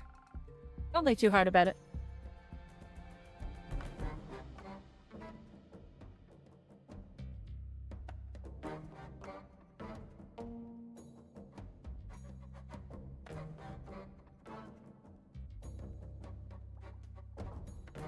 Oh gosh. Think about what? Nothing. Of course not. I didn't mean to pry or anything. Even though I'm very curious by nature. Good for ya. I'd agree that wanderlust is the reason why I decided to come here. To the tavern, to Zenith, to adventure. Woohoo. Thank you. I've come to inquire whether someone has already embarked on the quest to escort my dear friend Adiria. Very much so. He's sitting right here. Right where?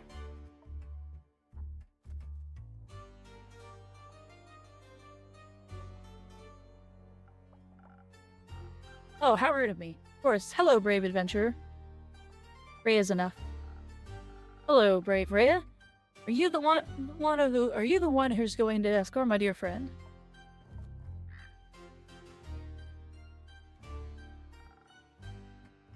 Along with care. That one. Oh, Helen, phenomenal. I'm beyond thrilled to learn my dear friend is going to be in such capable hands. Though, I've been wondering. Come on, spit it out. Can I perhaps join? Totally alright if not, but this diplomat is very dear to me, and I feel like my duty to aid him. Can you even fight?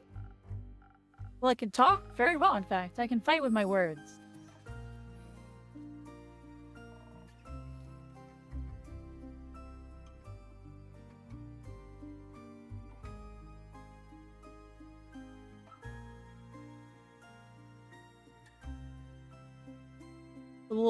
The wolf would hate it. So sure thing. Come along, lad. I'll show you some tricks. Leave at midnight. Really? How exciting. Come on, let's go. You're not gonna get drinks? Okay. I'll have the turntables. Me going on a very dangerous, important quest instead of merely reading about it. Seems like you're on the right path to your hero's journey.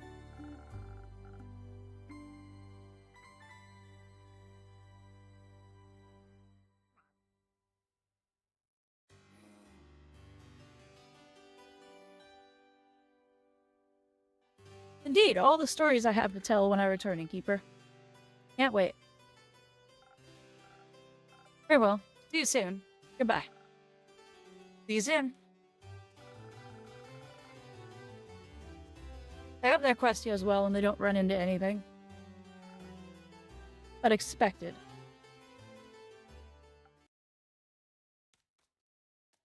Something about giving you a drink with a little heart shape in it's very funny.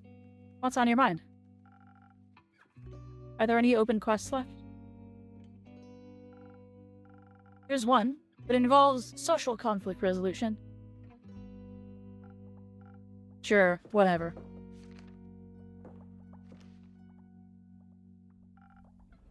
I'm taking this. Isn't that a bit too soon to go on another quest? You just got back. At least have a long rest, replenish the resources. I'm starting to get really convinced that this game isn't just, like, inspired by D&D, but I'm pretty sure that the developers made it intending for it to be a D&D game. And It feels a little bit like maybe they went and tried to talk to Wizard, and Wizards was like, "Ha, no." And they couldn't get the rights to actual D&D stuff. Or maybe they were trying to go Pathfinder. He kind of looks like a sylph. I'm good. If you say so.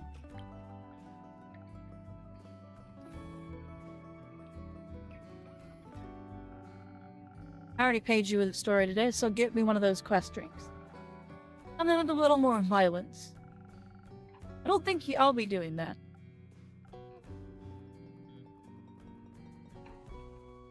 You're who I want to have the quest, Fable. Hi, Innkeep. Hi, Fable. Hi, Mal. Hi. Yeah, never mind. Would you like a drink? Actually, I'm here for a quest. Archie told me there was still one left, and I wanted to ask if I could take it. Good question, Fable.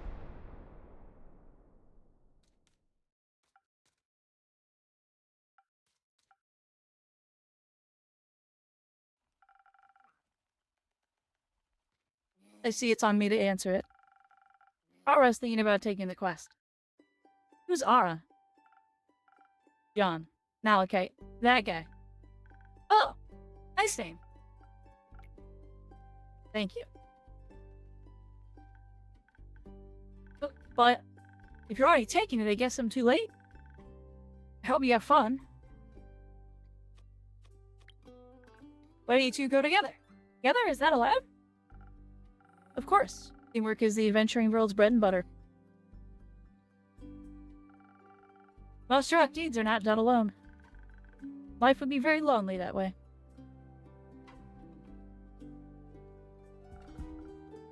It would be, yes. So you should go on this quest together.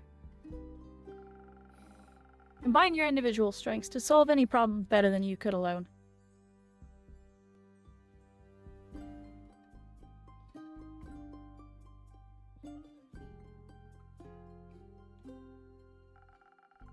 And you would get to know each other better in the process. It's a win-win. Ara, what do you think? Would you be okay with that? I guess. Would you? I think so. Yeah, it sounds fun. Cool. It's settled then. We'll go together. If I can ask what exactly the quest is about, Archie only mentions there was one. It's simple. Bea is worried because the Banshee of the Lonesome Lagoon and the Mary Morgan of the Ashen Grove aren't speaking to each other. He fears that the end of their relationship would also mean the end of their friendship with them. Bea is friends with the Mary Morgan. Best friends. Ah. So we need to talk to the Mary Morgan. And the Banshee. What an opportunity. I always wanted to come face to face with the embodiment of sorrow. Don't you think that's scary? No. You know what's scary? Failing relationships. You know what? Kind of based. Social fights are the most dangerous kind.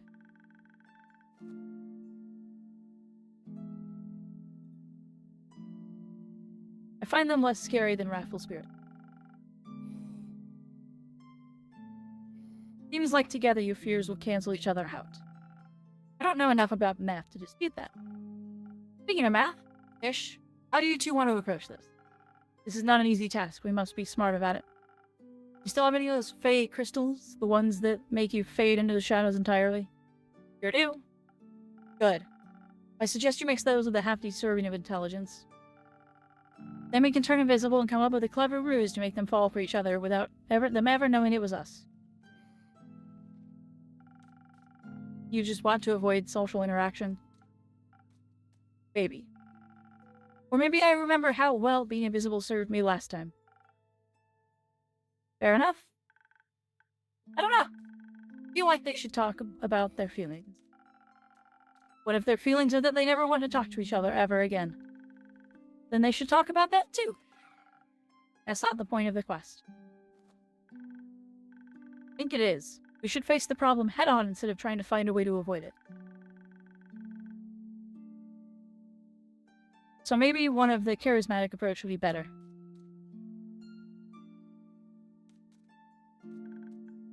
And maybe, Innkeeper, Clay mentioned you have a Thunder Sage?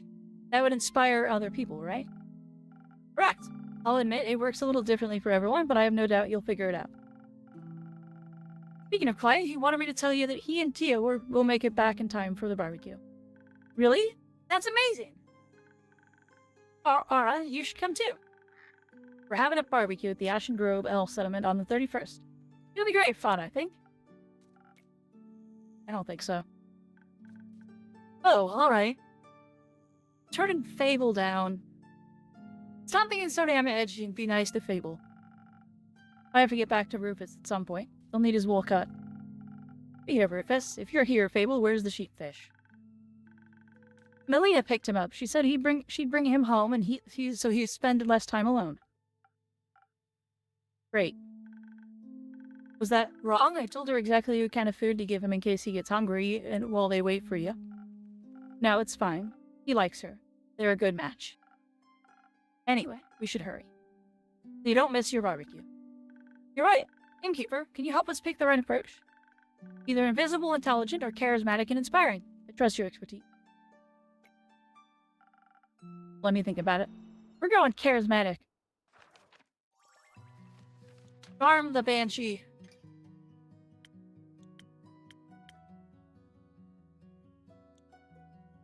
Although, I'll be honest.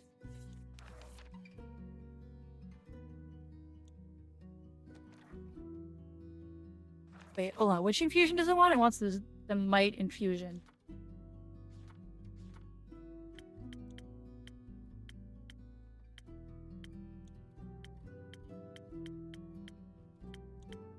The Thunder Sage. No, it'd be Honeyflower.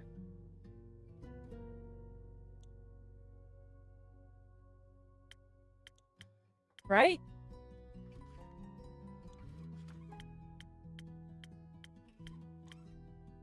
That'd be Honeyflower.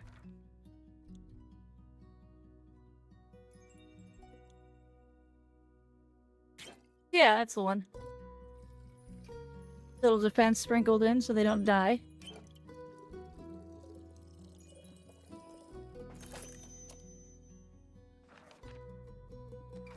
That's what I wanted. Send it.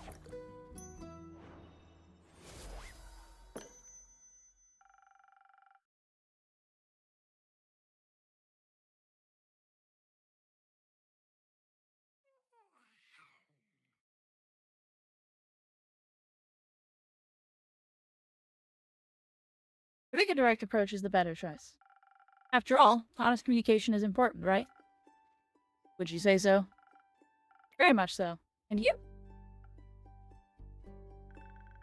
I think honesty is the best approach in any situation, including this one. Agreed. I think the only question left is, where should we start? The Ashen Grove is closer. And you already know where to find the Mary Morgan. You do? Yes. I encountered her before. So she'll remember you? Useful. I hope not. Last time she tried to drown me. Oh. I see. It was pretty embarrassing. I know the way to the Banshee too. It might be smarter to start with the one further away, work backwards and all. That makes sense. Let's do that. Good. We should prepare first. The journey to Boreas won't be easy. You're right. We should leave tomorrow morning. We should.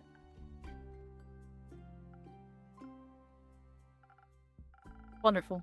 Glad to know you'll actually rest between quests, Aurora. If I must. You went on a quest with Melly, right? How was it? Fine. Reminded me of my parents. Are they... well? They're dead. Ah. Burned to death. I'm sorry. It's horrible. That's life.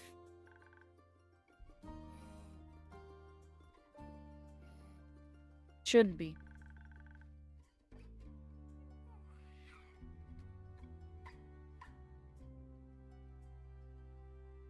How old were you when you lost them? 7. Oh, wow. That must have been really scary. It was. Fine. Doesn't sound fine. When I was 7, I ran into a vine-spiked boar while searching for friendly rocks. It chased me through the forest for almost an entire hour.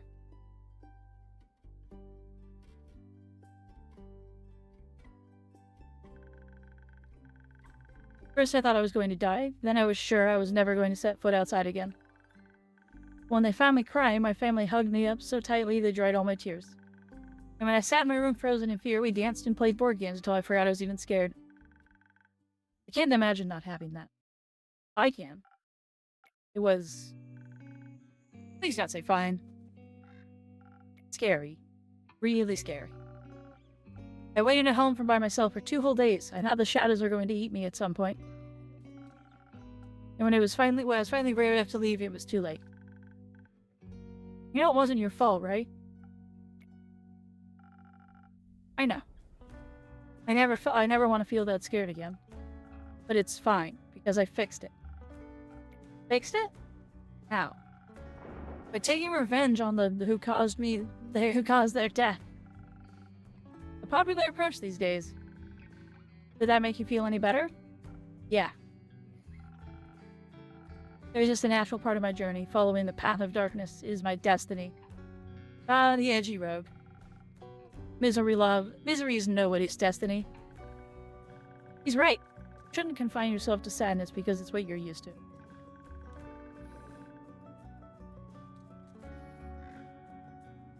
Besides, the innkeeper always says you can choose your own destiny. And I decide our destiny is to bring those who love birds back together, at least for now.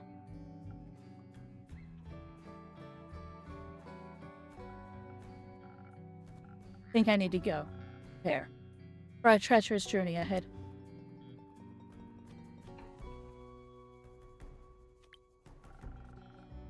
She'll be worried, Sam. You should let Melinda know you're leaving. She'll be worried senses otherwise. Let her know you'll be back. I might not be. Don't be like your parents. Oof. Whatever. Time to go.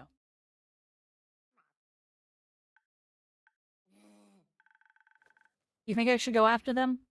I think sometimes we need a bit of time to feel our feelings by ourselves, before we feel comfortable enough to feel them in front of other people. That's a no, right? Give him a moment. You'll have plenty of time to be there for him when you're trying to play matchmaker for the undead. Right. We have to do that. Which is fine. I'll be fine. The Mary Morgan probably doesn't even remember me. And if she does, I can just run, or hide, or cry. No matter what, you won't be alone. I can tell how afraid I am. It'll be so embarrassing. If you want to be there for him, you should also let him know you're scared. When you're scared. It's only fair. Hey, Captain, welcome back. I don't want to burden them with my problems. Being a burden every once in a while is part of the wonderful experience of being loved. Your friends appreciate it when you trust them enough to let them help you. Because when you care for people, you're willing to put in a little work to make them smile. But you already know all this, don't you? I do. But it's just so much harder to keep in mind when it comes to myself. I know, but you've been doing very well, Fable. Thank you, Innkeeper. All thanks to you. That isn't true. I've been trying to help you as best I can, but you're the one who actually has to change. And I'm proud of how far you've come. Let's go on teamwork, then. Let's. Anytime. Can I stay for a little longer? I think I need a bit more time before I can face my fears. Always, Fable. Thank you.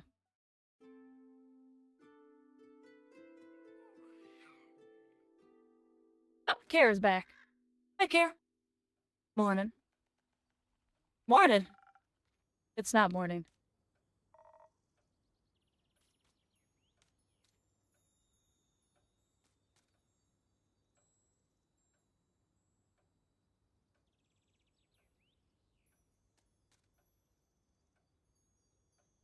One second here.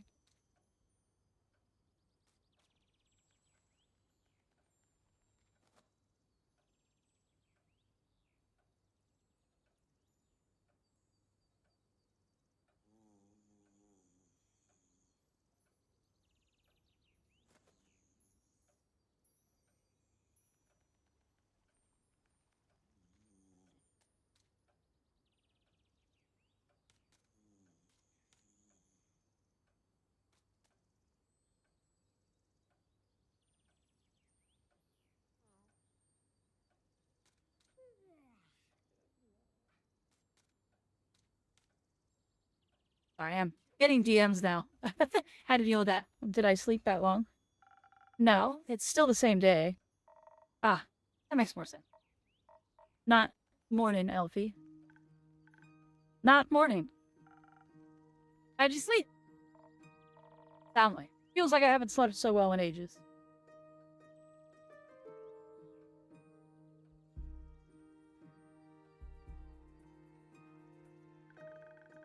Or she said you're going on a quest. Yeah, Rhea and I will be escorting some rich bugger to Diria. Oh, ads. We'll pause for ads. I'm actually going to take the... because I don't know how long this scene's going to last. I'm going to take a moment to run to the restroom during the ads. I'll be right back.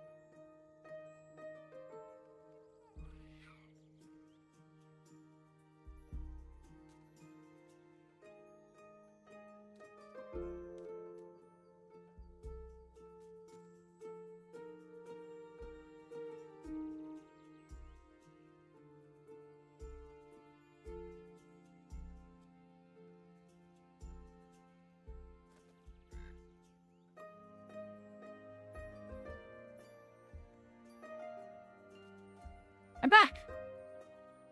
Whoop. There we are.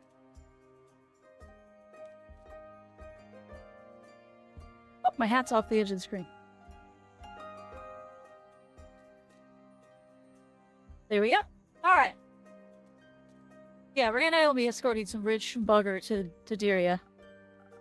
Be a little nicer, please. He's Archie's friend. Sorry. We'll be escorting some rich idiot to Diria. He's Archie's friend? I see. Well, that's why he was so excited. Is his friends leaving? Must be really craving some peace and quiet. Oh, no. He's excited because they get to travel together. What? He said he's coming along. It's when? Rhea invited him. Great. Is it too late to back out? No? Would you like to? Yes. Feel free. Rhea is going to eat that kid alive. And I'm a woman of my word. If you want me to tell you that you have to do this, I'm afraid you'll have to make the decision yourself.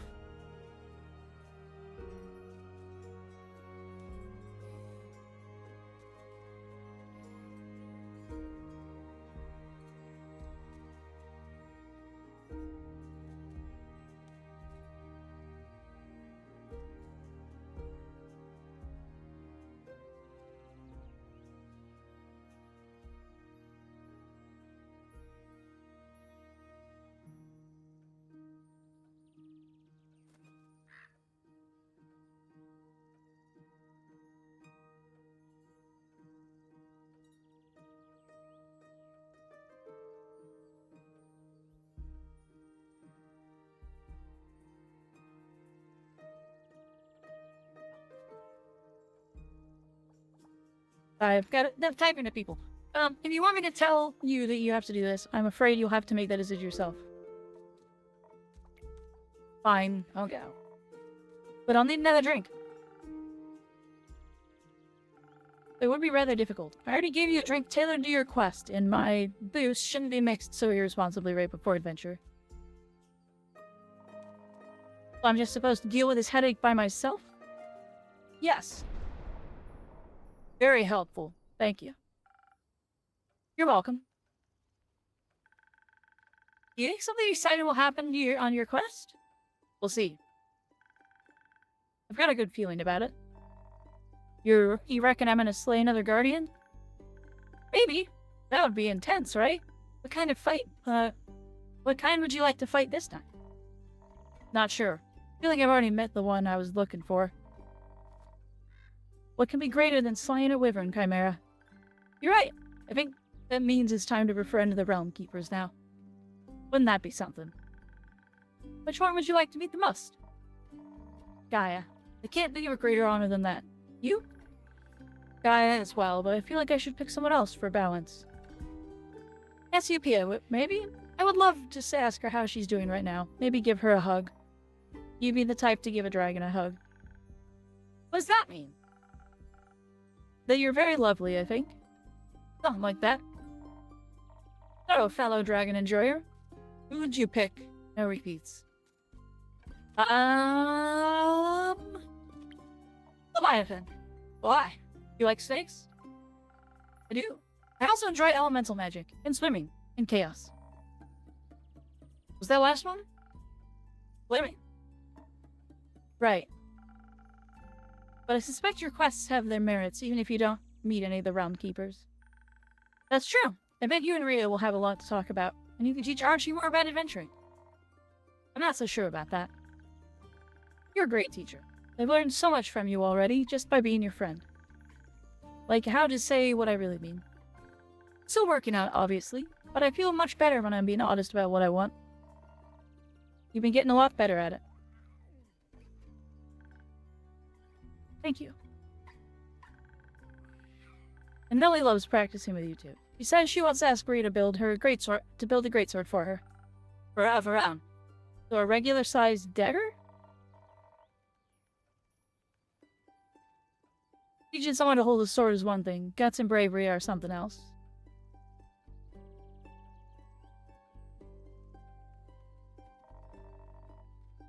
Not sure I can teach Archie something I'm still practicing myself. You can always practice together.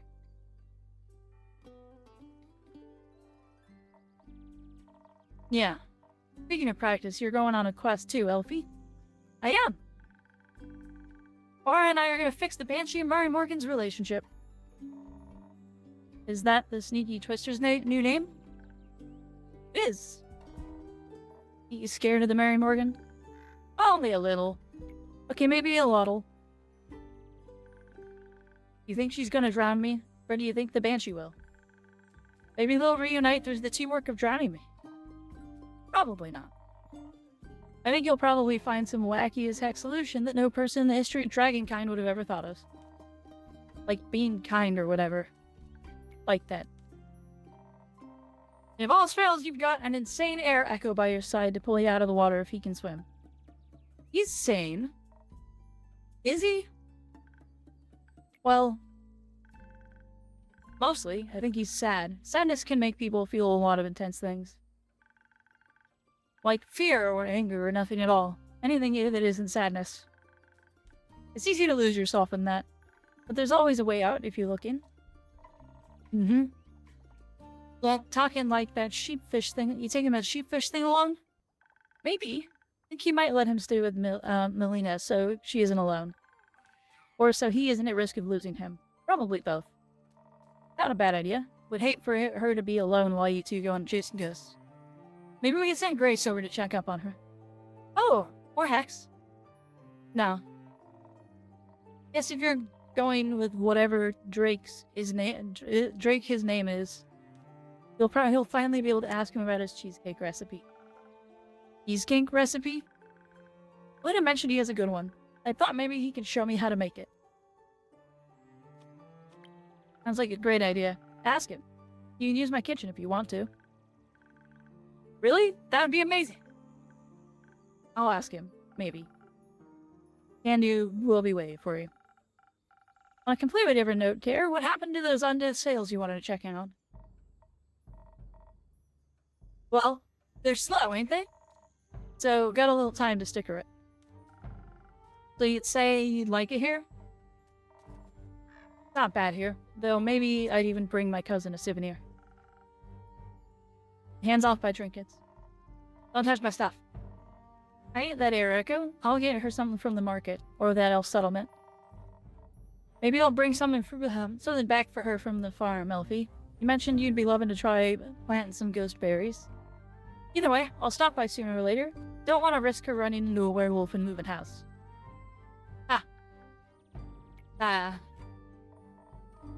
No, but seriously, if any more of my family members turn into dragon-forsaken werewolves, I'll be joining the Van Helsings. Still don't know if they kill werewolves. Don't care. You think I could come with you? When you go, I mean? I could gather the ghost berries myself, and I know a lot about snails. You should. You've got away with their family members. And the snails would love you. Have to agree. You'd probably make it a chaotic mess, but... fun chaotic mess. Yeah. Looks like you guys did end up forming a party after all. Shut up. Okay. Anyway, it's late. I think I should go back to the settlement and catch some rest. Gillen, do you want to come with? Ain't sure I got any tips for you in return, but I can listen to you worrying. Yeah, you're good then. You want to come too, Innkeeper? I'm afraid Andy doesn't do well in civilization, or alone. Especially not alone. But I'll be eagerly awaiting your stories. We'll return with plenty. I'm counting on it. Good night, Care. Good night, Fable. Night. Good night.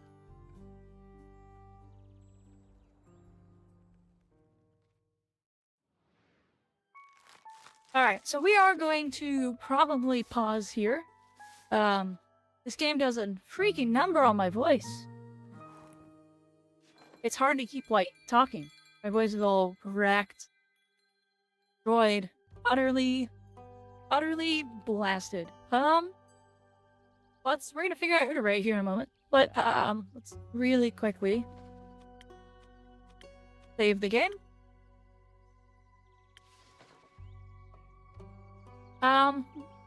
I forget. Can I click things here? Sadly, no. Fun things about this game. I really like it, for one. It is a visual novel. Obviously, there's not a huge amount of gameplay, a lot of reading. We'll keep trying to work through it and finish it up, and see if we can finish it maybe next week, or maybe the week after next. I don't know how long it is. If it goes more than a couple more weeks, we'll probably take a break from it and come back to it. But, it's given me kind of a fun idea for a campaign. That I might try with my Wednesday D&D group. Because I'm starting to suspect that the Innkeeper might not be just like a mage or a normal person. Like, how kind of cool would it be if there was a god of, like, stories and things like that who gains power from generating these stories and adventures and stuff like that. And so they run an inn where travelers gather and they send travelers out on quests, the expectation they get a story in return. And that is how they power themselves. I think that'd be really cool. Just kind of a side thought about things with this game. Anyway, I think I know who I'm going to raid.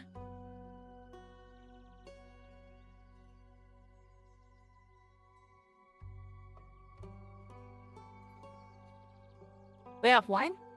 That just happened. Where'd they go?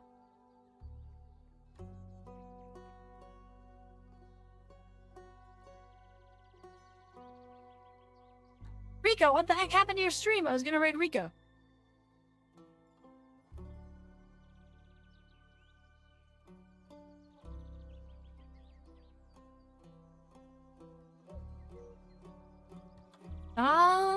If we can't raid Rico...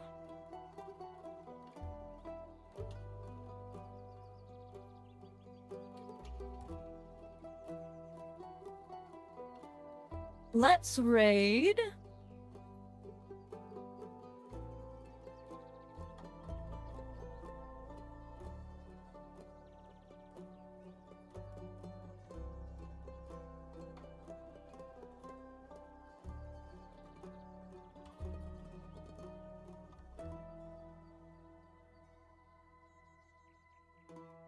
I'm not sure who to raid.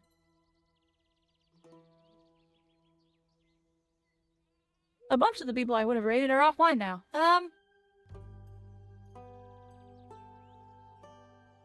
Okay, let's raid Parissa. They're playing Repo. He's also pretty cool. Been a while since I've raided her. She just started, so we'll get you all over to her. And leave you in her capable hands. We'll be back later tonight with more Final Fantasy. Hopefully my voice is rested up by then and I can talk again. But I'm gonna be rather silent until then. Yeah, that's pretty much all I got. So I bid you all farewell for now. And until next time, travelers.